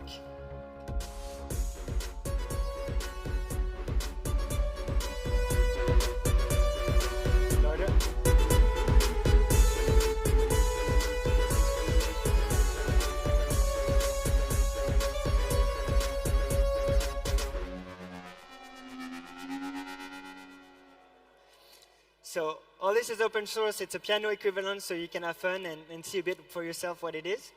Thank you, thank you.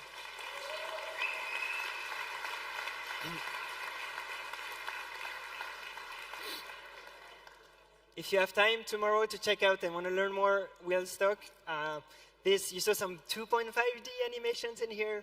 There's some interesting thing he's been cooking for us. But enough talking about rendering. Let's talk about styling. You see here, we try to optimize our app looks in different devices. So if we're on the web with the large screens, it's good to have the menu on the side to show as much as we can. If it gets smaller, a little hamburger menu, and then the tab layout you know and love. To be honest, to do that, we had to do some manual work, but there's still some things that we have been able to do automatically, and I want to talk about them. So let's be simple. Let's see how we can style this button in a different way, and what could be the laziest way and the best way to do it, the most efficient way. So the first one is using the Style Sheet API. Again, no extra library. And we pass the style. You probably use this. You know it, so I'm not going to explain how this works. But where it gets tricky is you end up creating a lot of different styles, and you might forget where you use the specific style, and you need to be very strict in what you do, and also putting the same padding. So things can be a bit incoherent, and you really need to be very, very clear on this.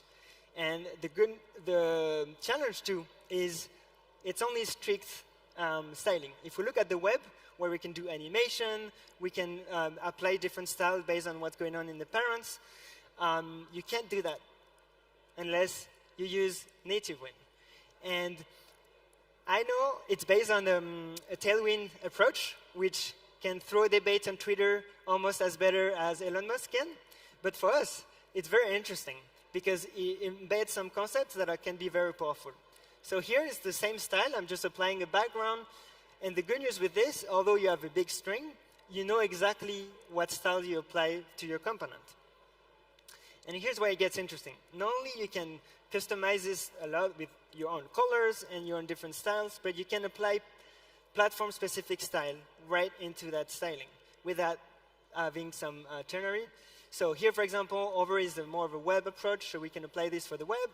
we can apply some native, which is both iOS and Android. So we can have a lot of control to test, where our code and our style is applied.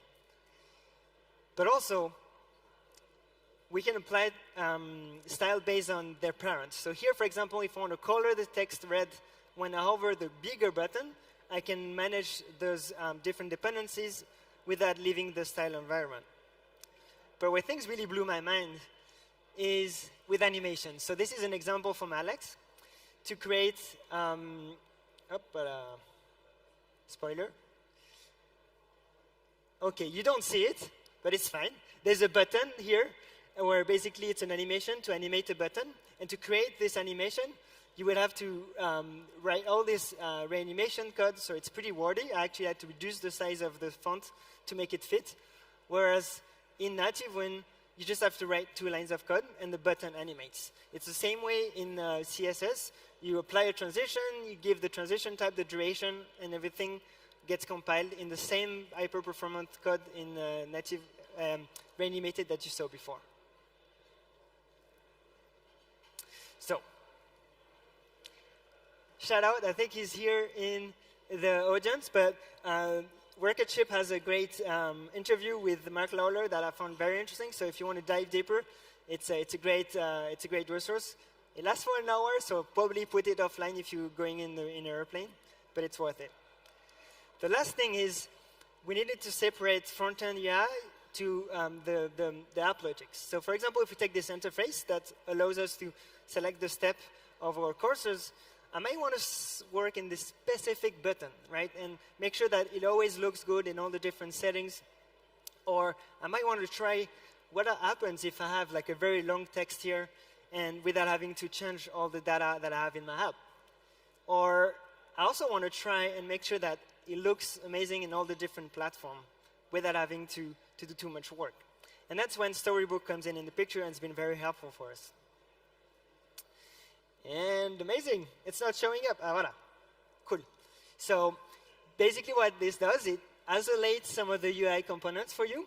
So here I have the button. I see all the different running. I can even check on the phone and make sure that my baguette icon is looking good. So it's very powerful because you are able to isolate this, and it's very easy to do. You just have to create a story file, and you define, you pass in your component, and you pass different type of arguments, and then you can always test it. And when it gets very powerful, is you're able to run some UI tests on top of this. So you're sure that as you add new feature and do some changes, you're not breaking anything, which without those kind of tools will be very hard to do. For us, for example, the interface of the nodes can be very complex to test, but with this, we can push code with like a lot of assurance. So let's summarize it. If you want to build a FPS game engine, a very fast game engine, Skia and Reanimated are very powerful and can really help you do that. Just be careful of your renders, or wait for React compiler, and only draw what you need, right? Make sure you don't do too much. If you want to have current UIX, we got very close to universalizing thanks to Native Win, and you can use a compose-based approach with Storybook, and use Expo Router. I think I'm not talking about it because Evan Bacon does it more than I do, but it gives you a lot of coherent concepts from the different platforms. But hey, let's be honest. We're not writing unicorns on top of a rainbow. It's not everything is perfect, and there's still some challenges that needs to be fixed, and I want to cover some of them. First one is setup can be okay, I'm French, but I'm not going to swear, I promise. I've probably spent a lot of time in the different setting configs and challenge with a few of those. So what I've done is I've created a few boilerplates for you guys if you want to get started a bit faster. So hopefully you don't have to get into those dark metro alleys. Another thing is we should talk about audio. There's not that much audio library out there for React Native. We made a lot of progress in a lot of topics. But beside Expo AV, there's not much. And Expo AV can be a bit temperamental. So I'm really excited that in SDK 51, they've improved the V aspect of it with Expo Video. But can we talk about Expo Audio and think about it a bit? Can we dream a bit about it? Because it's not only just loading sound in an efficient way and controlling it fast. How can we build a synth, right? So we can have like generate sound. How can we host like a machine learning algorithm to generate backing tracks? There's just a lot of things we can do and a big community that's waiting for us, but we need to give it access. So if you're working in some of those concepts or you're interested, please come and find me. I would love to collaborate and make sure that we can make this a reality. That's it for me. Thank you so much. Have a good day.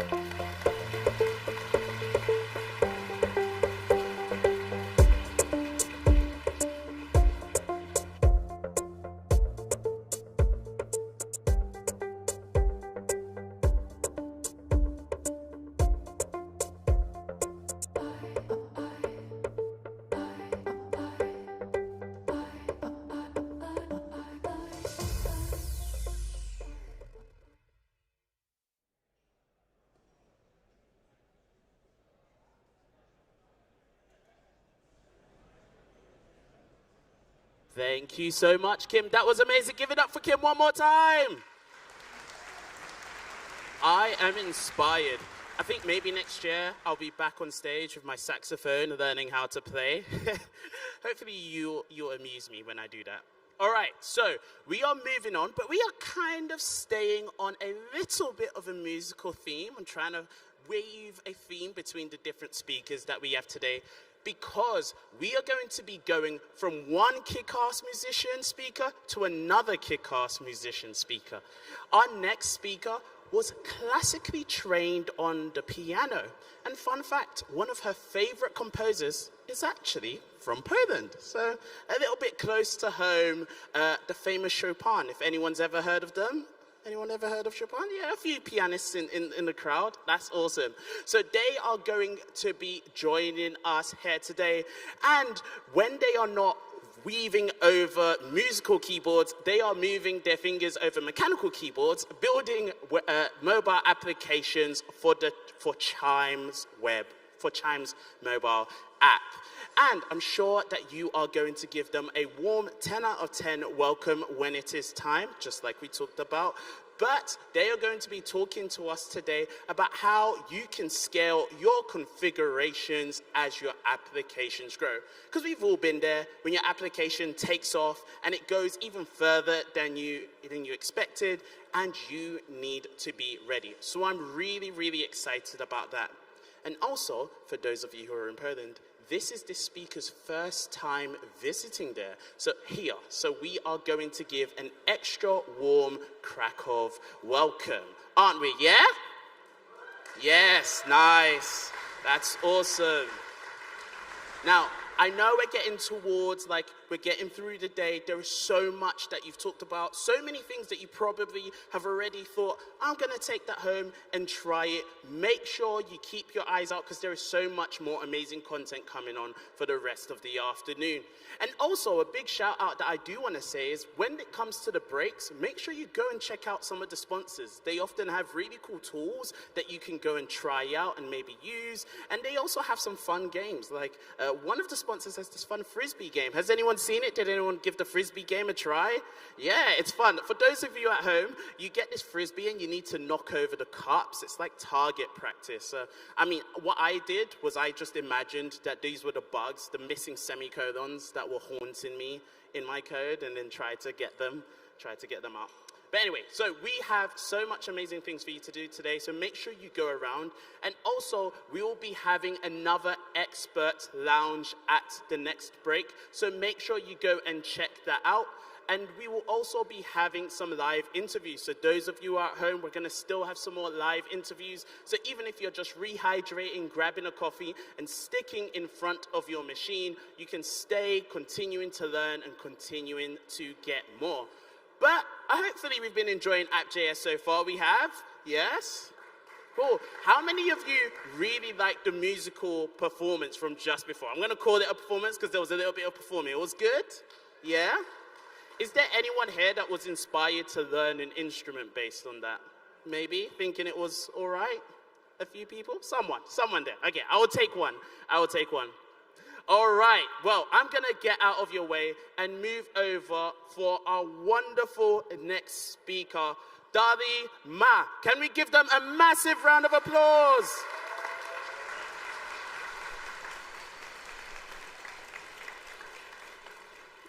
Hello, everyone. It's really an honor for me to be here today, and I'm going to talk about scaling configs for dynamic mobile apps.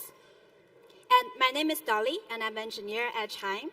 So Chime is a fintech company based in the US, and our mission is that we want to unite everyday people to unlock their financial progress. And we offer features like up to $200 overdraft and secured credit card to help you build your credit and accounts without monthly fees. And as a company loved by millions of users in US, we build and ship features, tons of features on a daily basis.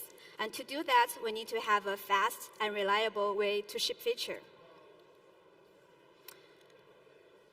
And in software development, feature gating often plays an important role, and we use it for A/B testing, kill switch, and ramped up rollout. And so feature gating has enabled us to have a finer control on the mobile app, and it will protect us from risky changes. So in Chime, we have 3 different in-house feature gating rules in the backend. So we have kill switch, targeting, and experiment. So for targeting, it's used to target a specific group of users. For example, users who have set up direct deposit with us, and experiment rule to run the A/B test. And then we have a GraphQL service that will talk to these 3 different tools directly. And for folks who are not familiar with GraphQL, it's actually a very convenient query language. And other than that, the GraphQL service will work very similar to a normal REST API service. And then it will also communicate with our mobile clients. So let's take a look at what's the process like to run the mobile experiment before we made any improvements. For example, let's say we want to run a new UI experiment on our settings page, and this is our old original setting. And for new settings, we want to have 2 different themes. And this is our main theme, and this is the dark green theme. And to do that, we want to have 2 parameters in the client side to control what is shown. So as you can see here, we have a show new UI and theme. So show new UI will just control whether the new UI will be shown, and theme means which color to show. And so to achieve that, first, in server side, we need to update the GraphQL schema. As you can see here, we added the show new UI field as a boolean here, and theme as a string. And then, second step, we need to calculate these values. So in order for a user to see the new UI, we need to have the mobile app version larger than 5.1.0. And we'll also check whether the user is an employee or the user is bucketed, not bucketed in the control variant. And for this step, we will control to our experiment engine to check the variant. And then for the theme, it will return original unless the show new UI is true. And then we will talk to experiment engine again to get our variant. So for variant 1, we'll return mint. Variant 2 will return dark green, else original.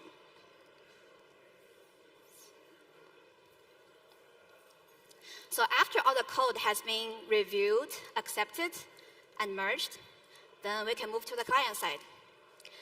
So in client side, first we need to add a new settings query. And here we are going to fetch the show new UI and theme. And then we need to fetch the query and get the response. So, but the tricky part is, where should we fetch it? Or should we even preload it? As it will often make the screen more complicated. Like if the screen doesn't need a fetch before, now it will need one. And it will block the screen on loading spinner. And also, if there are multiple cases like this across the app, it will make the app performance look very bad. So after you finally figure out where to fetch the value, and then we can use the show new UI and theme from the response to decide whether we want to show the new settings and with which theme to show.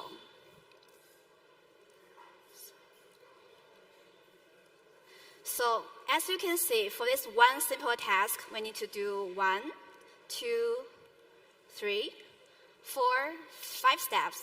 And we could also introduce a very annoying spinner to the screens. And this is really inconvenient. And that is why we built the feature config. And let's take a look at the mobile development after that. So the goal for our feature config is that we want no GraphQL schema changes anymore. And we don't want any additional fetch. We also want to support the combos of comment checks like the app version, its employee, kill switch, targeting, and experiment. And it should be a synchronous and type-safe API and should be available anywhere in the app. So now, instead of all these annoying steps, we only need to define the feature config in YAML files in server-side. Then we provide you with a magic script. And so during your development process, after you run the script, then you will have this auto-generated, developer-friendly API ready to use. So in comparison, now we have no additional fetch, and the features across the app are going to be faster to load. We also reduce the 5 manual steps to 2.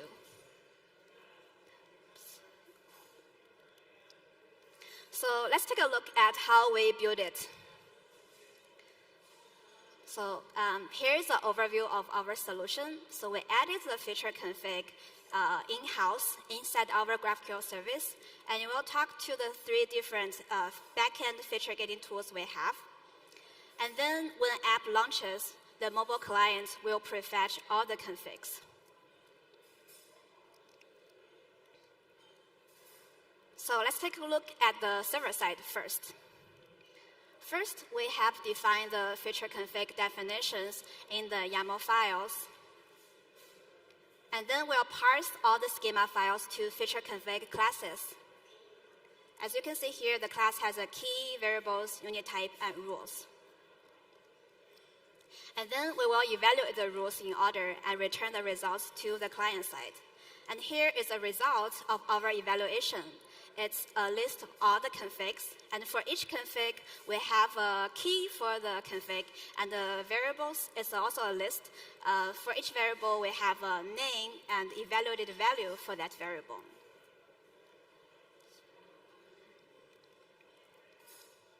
So let's take a look like why we want to define the configs in YAML files. I mean, we can also just do it as a normal Ruby class. As you can see here, we have key, variables, unit type, and rules. But the problem is that what if an expensive rule is introduced here? And here we have an expensive rule that is just sleeping for a second.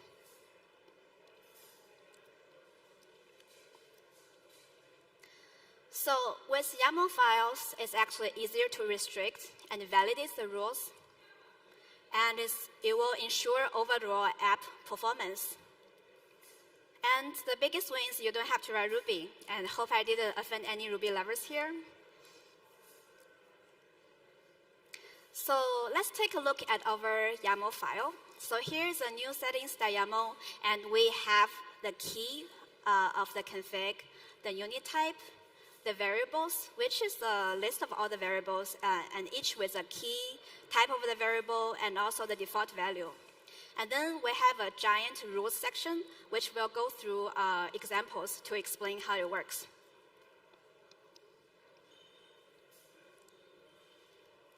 Okay, so first example. So when the mobile version is 5.0.0, let's take a look. So first rule is app version greater or equal. And the key is 5.1.0. And now, since our mobile version is smaller than that, we will fail the rule, and then we'll come to show new UI is false. And since the theme is not listed here, we'll fall back to the default value original. And this is our evaluation result. Show new UI true, false, and theme original. And this is a UI to show. So second example, when the mobile version is 5.1.2, and the user is an employee. So let's take a look. First rule, still the app version rule. Now we're larger than that, so pass next is employee, and the user is an employee, so pass. And we will come to this final evaluation. Show new UI is true, theme is mint. And this is our result. And this is the UI to show. Okay, so last example here. When the mobile version is 5.1.2 and the user is a public user and is bucketed in experiment variant 2, let's take a look. So first rule, app version rule, larger than that, so pass next. Is employee, it's not an employee, so fail next. And then we come to the experiment rule, and as we are in variant 2, we will come to this result. Show new UI is true, theme is dark green. And this is a UI to show. So after we wrapped up the server side, let's take a look at the client side. We're going to talk about it in 2 sections. So first section is the magic script that will help you download all the definitions, and it will generate the API. And the second part is we will prefetch all the evaluated configs when the app launches.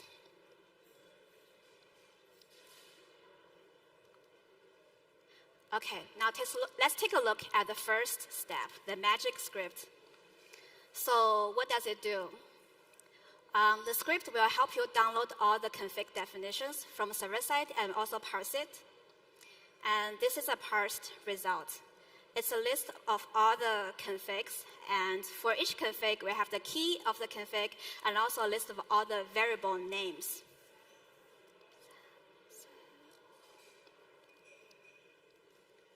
And then we will generate files from the parsed configs. And here is a generated file. As you can see, we have generated 2 getter functions, one for each variable. So we have the get show new UI and get theme here.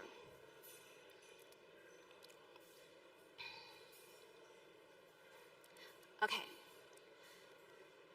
Now let's take a look at the second step, the prefetching.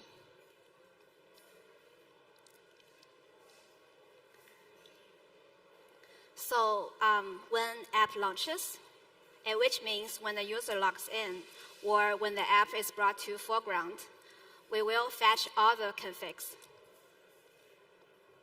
And here's the result. It's a list for all the configs with a key of each config and the variables list. For each variable, we have the name of the variable and also the evaluated result.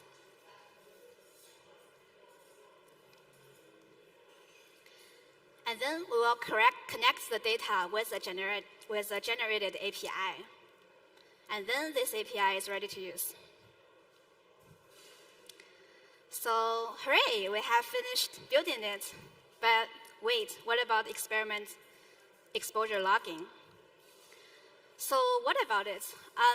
So for folks who are not familiar with this concept, experiment exposure logging means we need to know at which time which user has seen which experimented feature. And so now, since we have extracted all the feature config rules behind this one feature config, when we get a value, like for example, show new UI is true, we don't know why this is evaluated as true.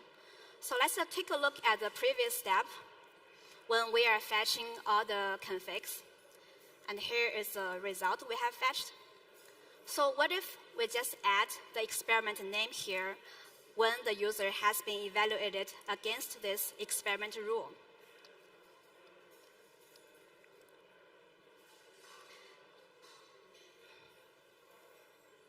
And then we can send this experiment exposure event with the experiment name to the server side.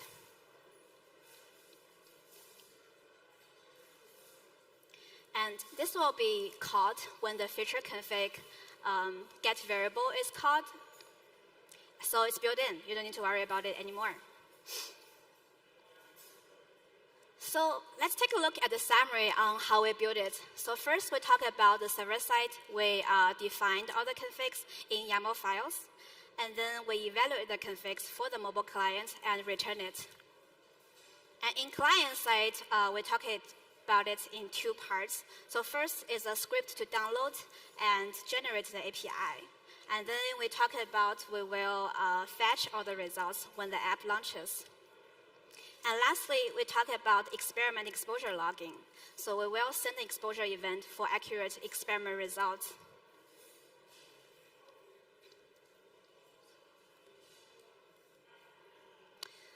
And here are a few nuances when we are building it. So we have promised earlier that feature config get variable will be available anytime. But actually, there is a risk condition between the fetch configs versus the very early get variable call that is close to the app launch. And when the fetching config happen later, then it means the client may not have the latest value until the next app load. So why don't we just start the app after we have a successful fetch? And this is actually a trade-off condition between the app start time and the client-side timely update. And we as a company start to favor the start time. So we're still fetching the config as a blocking call, but with a timeout. And then as a result, it means the client side may not always have the latest value if the call is made very early. And now it's a time to celebrate. Let's take a look at the impact and wins. So feature config has accelerated the overall development. It saved about 80% of the dev time, and it also reduced the 5 manual steps to 2. And then we also simplify this complex distributed code across the stack. It also means faster load time for the overall app performance. And also, Chime engineers love it. So ever since we launched it last year, you can see the usage has skyrocketed. In summary, feature config has centralized all the backend feature gating for Chime behind. And then with the prefetching all configs at app launch, we have a more smooth mobile development. And I hope today's talk will be helpful to you if you want to build something similar at your company. And here's my LinkedIn if you have any questions about error handling or caching, all the more nuanced parts of the process. And thank you.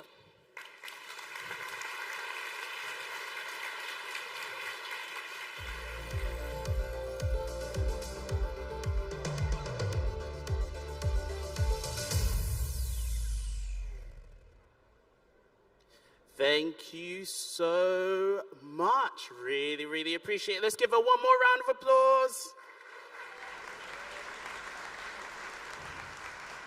That's amazing, amazing. Now we have 2 more talks before the next expert lounge. The next expert lounge, once again, will be all the way at the back, upstairs in the expert lounge, and the expert lounge this time will be on Prisma. So definitely check it out.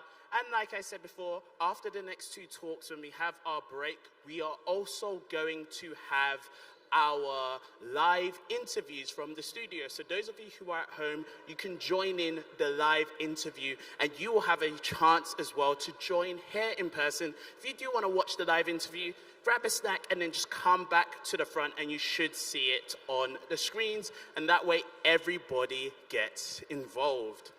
Okay, we have another talk coming up next. A quick show of hands. I'm just curious as to people in the room. How many people have given technical talks before? Just want to see if this is a room. Okay, there's a few speakers, all right? Even if it's just a meetup, not just a meetup, even if it is a meetup. Cool? All right, we've got a few people. Well, first of all, I enjoy speaking, but I remember when I got started, it was intimidating. And it took a while before I could build confidence to stand in front of a stage with a wide audience just like this. Well, our next speaker, actually, he's done that from switching his careers 4 years ago during the pandemic and becoming a developer full-time. They are now giving their first at a big conference technical talk. So I'd like you to give a massive welcome to Mariusz Stanisz.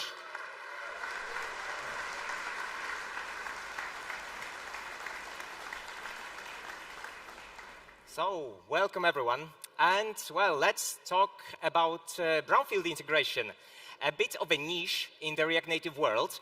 And I had a chance to explore its limits, to take care of a pretty difficult integration. I'm going to share some thoughts. Also, I'm going to give you some tips if you think about integrating a React Native app in the Brownfield way. So, who am I? My name is Mariusz. I'm a software developer at Software Mention, and I've worked with React Native for 3.5 years now. So, lately I have been focusing mostly on some native stuff, mostly, of course, the Brownfield. And well, what's the agenda of our talk? We're going to start with the Brownfield, with the explanation what Brownfield is, really briefly, in the context of React Native, because, well, the word Brownfield applies to also other, let's say, areas, also in software development, but we're going to focus on our use case. Then we're going to move to my task. Later, we're going to jump to the journey I had, and we're going to sum up with the results. And well, let's start with the Brownfield. And well, I suppose you didn't expect a garlic there, but yeah, let's start with the garlic. Let's imagine it's a native app. Native app, in Android app or iOS map app, doesn't matter. And the tangerine is React Native. So Brownfield is basically this. So you inject React Native app into an existing native application. And well, you can do that, of course. On the website of React Native, there is a tutorial how to do that for Android and iOS, and that's how it looks. You can see there's quite a lot of text, and if you follow it, you end up with an app looking like this. Well, when I saw that, I thought, yeah, shouldn't that be a bit easier? Because the tutorial for such an app was a bit lengthy, and it was my first warning light that I decided to ignore.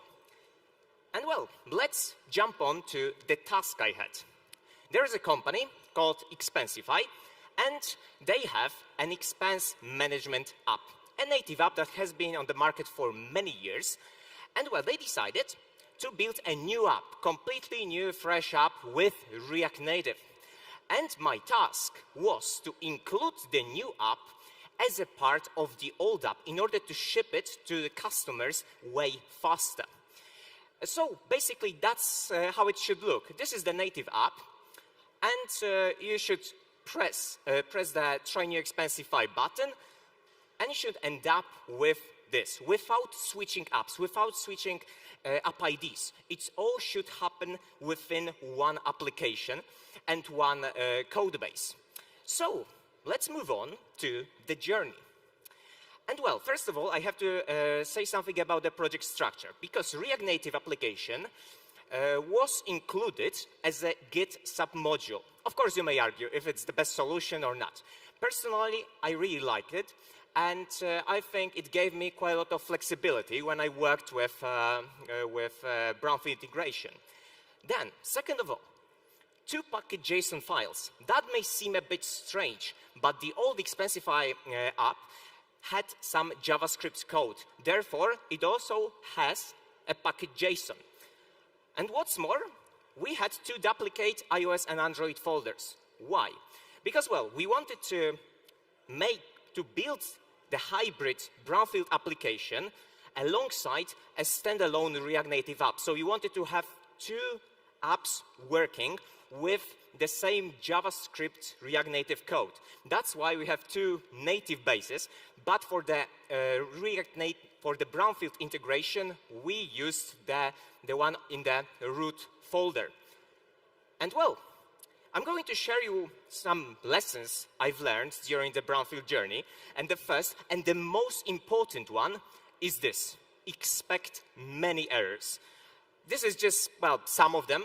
Well, only for Android. It doesn't mean that there were no iOS errors, of course, but this is just a part of them.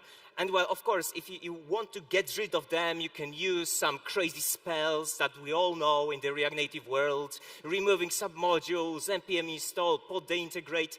Well, usually they don't work, to be honest, and it looks like this, that you get rid of one error and you end up with two more.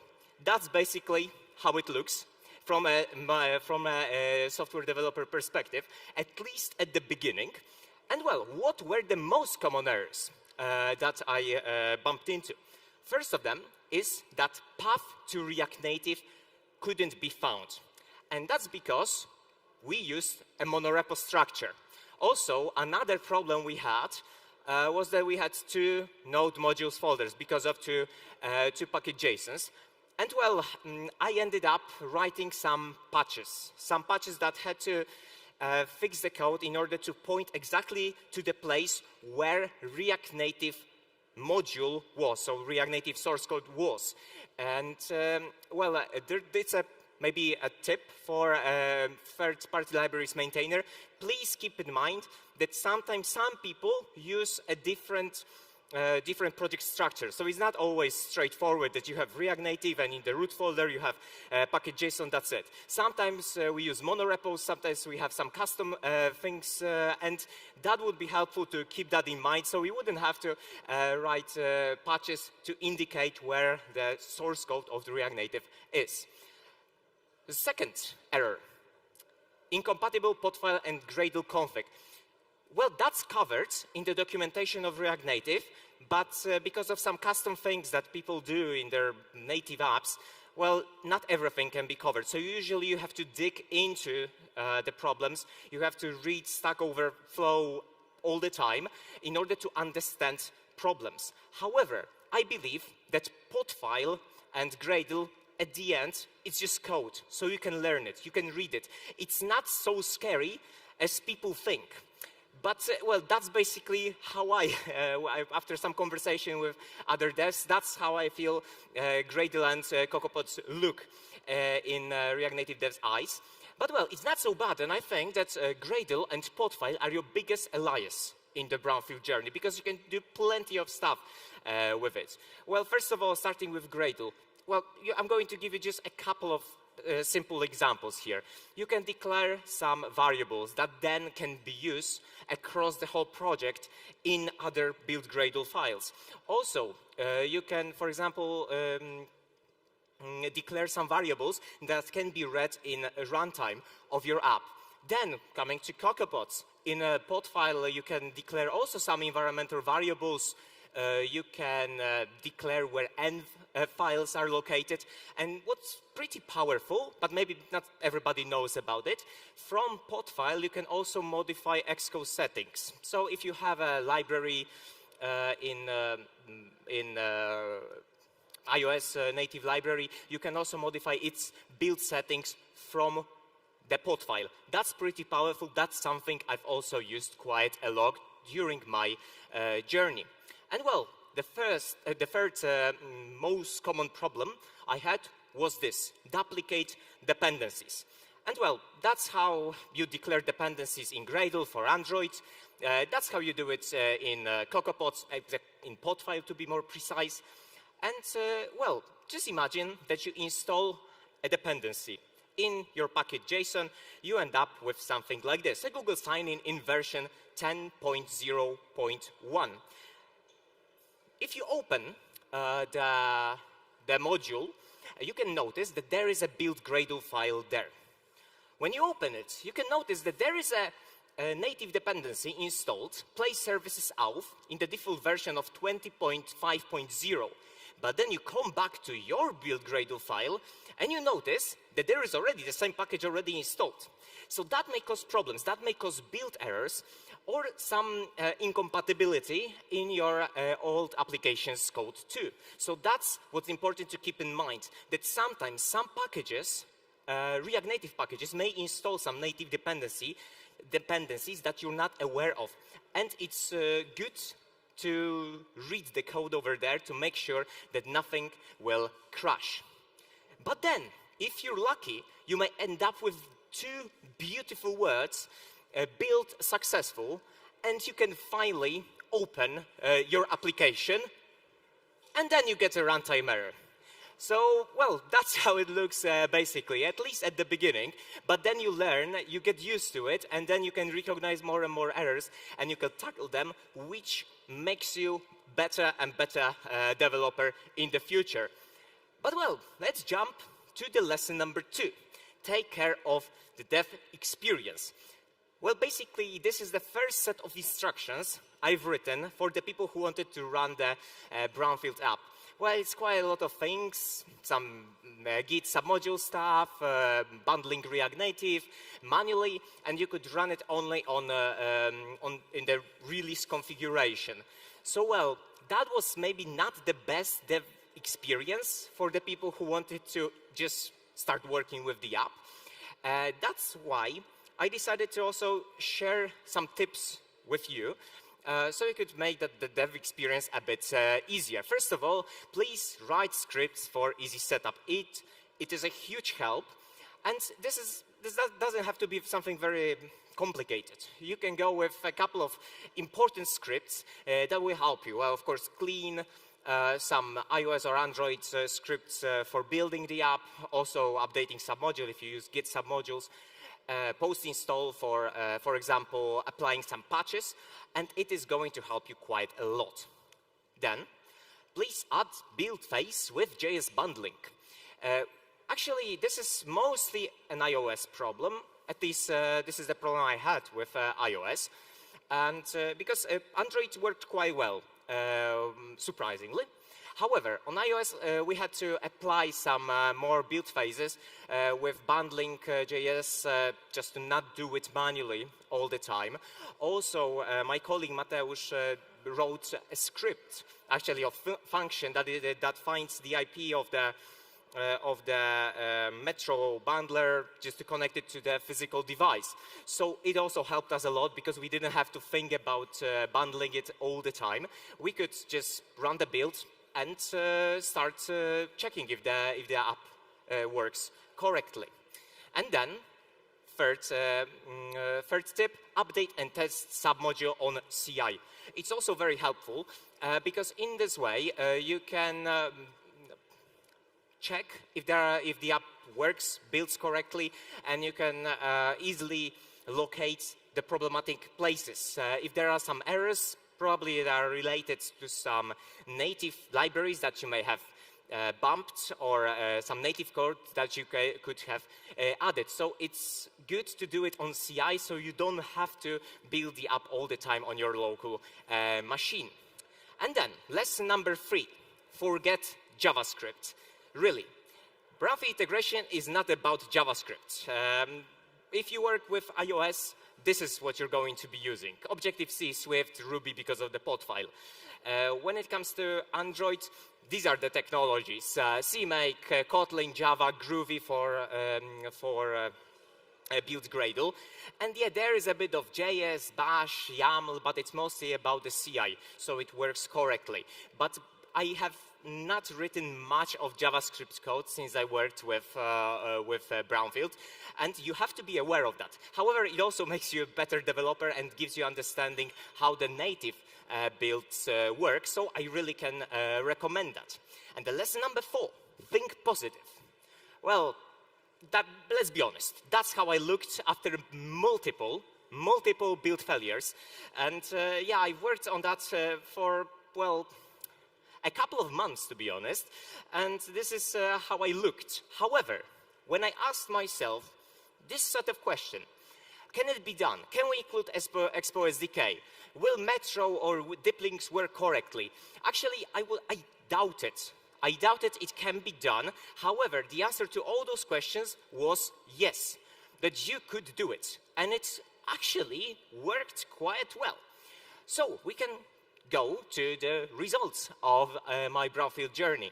And yeah, I managed to merge the changes. And you can notice that it had to take a while because the name of the branch is Brownfield Research 4. What's more, it had quite a lot of changes. But yeah, it was merged and also it worked. But then we decided to ask ourselves the ultimate question. Can we enable new architecture for a brownfield application? Actually, because I've mentioned that Expensify also makes a standalone React Native application, the new architecture was enabled there by two wizards of Fabric at Software Mention, by Kuba and Wojtek. They enabled new architecture in the standalone React Native app, but I had to do it also for the hybrid app, for the Brownfield. And well, it took a couple of weeks, or maybe not weeks, a couple of days at least, and we've managed to do it with my colleague Mateusz. The changes were merged, and yeah, it works. Actually, it works. And when you see the splash screen is the moment when we enter React Native. So actually, you can do it. And of course, it can be scary. It can be discouraging because you bump into so many errors. But at the end of the day, you may be pretty satisfied with yourself if you manage to do it. Because we've proven that such a complex integration can be done, because Expensify new app is not a small app. It has plenty of features. It has native code. It has some custom solutions for some problem. So as the old app. So it was not easy, but it was done. And well, of course, there are still things that can be improved. I'm awaiting them. Yeah, for the end of the talk, I'd like to also thank Expensify for letting me work on that and being very patient, because it took a while to make it done, but we've managed to do that together. And well, thank you.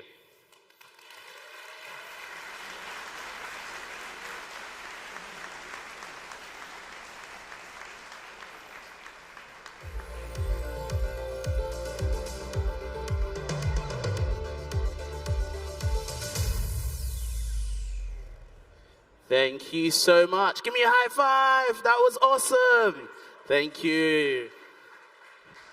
All right, we have one more talk before we have our next break. But I want to quickly find out something about this crowd. How many people were here at last year's App.js? We did that earlier, quite a few. All right, now I want to see how many old timers there are. How many people here were at the first App.js conference? A few hands here and there. Well, we're going to have a little bit of a little deviation, a little amendment to the schedule, because our next speaker is not coming alone. No.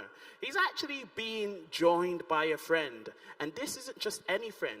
Those of you who were at the first App.js conference may recognize this face, because this person was actually the MC at the first App.js conference. What was it, like 5 years ago? So a lot has happened in the world of mobile applications, but this person really wanted to come up and share what they've been going through, what they've learned over the years. So I'm pretty sure that a lot has happened in the 5 years. So I'm really excited for this talk by Søren and our next speaker as well.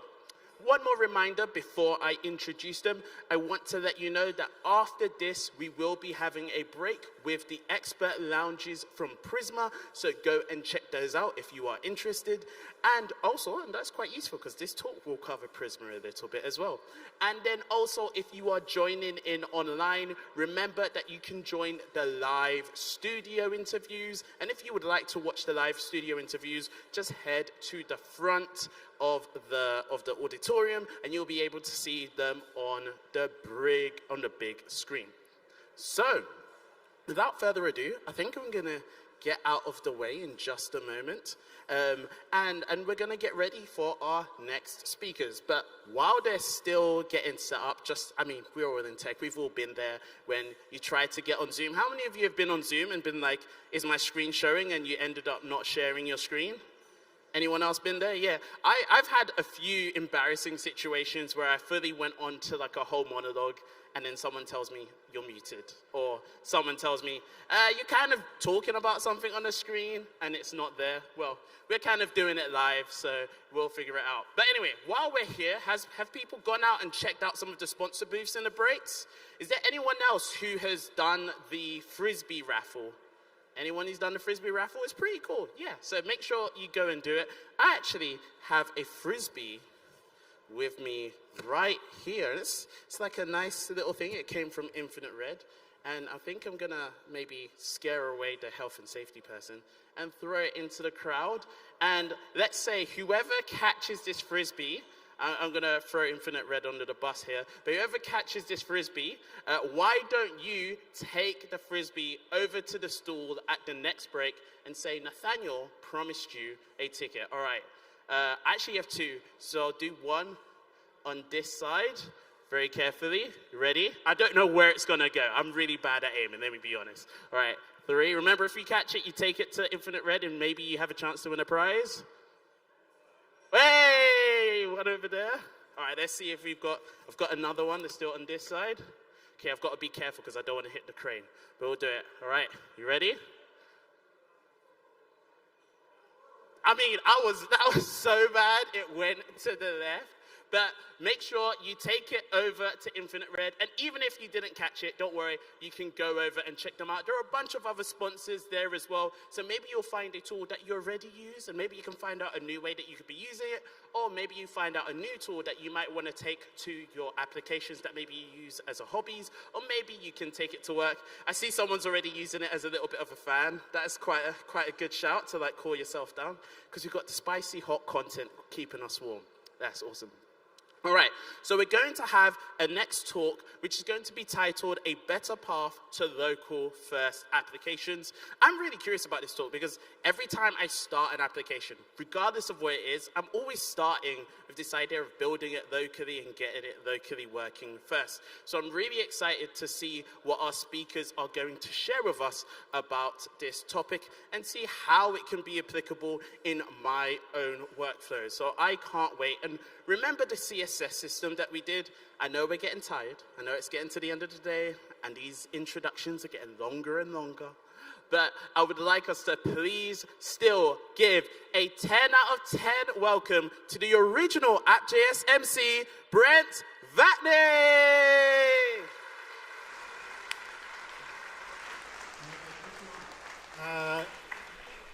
Here we are, we got the slides up. We almost got them up. I think they're going, there we go. Okay. So, yeah, some people might know who I am. I'm an engineering manager at Expo. I've been there for a long time, since the start of the company. I do a bunch of things there. But probably most of you know me as the person who closed your issue on the GitHub repo because you didn't provide a minimal reproducible example. So come see me about that later. Yeah, so last summer, Søren sent me this message on Twitter. I read it, and immediately I was really excited about the idea of Prisma bringing their expertise in databases and developer experience to the React Native space. But I'm actually more excited than I was initially about how it ended up. I had no idea what this was going to be about. And I'm excited. So last year on stage, Johannes Schickling, who was here last year and saw the talk from Johannes? Okay, a good amount of people. He gave us an introduction to local first software. For many people, this was probably the first time they'd heard about local first software before. Johannes also demonstrated a research project he was working on called Riffle. Near the end of his talk, he asked the audience if anyone would like to try it. The demo was super impressive, so a bunch of people, maybe the people who had their hands up now, also raised their hand a year ago and said they wanted to. Unfortunately, this was a classic example of his German sense of humor, because there was actually nothing for anyone to try at the time. It was too early to share it publicly, and yeah, that's kind of how that went. But I think this kind of encapsulated sort of the state of the ecosystem at the time, at least for Expo and React Native developers. There was a growing awareness of and sort of an appetite for these tools, but they weren't quite ready yet. This growth of interest in local-first software has really only accelerated over the last year. So for example, next week in Berlin, there will be the first ever local-first conference. Unfortunately, if you don't have a ticket, you can't go to that because it's sold out already. But you can listen to the Local First podcast, which I highly recommend if you're interested in what you hear today. There's also a really great community, localfirstweb.dev, that has frequent online meetups and an archive of previous meetups on YouTube. But yeah, in addition to growth in the community, the tooling has really also come a long way. A small part of that has been from the work that we've done at Expo. So for example, Alan and Kudo worked with Matt from CR SQLite and James from Tinybase to build out this proof of concept integration with Expo SQLite last year. We were excited by this, but we didn't really anticipate that the reception it was going to get. It ended up being the most popular post from our launch week in the summer. So we've also rebuilt our SQLite library from the ground up with feedback from engineers in the local-first ecosystem. We wanted to make sure that it was going to be a solid foundation for building local-first apps and libraries. For example, LiveStore uses Expo SQLite for its React Native integration. LiveStore is actually the successor to Riffle, the research project that Johannes presented. And it's available now actually in early access on GitHub for sponsors. The new Expo SQLite API also integrates with Tinybase, which I mentioned before. It's this really great, small, powerful, flexible state management tool. It integrates with Electric SQL, which is a local-first data sync layer for Postgres. And we've seen services like PowerSync, InstantDB, and Realm add support for Expo. This has kind of enabled developers to see firsthand how powerful this approach to building software can be. Content creators, who you might recognize some of them from being out here today, like Simon and Vadim and Benedict, have released a lot of great educational content to teach local first to early adopters. And honestly, it's really good that we have educators because it can be a bit overwhelming to approach the local first ecosystem right now.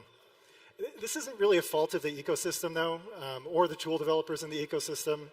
It's just how things work in the early stage of a new ecosystem. It can feel a bit like navigating through an IKEA without any particular goal in mind. Letting yourself get distracted by any of the cool displays that you come across kind of feels, like demos on a landing page. And you continue doing this until you come across a demo that really catches your eye. You decide to try that tool out, you can see it fitting perfectly into your app.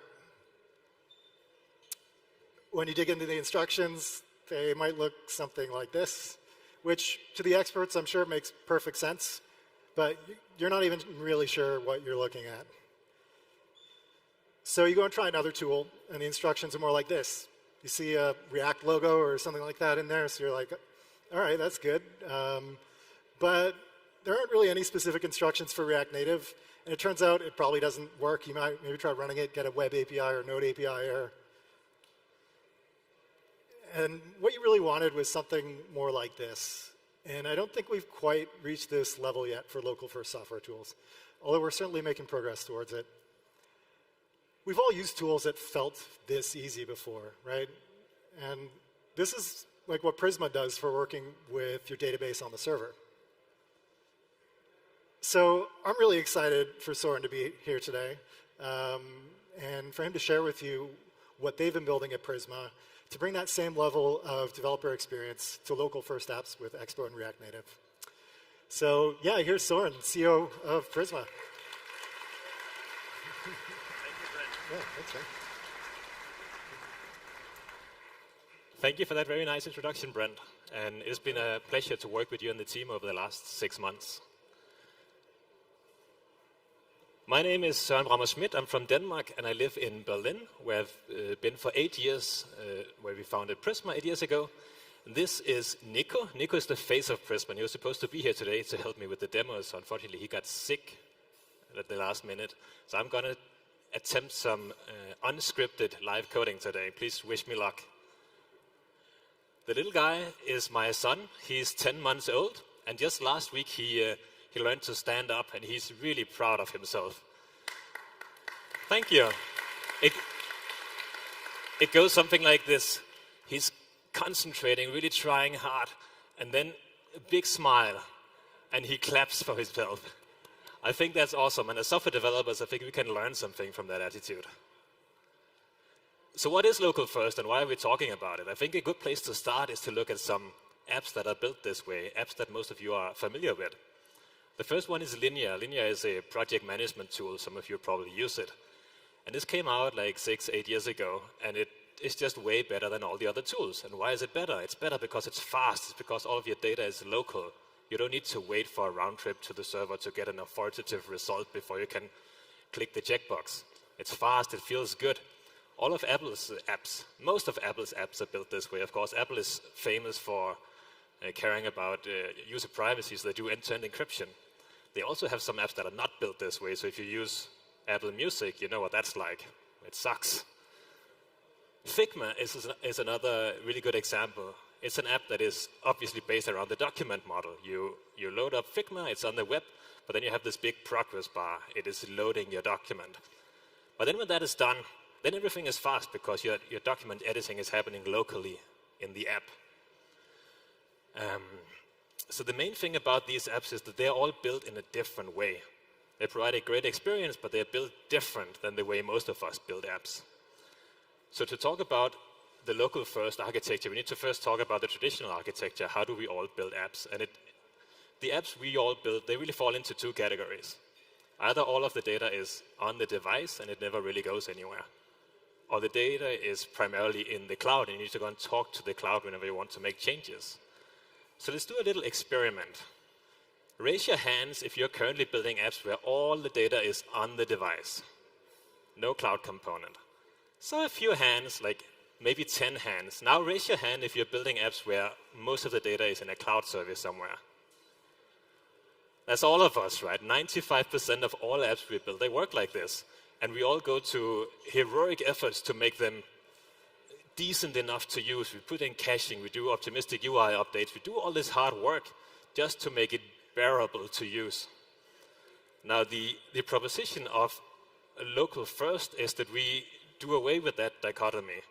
We take the best of both worlds. So we move the app into the application. It's local on device.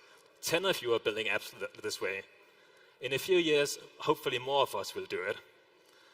And then we introduce a thing that sits on the side, a sync system that makes sure that the data on your local device is being synchronized up to the sync system and to the centralized database. And that way you can have multiple devices you can sync between, you can collaborate with other users, you have backup. So a saying in the local first movement is that the cloud should be a way to enhance your application, not its absolute foundation. And I love this. So why local first? When we think about ways we can build our applications, there are always two perspectives. There's the perspective of the user, and there's the perspective of us, the developers. What is it like to build applications this way?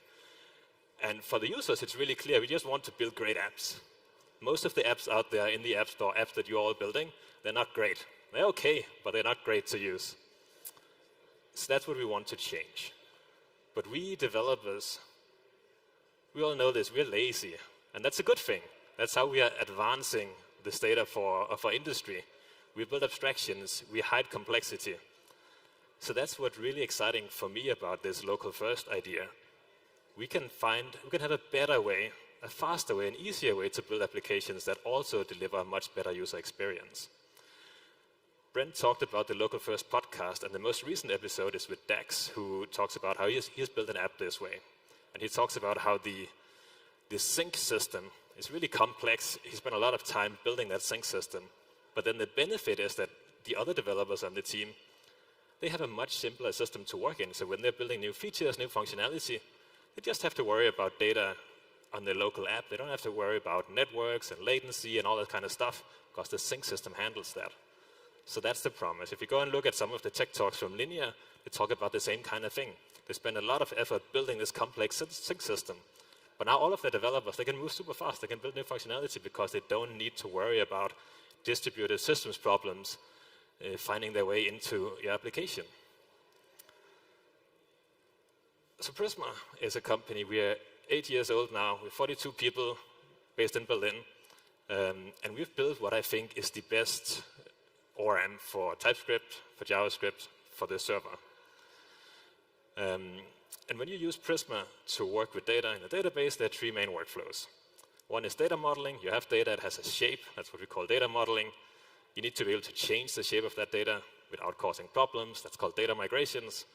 And then you need to be able to query that data and update the data. Those are the three main workflows that Prisma support. And throughout those last 8 years, we have now managed to become the most popular ORM in the JavaScript TypeScript ecosystem. 5 years ago, we got this question.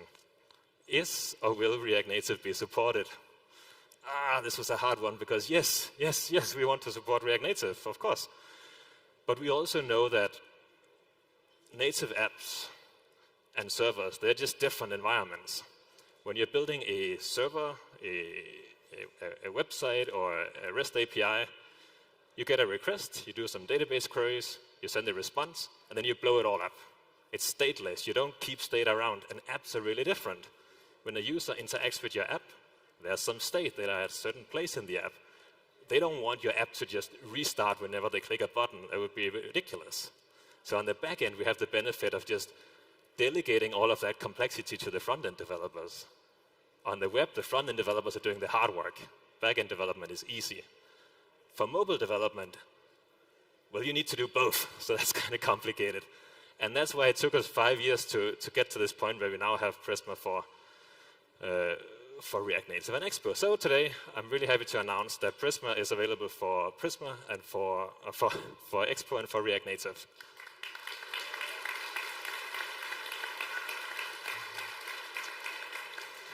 Thank you.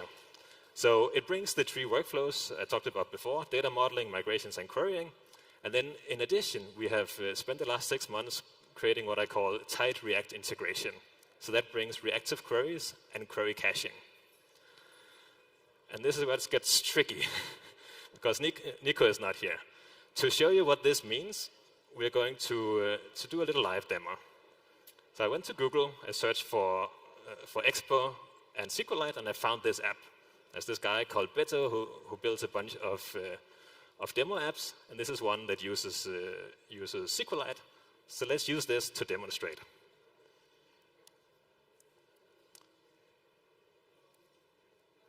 I have the app running here, and it's a pretty simple app. It's called Budget Buddy, and it's a personal finance app.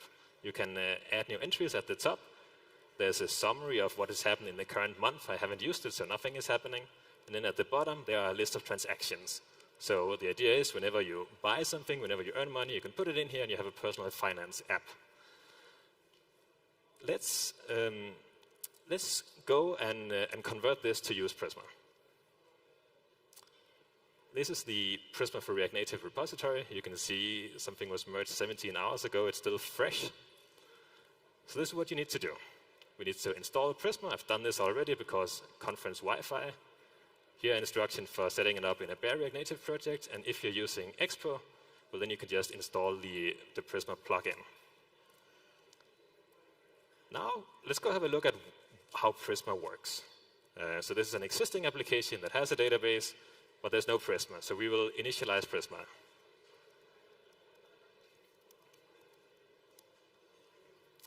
Is this text big enough? Can you read it?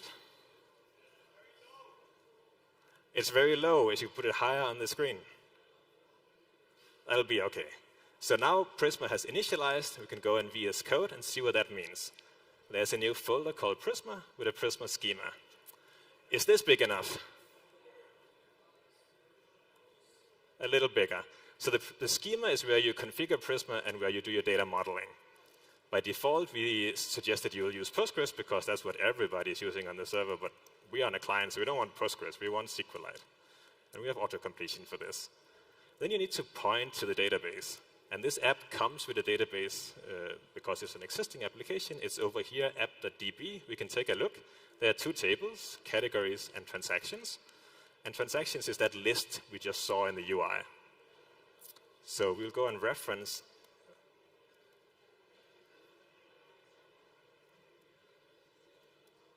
We'll reference this existing database.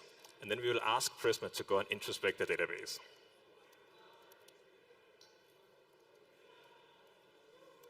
So what Prisma does now is it goes and reads everything from the database, it comes back and it says, okay, there were 2 models, I wrote them into your Prisma schema. So back in the schema, we can see 2 models, categories, and transactions, just as we saw in the database. And Prisma was not smart enough to realize that there's a relationship between those 2 tables. So a transaction can have a single category, and a category has a list of transactions. That makes sense.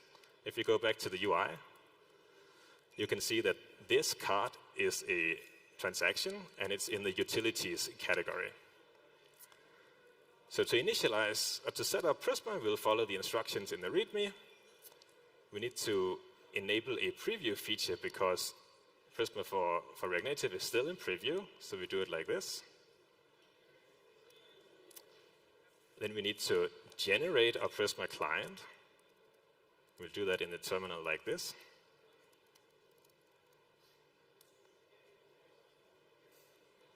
So now Prisma has generated a fully type-safe client for a database. And the last step we need to do is configure Prisma to work with reactive queries. We need to do this once in a central place in our application. So let's create a new file that we can call db.ts. So what's happening in here is that we are initializing Prisma client that is generated based on our database, and then we are extending it with the reactive hooks extension. That's what is going to provide the reactivity that I want to demo. And this component here is called the transaction list component. Let's go and have a look at it. This is the transaction list component. There's a bunch of imports at the top. Then there's some data loading, some use effect to load the data in the beginning. Then we are loading transactions and categories. And then down here, we are using it in the UI. It's simple enough. One thing to note is in this delete transaction function, after deleting the transaction, we are also calling get data again to refresh the UI. So that's some manual reactivity we are doing here. We're also manually using useState twice to store categories in our transactions. And some of you are probably thinking of better ways to do this, but this is what this demo app does. Now let's convert this to using Prisma and see how much simpler it can be. So let's say this is old stuff. We'll keep this around for reference. And then let's load some transactions. And I don't know if I should be using const anymore, if it's let now. It's so confusing. But we're just going to go with this. First, we need to import our extended client, I think it was called. Extended client, right?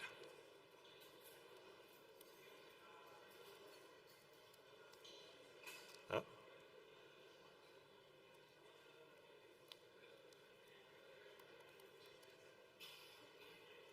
From DB. Okay. Then we have our extended client, and because this is Prisma, it's generated based on our database. It's fully type safe. So what do we have here? We have some functions for working with the database, but most importantly for us, we have categories and transactions. So let's go to transactions, and what are we trying to do? We're trying to load all of the transactions. So we want a list of transactions. And that means we can use the find many. And find many is the traditional Prisma query method. If you've used Prisma before, you know this will return a promise that will eventually resolve to the data from the database. But because this is an app, we want to have a different kind of reactivity. So we have introduced useFindMany, which does not return a promise. Instead, it works with the React hooks ecosystem to update the data whenever the data in the database changes. So we can use it like this. We want to select all from transactions, order by date, descending. Okay, so let's order. Auto completion is nice. By date, okay. And we wanted it to be descending. Perfect. Let's take a look at the type of this return value. You see, this is a type that matches what is in the database. We didn't have to manually type this. There's no way for this to get out of sync. It just works. So that takes care of this first part. We also want to load categories. And you see here they're loading them in 2 different queries. But if you remember back to the Prisma schema from just before, you saw that Prisma had already figured out that there's a relationship between those 2. So instead of having a second query, we can use include to say, actually, when you're talking to the database, please also go and get the related category. So now the type of this returned value is still a list of transactions and a new categories field with that category. So that's really nice. With this, we can get rid of most of the old stuff. Let's delete the use state, loading the database. We don't need the use effect anymore. We don't need these SQL queries that are untyped and without auto-completion. We can get rid of all of this. Thank you. If we go to the definition of use, find many, we can have a quick peek at how this works under the hood. So this is a Prisma client extension. This is what we ship with the library, and it is using use state and use effect under the hood to set up the reactivity automatically. So let's do the last change here and simplify delete transaction. Again, we use extended client. It's a transaction we want to delete. And we want to delete where, yes, where the ID matches. So this is it. Again, auto-completion and type safety.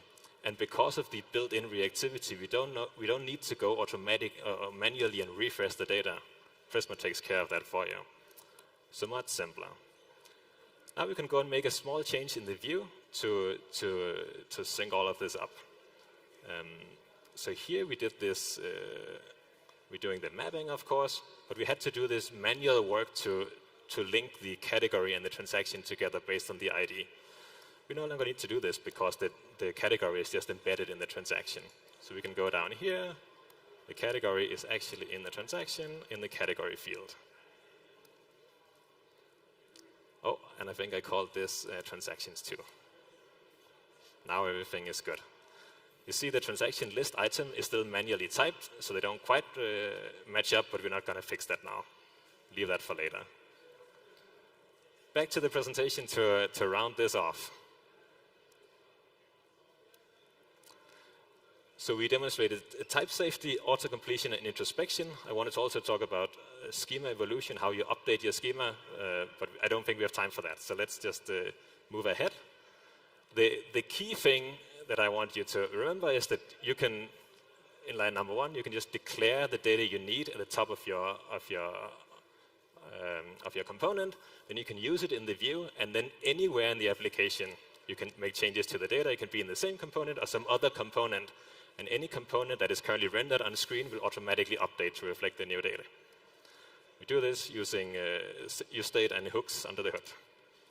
So if you want to try this out, you can go to pris.ly/expo. That's linking to a blog post that is going up as we speak. And if you want to look at the example app I just showed you, it's at this link on my GitHub, the Budget Buddy Expo app. So we now have a really nice type safe with auto-completion way to interact with your data locally. We have a way to automatically update the UI when the data changes.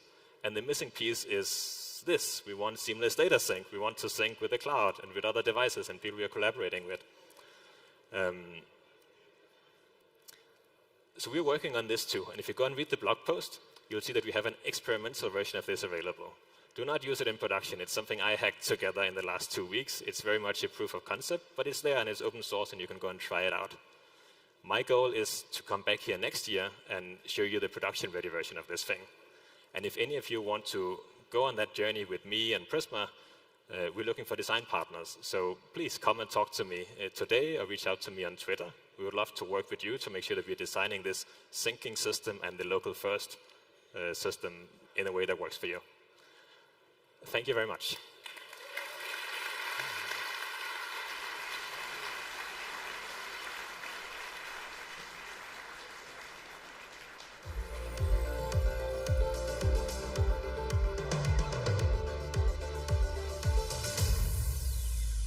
Thank you so much. That was a wonderful talk. I can see people already getting started. Yes, it is time for a break. So go grab some coffee, grab a drink, grab a snack. Remember, if you want to catch up with Søren and the rest of the Prisma team, we have the expert lounge all the way at the back up top.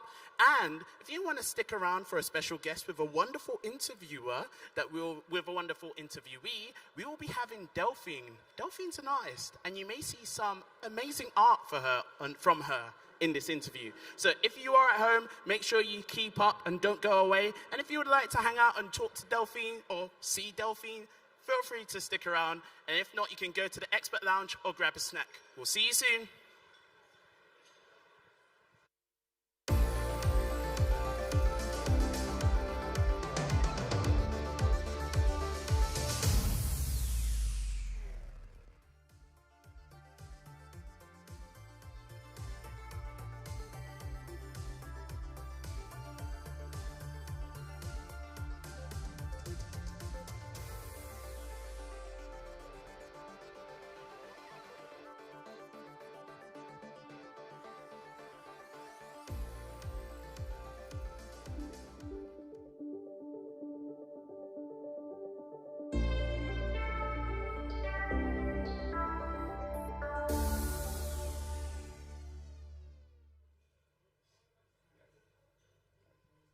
Hello everyone, welcome back in our studio live. Let me introduce our next guest, Delphine Wagner, a React Native developer at BAM. Hello Delphine.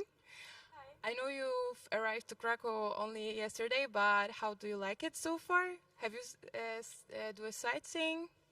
Not really yet, because my talk is tomorrow, so I was still working on the presentation yesterday, like the whole afternoon. It's terrible. But I'll be visiting on Saturday, for sure. Cool.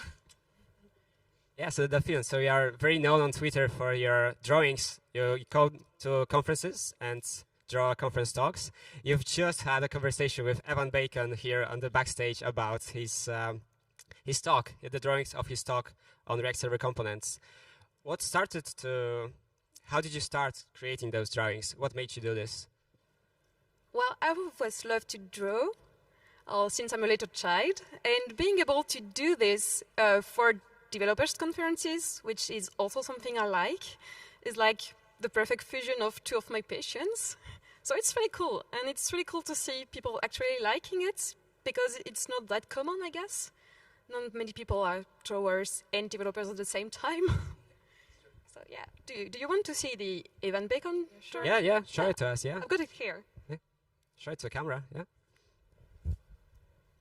There you go. They're perfect. They're very popular. Yeah, I love them. Yeah, I really like them. They're beautiful. Okay, so maybe make a little self-promotion, because you're having a talk tomorrow about yoga. Can you do us a little overview about your talk? Yeah, so it's about yoga, but it has nothing to do with sport of meditation. Oh, really? It's no. another yoga. I'm sorry.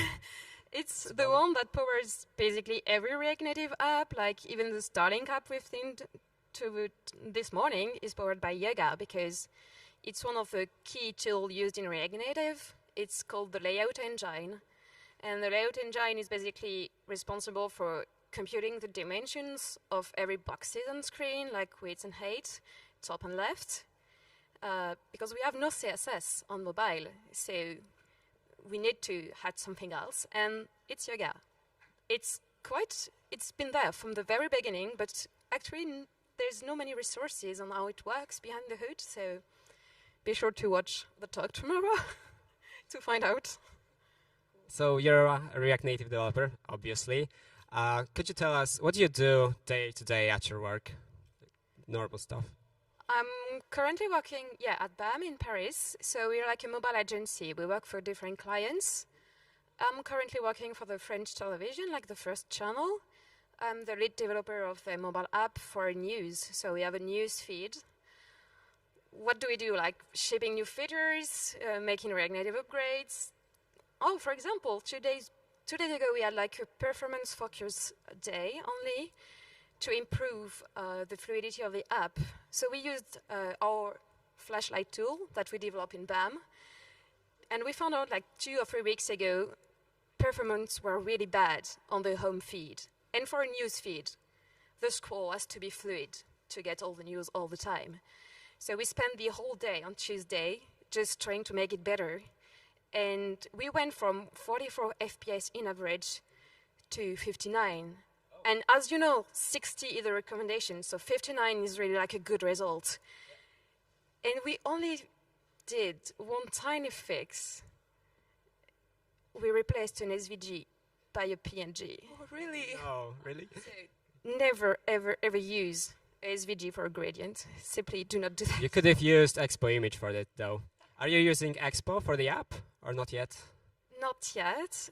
It's a React Native app created 3 years ago, and 3 years ago Expo was not the same, basically. But we actually studied the migration for Expo, and the main conclusion is, globally, we do want to adopt it, especially for the ecosystem and the libraries. I think globally the libraries made by Expo are better maintained than the community ones. For example, for new architecture, there's like this amazing Google Sheets of how is the support for new architectures in the popular libraries. And basically all of the Expo libraries already support new architecture, or at least you have the name of the people responsible for it.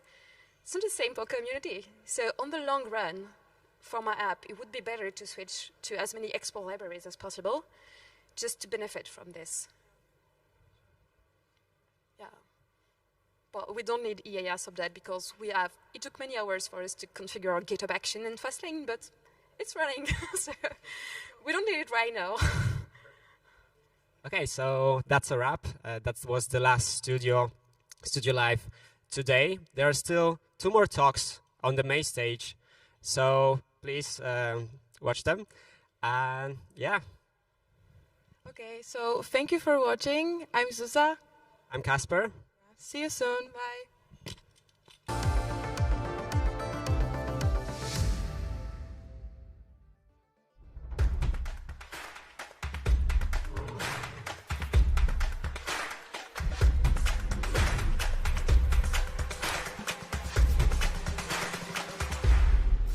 And if you want to become a Node.js developer that can build end-to-end applications, join our thriving community at nodejs.dev, and I'm going to help you master full-stack mobile development by building applications users love.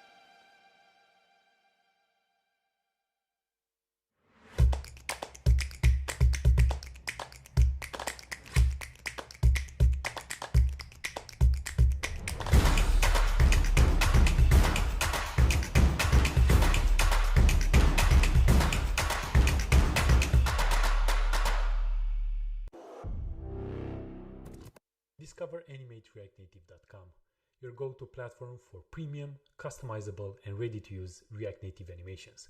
There are over 120 different animations that are going to save you time, enhance your app, and, in my opinion, is the perfect collection if you'd like to learn more about React Native animations. Get 60% off by using App.js Conf. Visit AnimateReactNative.com. You can't stop thinking about React Native? Then you're just like us. Join 10,000 other developers on galaxies.dev and become a stellar React Native developer faster. Learn with our pro video courses, practice with hands-on projects, or stay up to date with the Rocket Ship podcast. Galaxies.dev is the home of epic React Native content. Join today and use code App.js for a 35% discount on your first payment of Galaxies Pro. That's galaxies.dev and code App.js.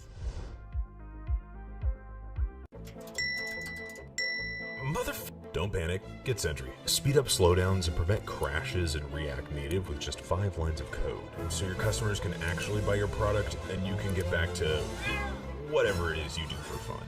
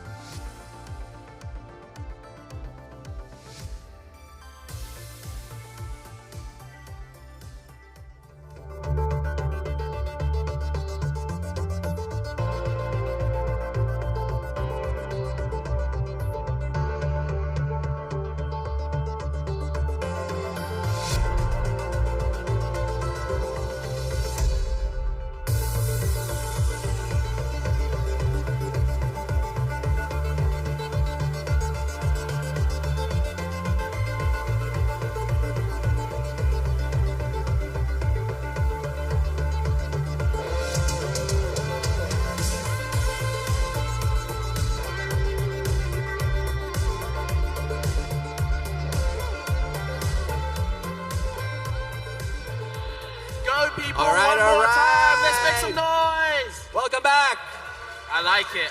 I love the energy. Love the energy. Welcome back in this room in Krakow. Welcome back at home studio. We have 2 more great talks for you today. But before we do that, just one little piece of housekeeping. Tomorrow afternoon, to close the conference, I will be hosting a panel with some of the speakers here. And so we want your questions for the panel. And hopefully behind us, we can get some information about how to submit the questions. But if not, maybe just think of a question in your head, and then tomorrow you can submit it. But if you start thinking now, it's going to be a really good question by tomorrow. So yeah, definitely come with your questions. Now, this is something that we often like to do whenever we MC a conference together. We always like to take a selfie with the audience. So we thought, while we're here, while the next speaker is getting ready, we could take a selfie. Would you be okay with joining us in our selfie? All right, yeah, all right. Yeah, I don't want to brag, but like this camera is actually pretty good. I think we can get like the whole room in one picture with this with pixel camera. Yeah, let's see. I mean, it's a wide angle lens, but I mean, it's an okay shot. Like, that's an okay camera. Like, I brought with me a $35,000 camera with its own crane operator over here. I feel like we should take a selfie on the big time. I mean, we gotta. Like, they paid 35,000 grand for that. We gotta use it for something. We gotta use it. So, do you think we should take a selfie of this together? All right, so the way this is gonna work is we're gonna fling the camera around, and all of you are gonna wave at the camera as it goes around, and wave at the folks at home as well. So, are we ready to take this selfie together? Get in the shot, get in the shot. 3, 2, 1. Woo!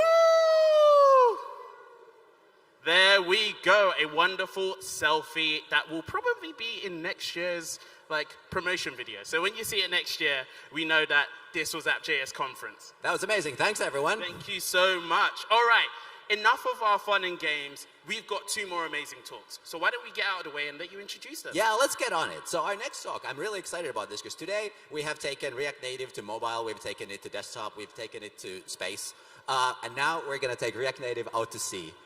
Gabriel Dierks is going to talk about how they use EAS for deploying multiple times a day onto the oceans. So let's see what Gabriel has to give us. Give it up for Gabriel Dierks.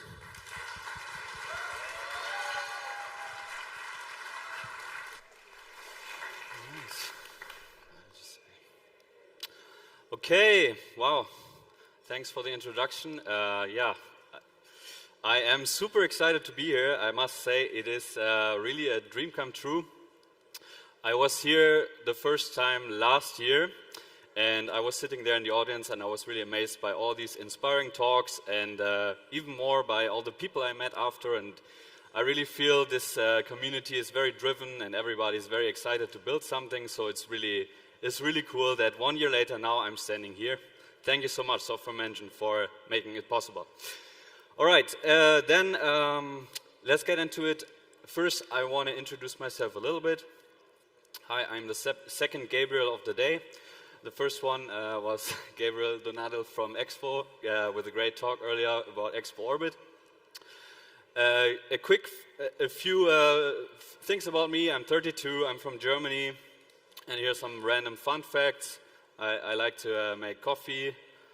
This is our dog, Nova. Yes, please give it up. Yeah, it's a beautiful dachshund that my fiancé and I adopted. And then, last fun fact is this one. 6 years ago, I wrote my bachelor thesis on React Native and React and how do you transform a website into an app back and forth. And yeah, I feel like this has grown pretty well from then. I feel like back then it was a bit more niche. So yeah, I kind of stuck to that whole thing, and I'm here 6 years later. And yeah, to describe my journey a little bit over these years, I found this meme on Twitter. Maybe a few of you know it already, maybe more. It's a great meme. I think it also describes a little bit historically the history of Expo, or of the React Native ecosystem together with Expo. Back then, everybody loved it. We were all new, and we loved the Expo app doing everything for us. And then we were like, actually, we need to do this and that. We need to eject this. It's horrible. Let's get back to React Native. So I worked over the last years a lot with React Native in different companies in Berlin. And yeah, now I'm back to Expo, and I'm super excited to talk about what we're doing today at Expo at the company that I'm working on, which is Katmos, where I'm lead mobile engineer. So let me introduce Katmos a little bit. So, a little bit about the company. Katmos is a Berlin-based fintech. Yeah, it was founded 3 years ago, and in the end, it's an end-to-end salary payments platform. Yeah, and what that means, I will get to in a second. But also unique about Katmos, it focuses on migrant workers, and it looks kind of like this. I took this from our website. It looks a bit pixelated, but yeah, this is kind of the platform we built. It's a web-based accounting platform that, yeah, basically companies can use to pay salaries to a digital wallet, which is then this mobile app that we built. And yeah, we do this among other services, but today I want to talk about this mobile app. And it was already introduced to you. A special thing about Katmos is also that it is, since Katmos started, they were focusing, or we are still focusing on a very special market, which is the global shipping industry. And yeah, what does it mean working with the global shipping industry, and in this case with seafarers? To explain, or to give you a bit of context, I want to take you on a journey, and yeah, the first journey I want to take you on is the journey of our seafarer. The seafarer, his name is Manoy, he's Filipino, like a lot of seafarers out there, and he's currently on a container ship in the middle of the ocean, and he has an old Android phone. And that's actually the reality for a lot of our users, for our app users. And he has a new SIM card. So that's also pretty common in this industry. People, they switch countries a lot, contracts a lot, going to different companies, different daughter companies, and they switch their phones or their SIM card. And in this case, Manoy just purchased a new SIM card, and the salary is a bit tough, so normally he would purchase a prepaid SIM card which has 500 megabytes for the month. Yes, so, and I also did a thing. I'm actually pretty creative, but I feel like this is what you have to do these days. So that's it. Yeah. So that's Manoy, and the second journey I want to take you on today is the journey of the mobile team. And the mobile team, the mobile team actually only has one mission, and the mission is, how can we support Manoy with some awesome tech? So we just heard about the special needs he has, or the special requirements, and yeah, how can we, what can we do about it as a mobile team? And again, yeah, this is the mobile team. Seafarer looks a bit weird. Okay, just to give you a bit of visuals. All right, so what do we do what do we do to achieve that? So what we do at Katmos, or as a mobile team, first thing, pessimistic UI. I'm sure a lot of you heard about optimistic UI, and yeah, of course I made that up. It's not really a thing, but what it means working in a fintech is that we cannot really predict how the UI is going to change, especially on low connectivity on the ocean. I actually was talking to Aaron yesterday about Starlink and how actually more and more satellites are actually increasing the networks over the oceans, but still we have a lot of data that shows evidently a lot of space is still unoccupied or very poor connections. So we have to make sure, obviously, as a fintech, we show up-to-date numbers. The balance is not from yesterday, and the transaction go out after the request, the UI updates it. So not optimistic. Next thing is local last. Yeah, another thing I made up, local first I think is amazing, but similar use case, yeah, we need to be up to date, like I mentioned already. And yeah, lightweight payloads, I think that's also a thing that a lot of you people are familiar with. In general, we're trying to keep payloads lightweight, paginate data, and yeah, we're doing that a lot as well. And the last thing that I want to mention now is the pipeline that we adjusted towards this need. And this is actually the part that I want to go a bit more into detail now. So, the pipeline. The pipeline, yeah, I'll go through it super quick. Basically, we've seen earlier that Expo allows you with EAS build and EAS update to integrate this really well also in your CI or use the CLI to be able to have these pull request preview builds. And we're doing a bit differently. We are actually having a testing and a staging build on both TestFlight and Google Play Beta. And we're continuously basically delivering new features, new fixes to our testing app.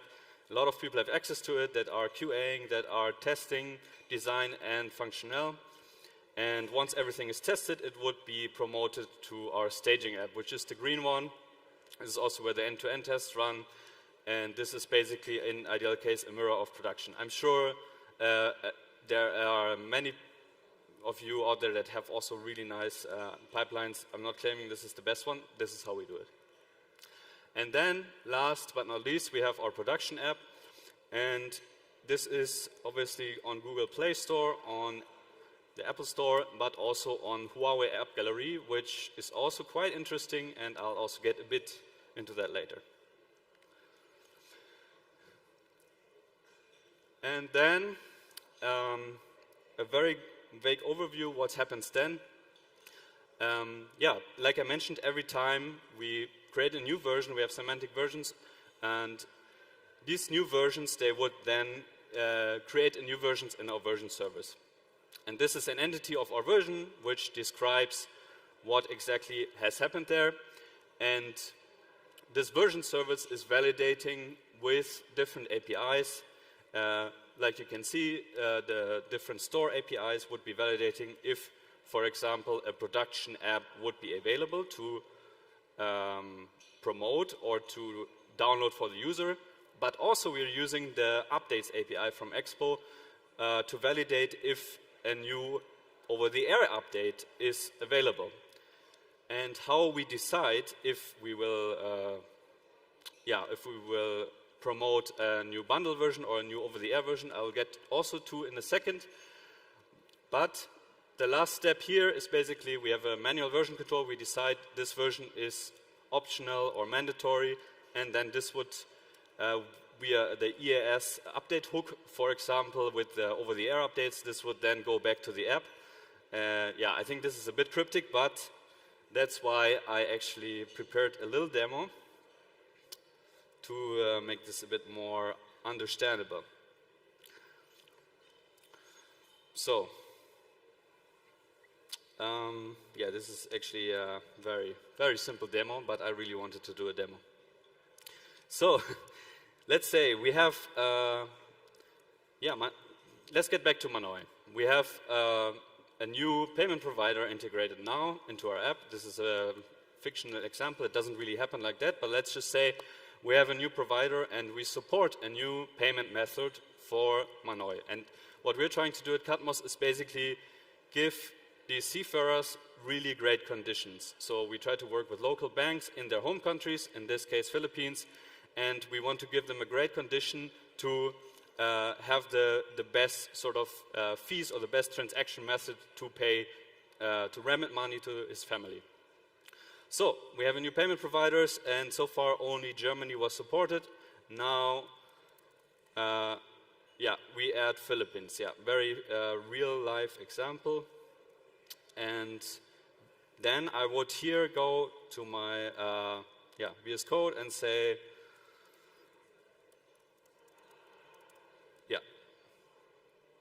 So, and I would promote this to our testing environment. And to save you guys the time, let's push this, just as an example, but because we don't want to wait for our pipeline, I already prepared this for you.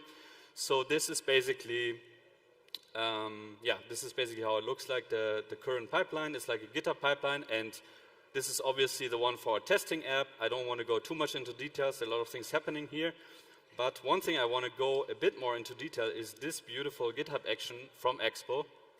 As you guys realize, I'm talking a lot about Expo today. And this fingerprint, if you guys heard about it, it basically enabled us to compare bytecode or to compare the current app version with the future app version that we are in this case merging into. So this comparison enables us, it gives us a JSON file. It looks kind of like this.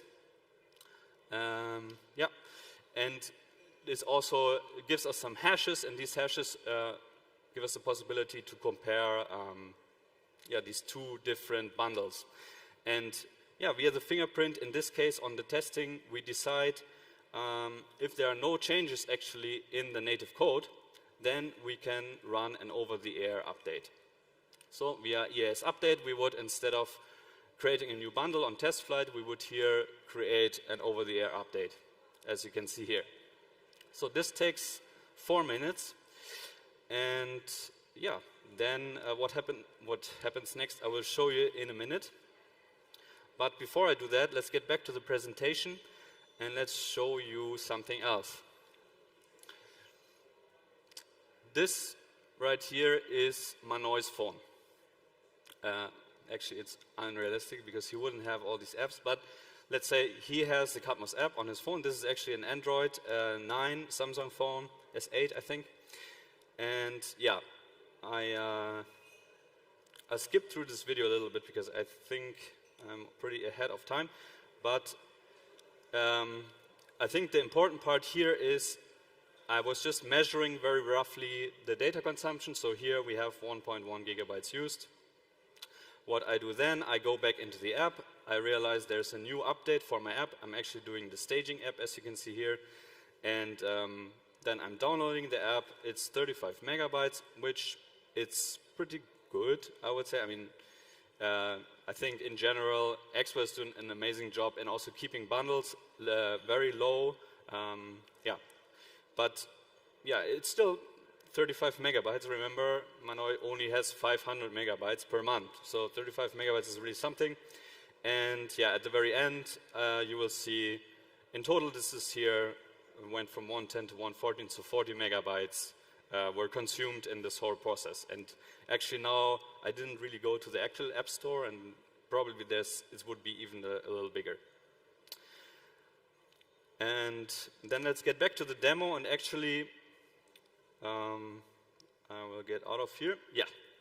I actually connected my phone. This is now my phone, iPhone, but this would also be something that would happen to an Android phone the same. So what I'm showing you now is basically what happens after we have run this pipeline with EAS update and we updated our app over the air because we realized we just changed one line of TypeScript code, just JavaScript, no native code has changed. So we go into our app, and then here, don't mind this network error, that's probably from the proxy, but as you can see here, we have an update modal, which comes when we open the app, and it basically tells us, oh, it's time to update, it's mandatory, it's non-mandatory, it's optional, so I can also choose not to download this one, but in this case, I'm pressing download, the app restarts, and we're back. And I opened this proxy in advance to show. So as you can see, this is a smaller number. I think there were also some other things going in the background, but I think you get the point. Then the numbers are a lot lower. So why am I showing you this? And that gets me already to the summary of my talk.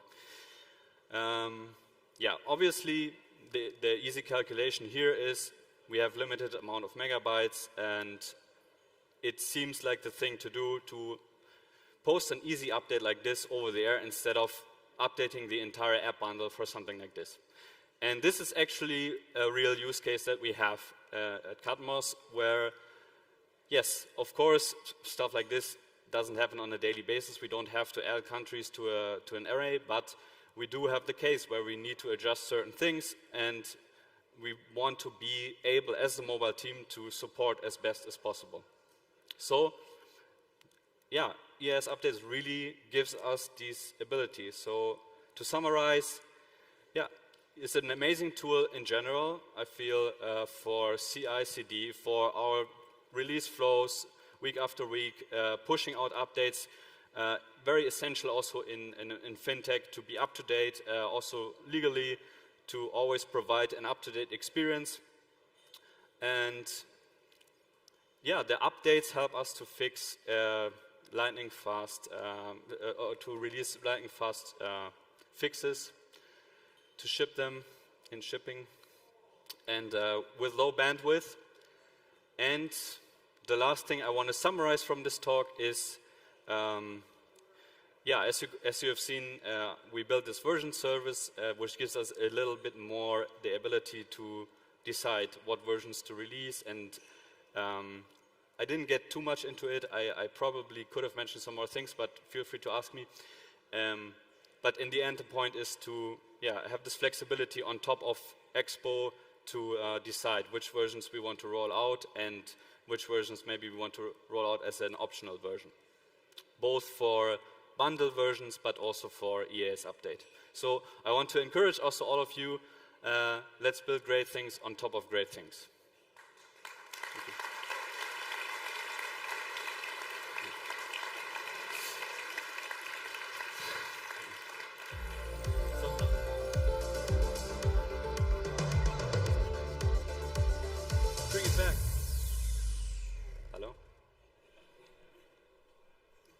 There's one last thing. So again, this I wanted to show you as well. This is the mobile team and the Seafarer hand in hand. But there's one more thing that I really wanted to mention, and then I'm done, which is, you've all seen this great talk earlier, amazing, obviously, from Evan Bacon, React Server Components, and from what I understand, also, this is the vision for Expo, right? Coming from EAS updates, what's the next logical step to updating over the air your entire JavaScript would be to update only parts of your UI. And so also at Katmos, we're looking into this technology, but I think it's really exciting, and it is really the future for a lot of use cases. Maybe not for ours, but again, we have this, like I mentioned, this use case.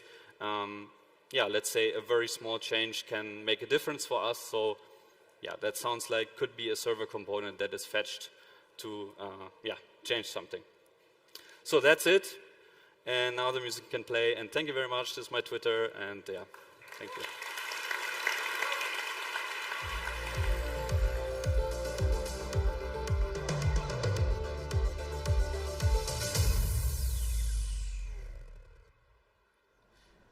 Thank you so much. That was an amazing talk. All right, folks, we are here at the last talk of the day. I know it's been a long day, but hopefully we've learnt a lot, and there is a lot that we can take home. And I hope we're all excited to come and do this all over again tomorrow as well.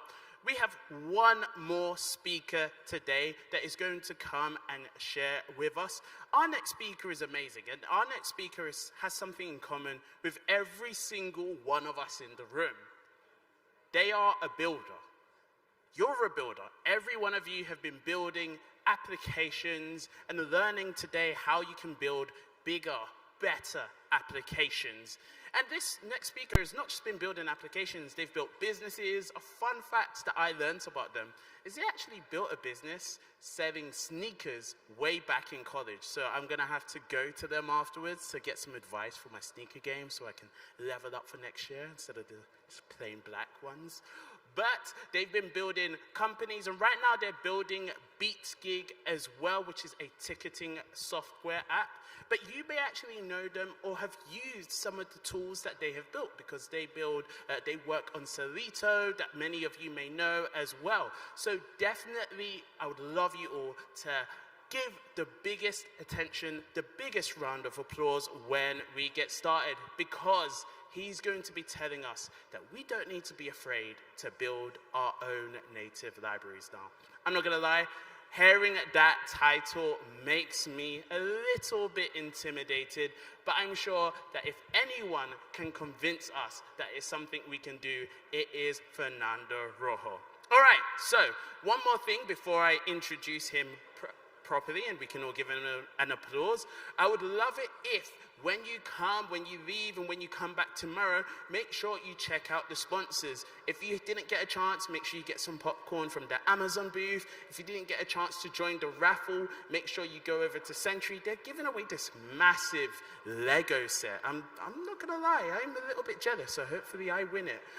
It's a massive Lego set with a Pac-Man minigame. I need to check to see if the Pac-Man minigame actually works, because if it is, then maybe a bribe or two might make sure that I get to take the Lego set away. I love Lego sets, so I've got a few around my house, and an extra piece will not be a problem. So definitely make sure you go and check out the sponsors. They are often giving away prizes. There are some awesome stickers. I've got a sticker as well, because I want to have a break, which is really nice, from the Amazon table. And make sure you go and check them out. Also, make sure you stay hydrated. So if you do need to grab a drink before you go, make sure you do that. And then we will see you again tomorrow, where we're going to have more amazing talks. Remember also tomorrow to bring your badges. A classic thing that happens, and I say this because it usually happens to me, is people forget their badges at home. So make sure you bring them, because you're going to need them tomorrow. And also you're going to need them for the after party. But we're getting ahead of ourselves. After party can wait. For now, we need to learn and focus on building. So, without further ado, I think it's time for me to get out of the way and for me to pass on the stage to a wonderful builder, Fernando Rojo. Let's give it up for Fernando.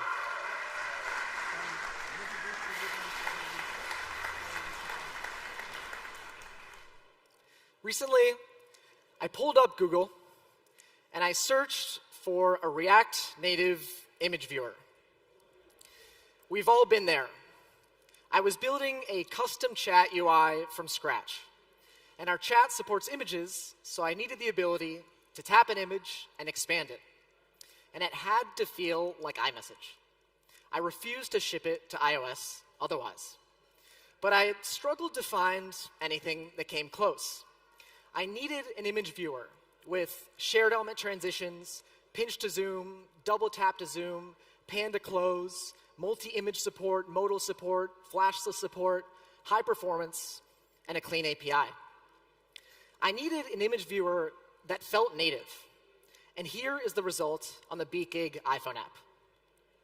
Native feel is the most important benchmark. You can see that I can press, tap, pinch, zoom, drag, and slide between different images. I get what I'd expect from a good app. One nice detail is the image in the list is compressed, but the one that expands is high resolution. And when I long press an image, I get native style reactions with a native context menu. As an iPhone user, you feel right at home. And that's the image gallery that we will build today. So let's define the API first. When I'm making something reusable, I like to code for consumption. Even when I'm building something in my own app, I imagine myself as this future user of the code. A clean API isn't just aesthetics, it's reducing mental overhead. I just want to make an image pop up when it's tapped. That's it. I don't want to spend time coordinating navigation or dealing with low-level gesture primitives. And I definitely don't want to be creating refs, measuring views, and calling any extra hooks.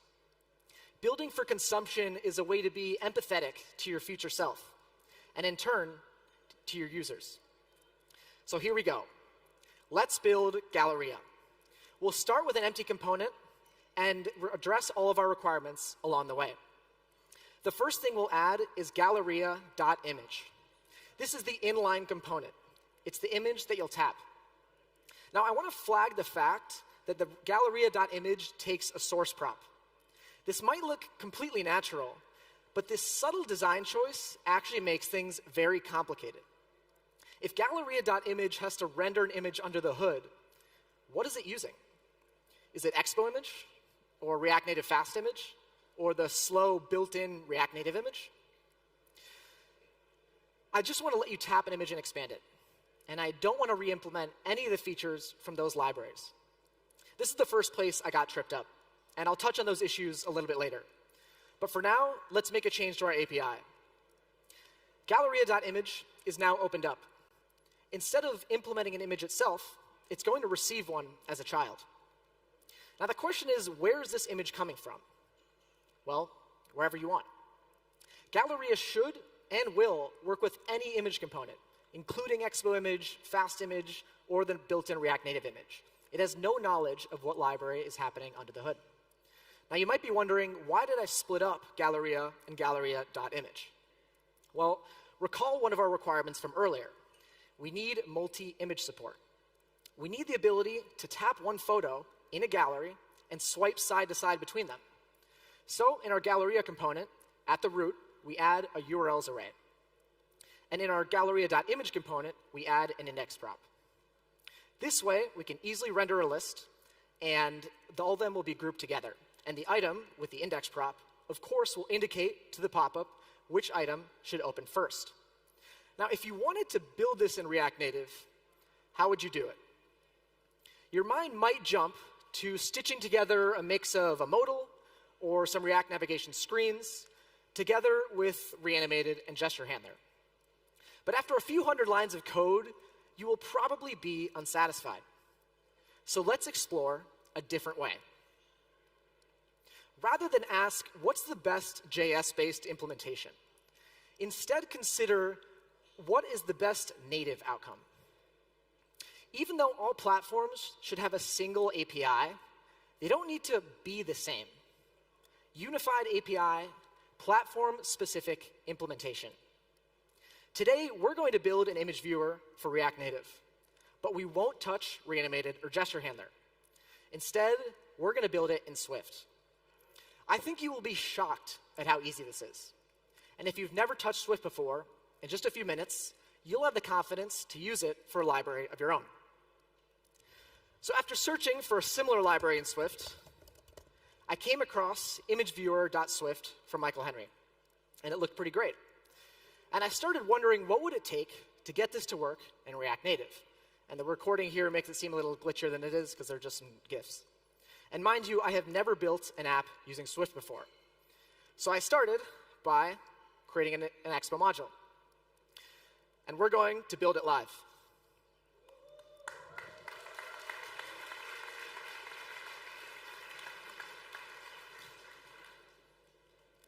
Okay, so we'll start by defining our types, remembering these API requirements. Okay.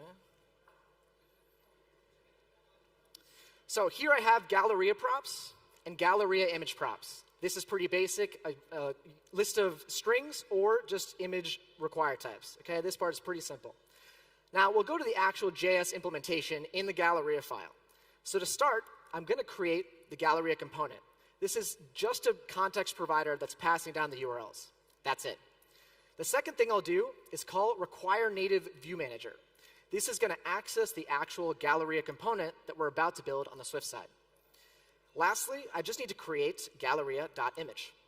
This is, as you'd expect, going to receive children, the index prop, and it accesses the URLs from the context. And when I render this, all I'm doing is returning this native view that we created up above. I'm passing it these two props that we required earlier, the index and URLs. And you can see that I get this error from the image. The reason is, one, I haven't imported it. And the reason we're doing this is I want to support both remote URLs and local files. So this resolve asset source simply turns a local import into a string that can then be accessed by the native app as a URL. So the example app is pretty simple. It's an iPhone Photos style app. Here we have a flash list that has a 3-column grid. and we're rendering our gallery image in each one. You can see that it receives an index, and at the root, we're passing the URLs. And this is not doing any sort of children mapping. This is all being done through context and with native views. So let's get to the harder part. Let's check out the native code. The first thing I'm going to do is just open the docs of this native library and see what it suggests. So it tells me to install these packages in my pod spec, which is like your package.json for iOS in the case of CocoaPods. So I'm going to go down to the iOS folder of the library. And in the pod spec, I've added these already. And I've already run the install script, so you could just run pod install, but I'm not doing that part live because it might take a little bit. So once this is done, we're going to get to the actual development of the iOS app. So the easiest way to do this is to actually open your example app in the repo for your Expo module. Go to iOS, and I'm going to open this in the Finder. From here, I'll open the Xcode workspace file, which is going to take you here to Xcode. And maybe some of you have never even opened Xcode before. That was me not too long ago. From here, I go to pods, and then development pods. And in this folder, I have Galleria. So here you have a view and a module, and we're going to start by focusing on the view. So now I have the imports up top that the library suggested for me, and I've cleared out all the boilerplate that Expo gives you. So let's go back to the docs and start implementing this library. First thing it tells me to do is just create a UI image view, and then I'm going to call setup image viewer on it. So I'll simply copy this, and I'm going to create a setup image view function of my own. I'll create the UI image view. And then I see here, this is kind of what we want, right? We want a list of URLs. So I'll copy that, and I'll paste it in. OK, so no errors, pretty good to go so far. But we already have one problem, which is I don't want to create a new UI image view. I don't want to manage the image. Instead, I want to get the image instance from the children. So I'm going to create a new function here called getChildImageView. This is going to return an optional UI image view instance, and we'll start by creating this variable React subviews. All this does is checks this view's React subviews, which is a method on the RCT view.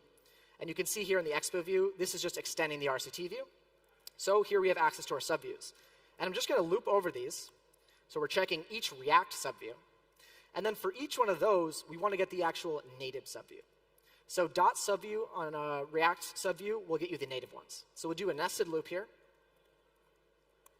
OK, so we have 4 React subview and React subviews. Then for each React subview, we're going to loop over its native subviews, which is just this dot subview. Lastly, we're going to say it. And this is a little different from JavaScript syntax. If let image view is subview as UI image view. If you use TypeScript, this as will probably look like just a normal typecast. But from what I've learned recently, this functions a bit more as like an instance of for a class. So that way we're checking if this variable in the if statement, we're actually assigning it.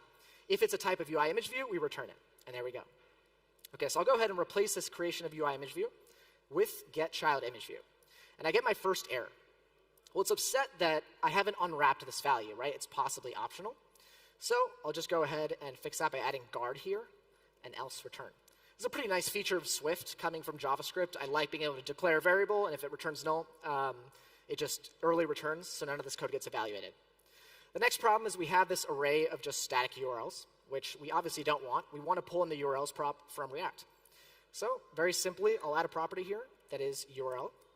So I have this URLs. It's a string array. And anytime it updates, we're going to call this setupImageView function. So Swift has this thing called didSet, which I've thought of a little bit like a useEffect. It happens whenever this variable changes. So we want to call setupImageView anytime the URLs change. I'll go ahead and replace this array with self.urls. And here I once again get 2 errors. This time, one of the errors is simply the fact that it's nullable, just like we had before. But the other one is actually the fact that we're giving it an array of strings, but it expects an array of URLs. So the first thing I'll do is simply map over these. So I'm using compact map, which is kind of like map in JavaScript. And I turn each URL into an actual URL class. But I still get this error because it expects a non-optional value. So I'm going to copy this and put it up in the same guard statement. Swift does not, or like Xcode does not have a very good prettier, so I've had to kind of manually format this as I go. But we can see now that the errors are gone. So I'll quickly do the same thing with the index prop. And we'll just say let index equals self.index. And we'll just pass it to the setupImageViewer function right here. OK. So should we try to run it? Let's see what happens. I'll hit play up top. That's all you really need to do. And keep in mind, this is nothing like fast refresh. If you've never built an iOS app, it's actually having to rebuild all the code here. Okay, it succeeded, thank God. So here we have some puppies and a cat. It seems like it's working, but when I click it, actually nothing's happening. Okay, so let's try to figure out what's going on. See if you can think, like, what here in this code would make it such that it's not working? Well, first of all, where are we calling setup image view? That's what's actually leading us to have an image gallery. So let's just dig into what setup image view is doing and what is happening under the hood. Here we have an image view, and we're calling setup image viewer. So like, where does that come from? Well, by importing imageviewer.swift, that library is actually overwriting the built-in image view instance, or class. So I learned this is a bit of a common practice, it seems, in Swift, kind of like the old days of JavaScript, where we would overwrite the prototype. They're adding functions so that any UI image view can call setup image viewer on it. Now, the problem that we're facing here, the reason it's not working, is because we've only set to call this whenever one of these variables changes. But what we want to do is call setup image view whenever there is a React subview added. Anytime we have a child that's added or changed, we want to make sure that we're calling this function. So there's a built-in method on the RCT view called insert React subview. So I'm going to go ahead and override that, and I'll start by just calling super insert React subview. And in there, we'll call setup image view. Okay? So now, whenever there's any change to our children, we're going to call this function. So I'll go ahead and try to build it again and see what happens. Look, hopefully my build times aren't too bad, but it seems like it's going somewhat quickly, and it already succeeded. So we'll pull this up, but again, when I click, I'm still getting nothing. And if you've built an Expo module before, I'm sure you know what I'm missing here. I'm going to go back to this folder on the left. Notice that we've only focused on gallery of view so far. But we're not actually getting any feedback from React yet. And the reason is we need to go to the module and declare our props here. So this is the Galleria module. Anytime that you send a value as a prop, if you want to actually mutate the view, you need to do it here. So this is a little more imperative than React. Basically, the way it's going to work is you use this prop function that Expo modules gives us. And here's the key of the prop, right? So that's URLs, which in the JavaScript case all the way back here, that is this key right here. And this is going to be the value. So the value is going to be this array of strings right here, and this is the view instance. So I simply do view.urls, I mutate that view class, and I add this value. So I'll just go ahead and do the same thing for index. Oops. Prop.index. Okay. So here's the index that we get. It's an optional int. And so this should be mutating the Galleria view now every time one of those values changes. So I'll go ahead and hit play.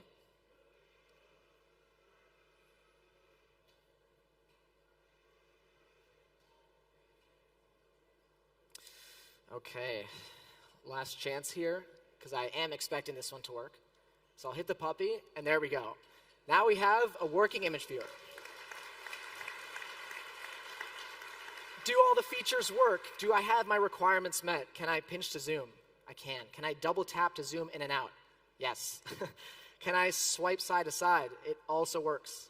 All this is working totally fine, and if I drag it back, I get the shared element transitions too. We have the clean API, we have the fast performance, all of it. Yeah, sorry, I cut you off there. It's working great, and it was easy to do. Now just bear with me for a second while I get these slides fixed back up.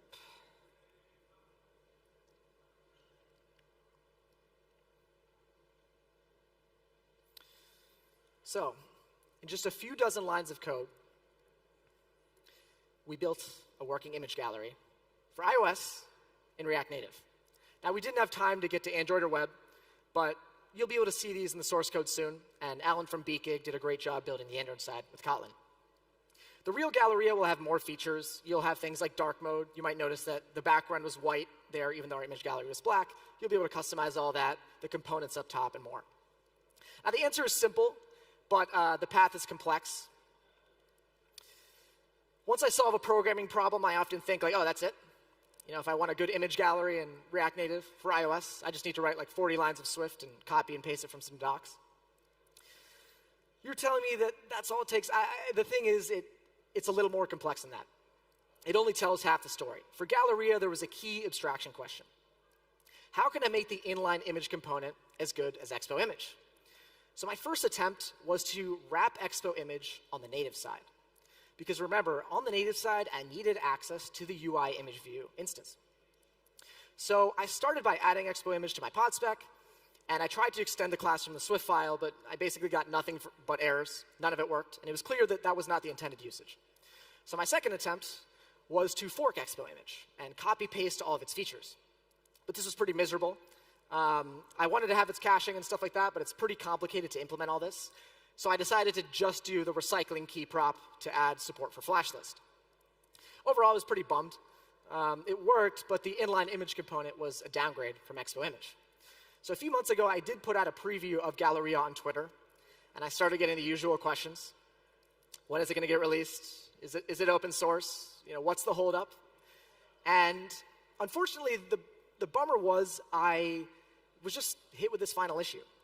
I didn't want to put something out that was, like, in most ways a downgrade. And I could already see the GitHub issues that were coming. Add Expo image support, add React Native image support, add fast image support. It's not caching on Android. It's slow in a flash list. I dreaded every one of these. So my answer to Brent's tweet was, not being able to wrap Expo image is probably the main blocker to releasing this. It's a bit hard to maintain a fork, but I didn't want to give up any of its features. And so things sat there for a few months. We were using it in the BeatGig app, but I wasn't quite proud of it.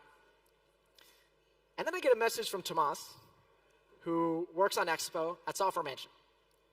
He said the Galleria view could just be a wrapper view around the images. And this small perspective shift was the answer I needed. I just need to get the image instance from the children instead of creating it, which I was doing when I copy-pasted the docs.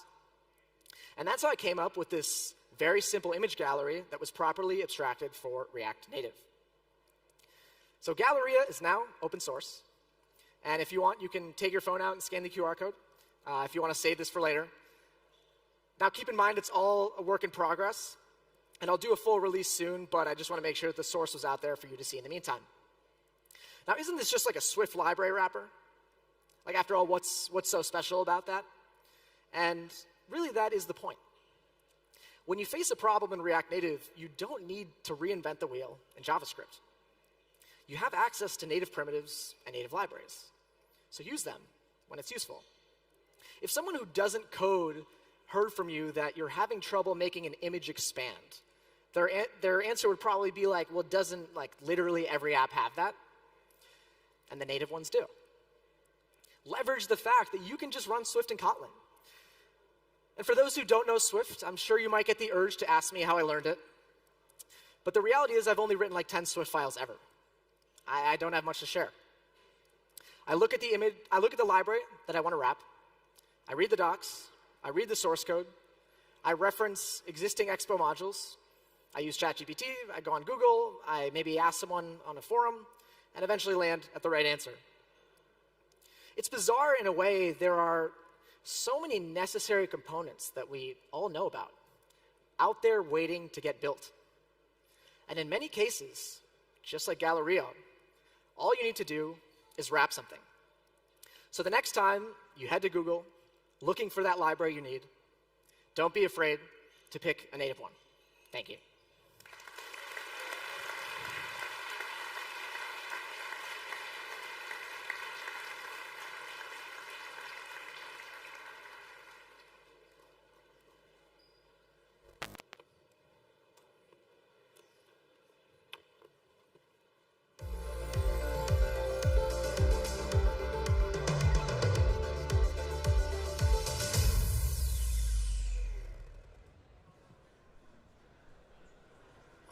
All right, folks.